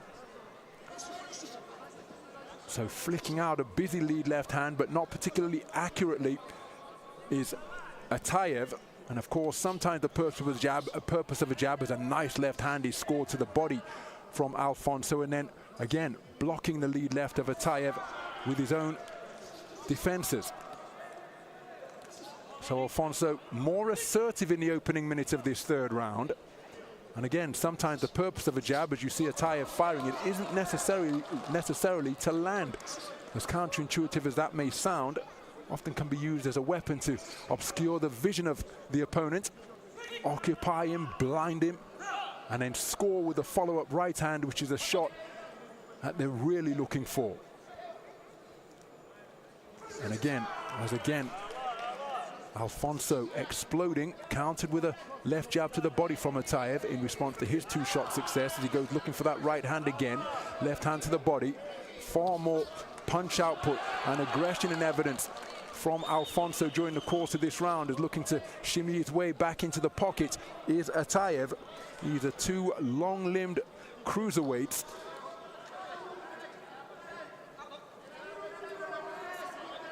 Minute remaining in this third round.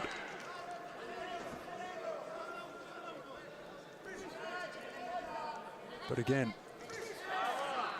each boxer feeling that well, I suppose that's the question. Who has learned the most from their previous 3 encounters? Because the boxer that the rivalry often serves best, as Alfonso springs off the ropes, grazes the chin of ATAEV. ATAEV coming forward, but his punch is not necessarily accurate, as Alfonso bobbing and weaving on the ropes. But he's often the boxer who has learned more, assuming that both are still physically in a similar condition, as that right hand from Alfonso just threatening to stray into rabbit punch territory, kidney punch territory around the rear. And again, such wonderful reflexes when under fire from Alfonso. Certainly completes the first half of the fistic equation of make them miss on a regular basis. But oftentimes he's not in position to let his hands go, or chooses not to let his hands go. So he doesn't complete or balance the equation by making them pay. But so composed up in the boxing ring is Loren Alfonso. Third round in the books.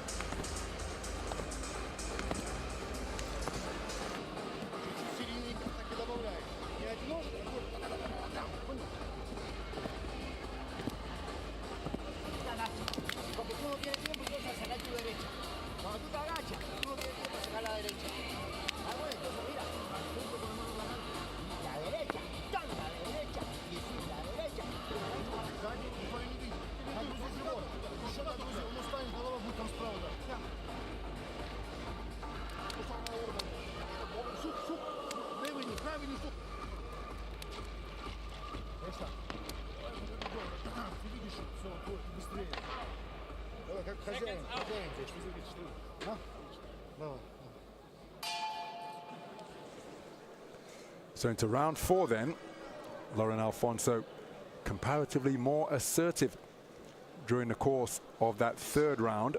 ATAEV beginning this fourth round on the front foot. Made his professional debut in December of 2021. All of his fights, or his first 4 fights in Russia. Most recent outing was in the Champions Night in Dushanbe here in October. But no stranger to fighting over formats longer than 3 rounds.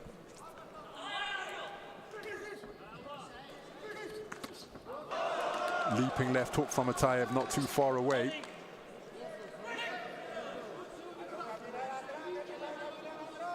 But ATAEV has been the 8-round distance on 2 occasions, whereas this represents brand new territory for Alfonso. But again, he's such a composed figure in the ring. And often it's a lack of composure that results in energy being exerted, but he gives you the impression that at this type of tempo he could box for 20 rounds all night long if necessary. Loren Alfonso.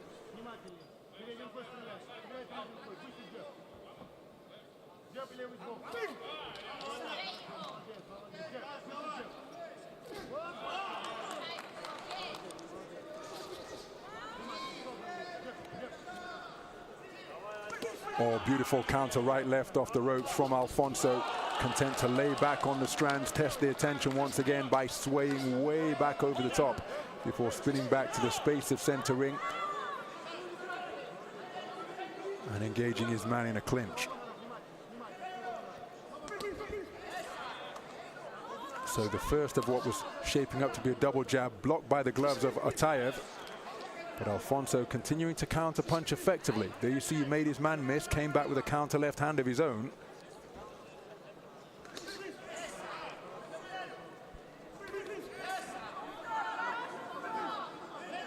Terrific hand speed and fluidity being demonstrated as Alfonso scores with a left jab to the body. ATAEV looks to respond with the same shot, followed it up with a right cross downstairs.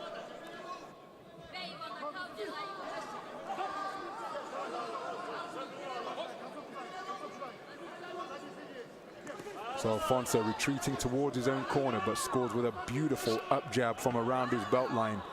Nice movement in the just outside the pocket, dipping and weaving, spinning off to the space of center ring.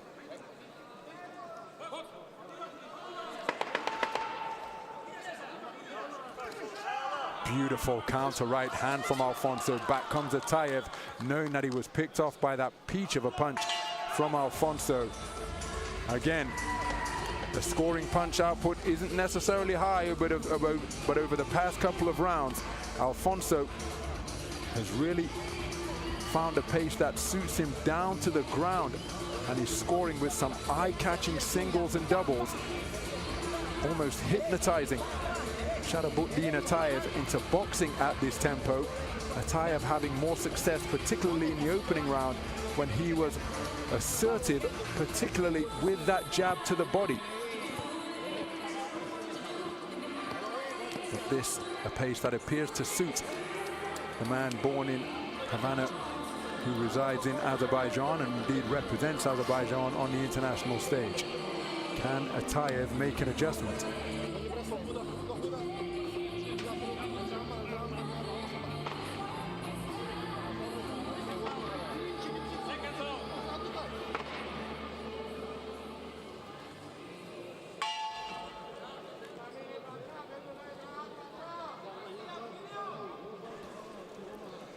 So into the fifth round then, this inaugural battle for the IBA Professional Cruiserweight World title, scheduled for 10 threes. As ATAEV more assertive now and scoring just around and beneath the elbows of Alfonso, as Alfonso, as is his wont, content to remain on the strands and invite pressure. He soaked it up on that occasion.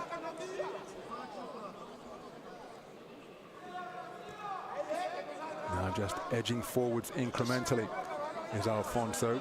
Two men just on the edge of range. Counter right hand, not too far away from Alfonso. After ATAEV's jab scored, he then dropped it down to the body nicely.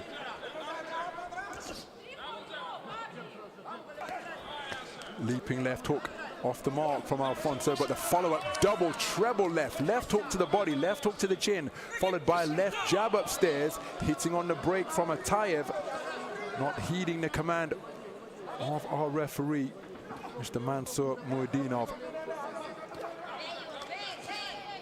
of Tajikistan. Three-shot salvo, saw the right hand get through from Alfonso.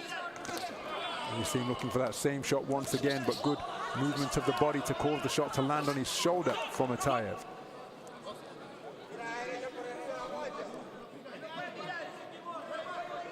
So both boxers spoken to about rabbit punching. Left hook was short from ATAEV. Alfonso's counter right hand was off the mark as well. Alfonso with a reverse 1-2, leading off with that right hand as he continues to adopt that half cover guard. Beautiful stab jab to the body from Alfonso, countered by a jab from ATAEV before the boxers fall into a clinch. Looking to burrow away downstairs with Alfonso. ATAEV responds in kind. Beautiful movement on the ropes from Alfonso. Breathing through an open mouth now, deep into this fifth round. And again, so much familiarity between these two rivals. Front foot advance from Alfonso, but didn't commit to any punches. Triggering an attack, looking to score with a jab to the body. And Alfonso finding himself in a tangle and looking out into the crowd with his back temporarily to ATAEV.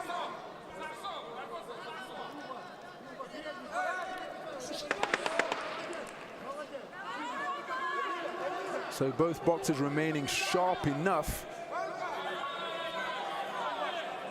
But it's turning into a counter-punching contest, this one. The final word coming from ATAEV to end round number 5.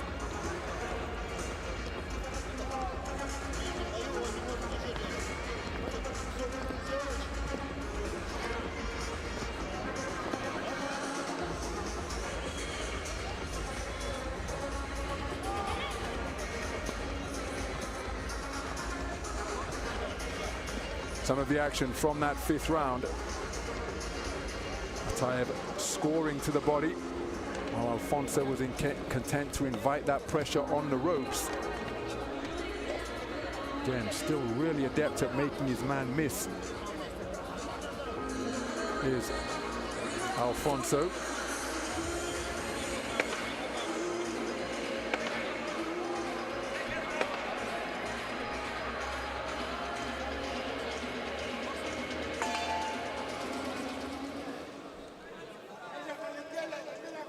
So into the second half of this contest for the IBA Cruiserweight Professional World Title.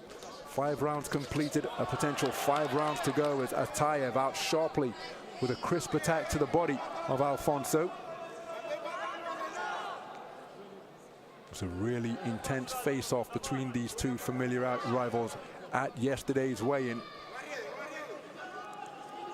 And again, I asked both of them what they saw when they looked into the eyes of the opponents, and each of them saying that, well, I know he's ready to fight. So neither man expecting a cakewalk or a walkover when such a prestigious strap is on the line of this inaugural IBA Cruiserweight World Title. First world title in IBA boxing for that professional belt between another pair of familiar rivals, Albert Batagaziev of Russia and Cuba's legendary figure, who made 5 consecutive world championships in a row, Lazaro Alvarez. Oh, that's a cracking right hand landed by Alfonso. Perhaps the best shot of the entire contest, catching ATAEV as he was trying to slide away along the ropes. Now, has ATAEV been hurt by that?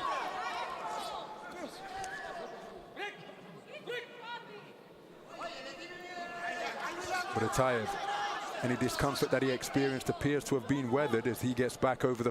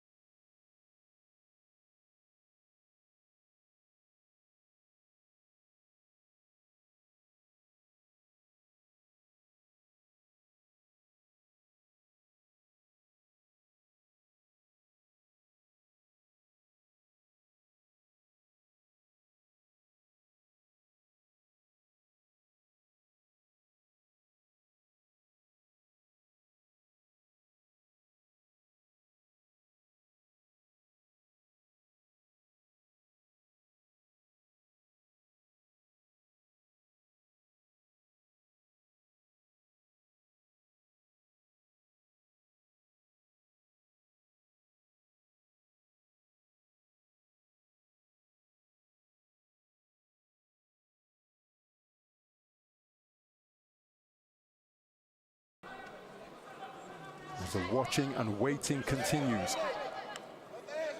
It's ATAEV who breaks the stare down and initiates the first attack. Nice double left hook from ATAEV, but now it's untidy on the inside once again.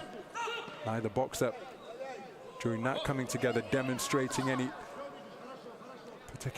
particular in-fighting skill.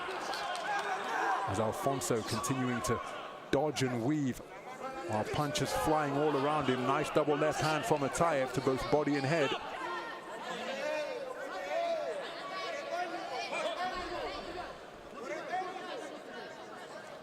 So Alfonso, beautiful jab downstairs from his own belt line to that of ATAEV. ATAEV responds with a sharp shooting single left to the body of his own. Lead left hook was inaccurate from Alfonso, then claims his man. Gets into the space of center ring before looking to shove him off. Nice jab upstairs from Alfonso out of that half cover guard, and then made his man miss before countering with a right. Oh, that's a low blow from Alfonso, my goodness. Directly above our commentary position, and that was demonstrably low, perhaps on the blind side of the referee, but well south of the belt line from Alfonso. So again, you get the sense that this contest is being taken beyond skill here now. Good left hand dug into the body from Alfonso, but look at the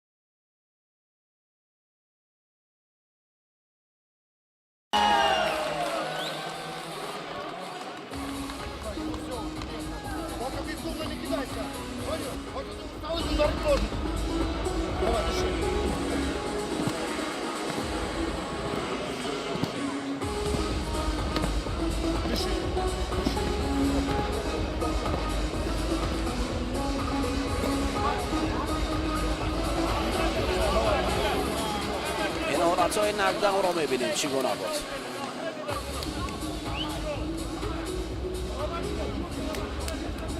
ATAEV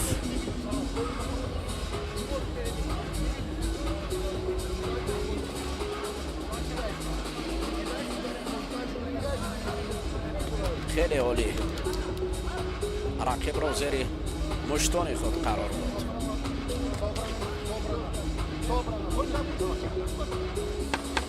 حالا اکنون راوند نهم پیشکش می شود.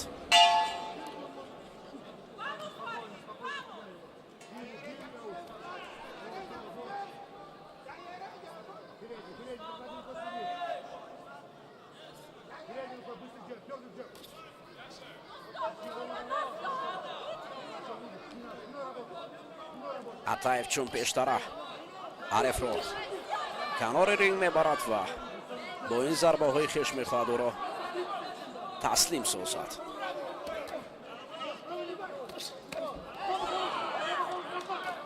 یک او نیست قبول میکنه ضربه های رقیب را.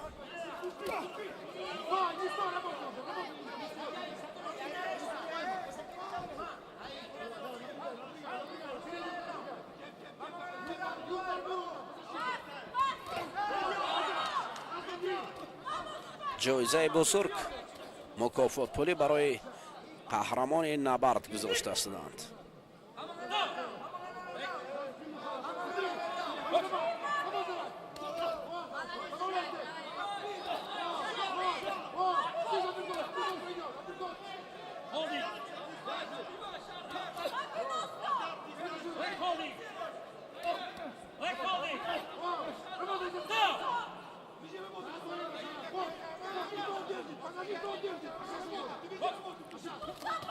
آیدن فالو برای لورن آلفونسو اشاره کرد که او باید بوکس کند تا منتظر نشد.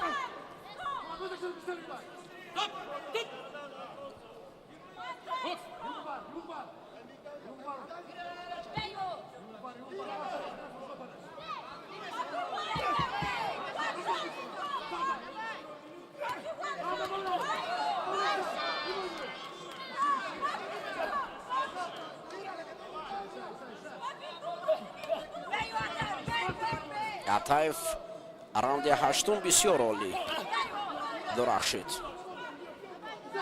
دو بار رقیب را مجبور کرد که زمین افتاد. حالت کلینچ بوکس نو کلینچ.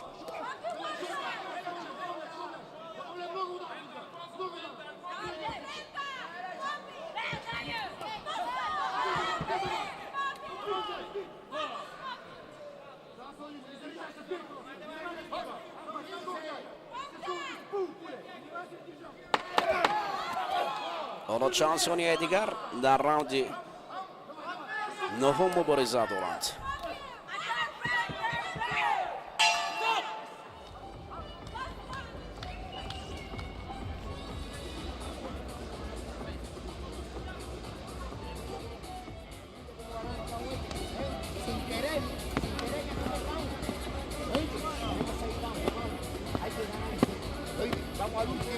Vamos al último entero. Él va a venir ahora a buscar el último. Él va a venir. Tiene que recibirlo con la derecha rápida. Tiene que recibirlo con la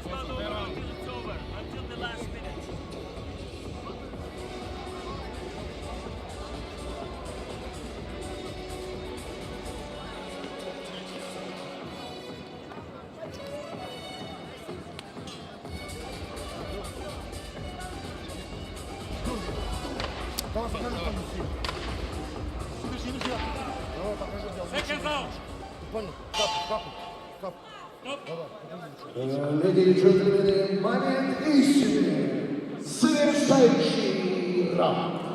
این راوند نهایی است دوستان عزیز. راوند دهم است که مبارزه میبرند جفتی اساسی در نبرد قهرمانی IBA.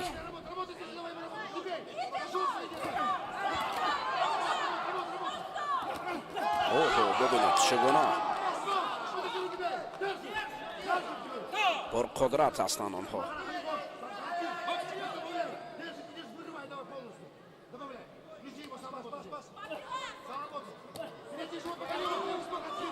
یک بار دیگر با شور و شوق است گذاشتن نبرد را.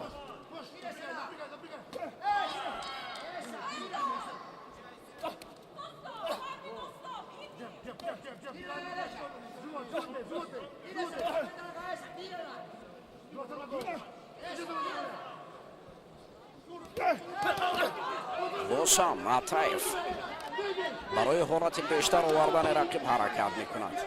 حالا از بوکس لحظه به نزدیک بود به گشتین روند آنها.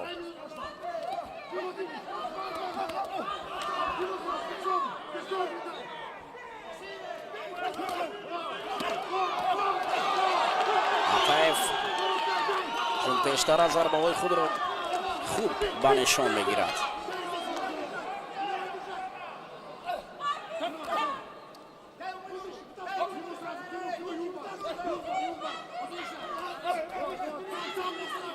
برای دقیقه بالاتر مبارزه است از راوند آخران.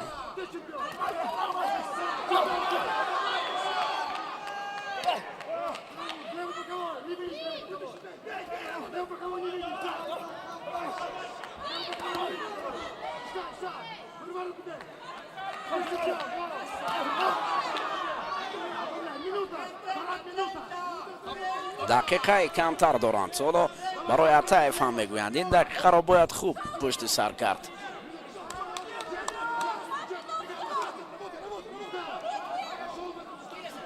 جریان نبرد معلوم بود که آتاєv خیلی خوب بود نسبت به حریفش. در نبردها درخشش زیباتر و زیادتر بود.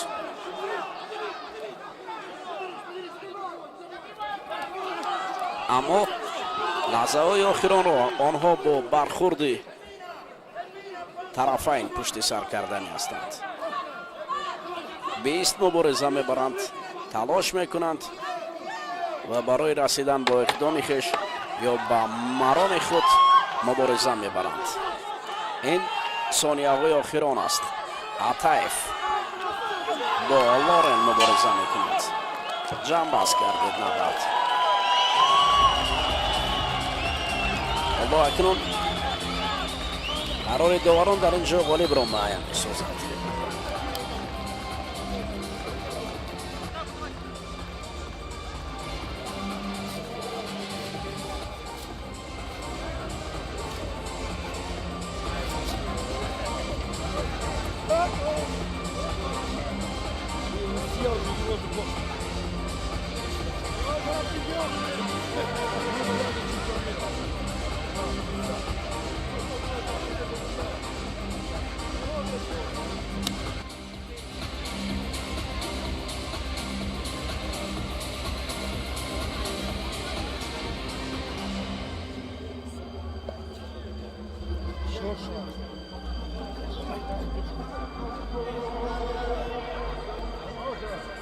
حالا حتی دست به شکا بیرون میشن برای به دست آوردن عنوان قهرمانی دست به شک بزنن تا اینکه اونا بیرون شن و اینجا غالب را معین سازند. لورنس اکنون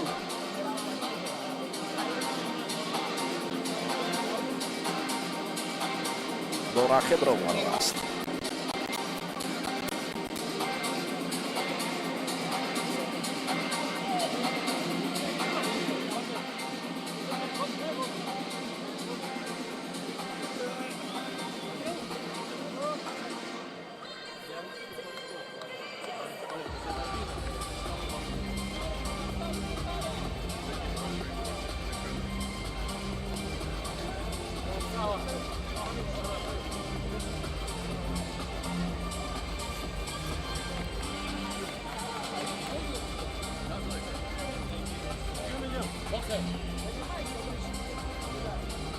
قرار داوران درباره غالب این نبرد 10 راونده حالا اعلام می شود.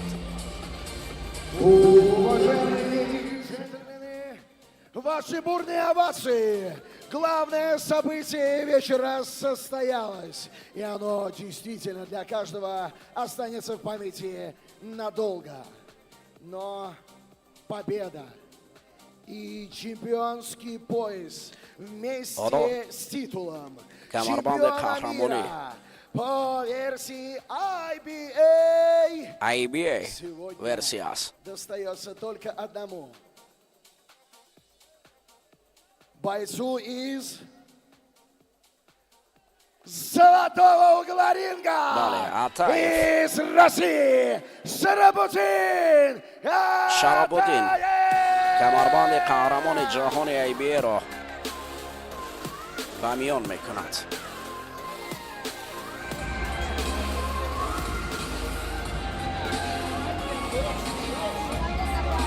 ATAEV استقبال از پیروزی خویش در حلقه دوستان نزدیکان میکند.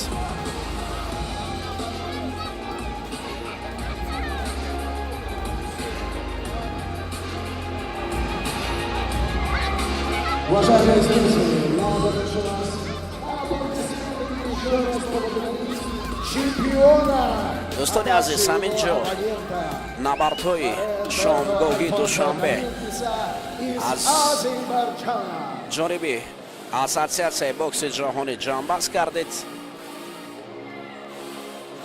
نبردهای زیبا و جالب را تماشا کردیم.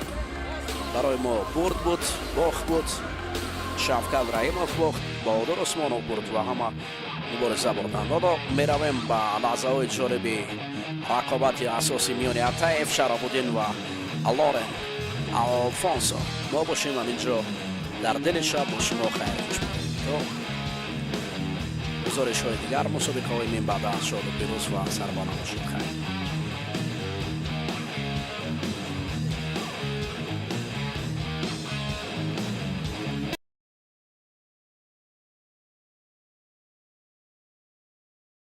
which sent Loren Alfonso to the floor. It was a slip, but then the second knockdown here, no mistake.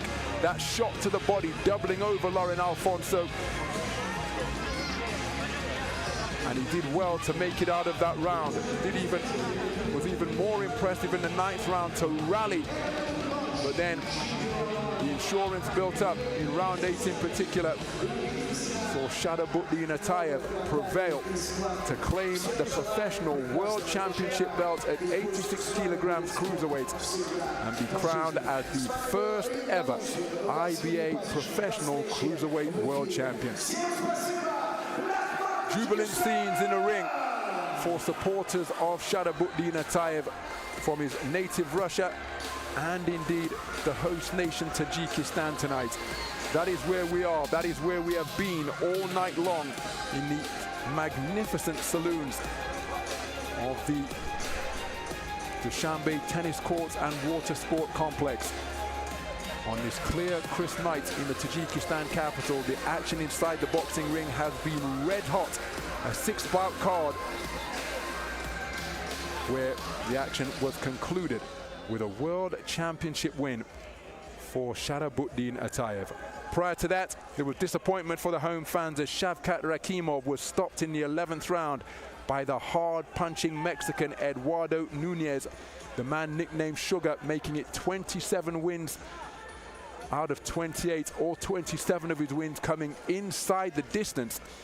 He prevailing in that final eliminator and has now put himself in a strong position to fight for that IBF super featherweight crown currently held by Joe Cordina.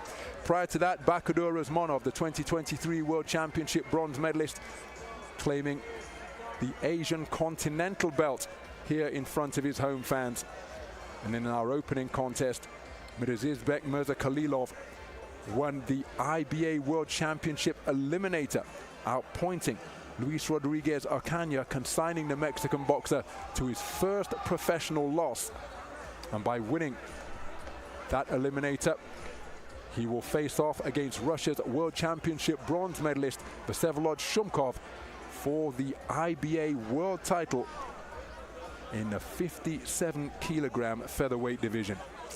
So that wraps things up from here at the Dushanbe Tennis Courts and Water Sport Complex. It has been a quite magnificent night of boxing action. Make sure you stay across the social channels from IBA Boxing to find out more everything that is going on in the exciting world of IBA boxing, both on Champions Night events and the 3-round format. So on behalf of everybody here in delightful Dushanbe, Tajikistan, it just remains for me, Ronald McIntosh, to say thank you for staying with us, and we will see you again very soon for more action from IBA Boxing. Bye for now.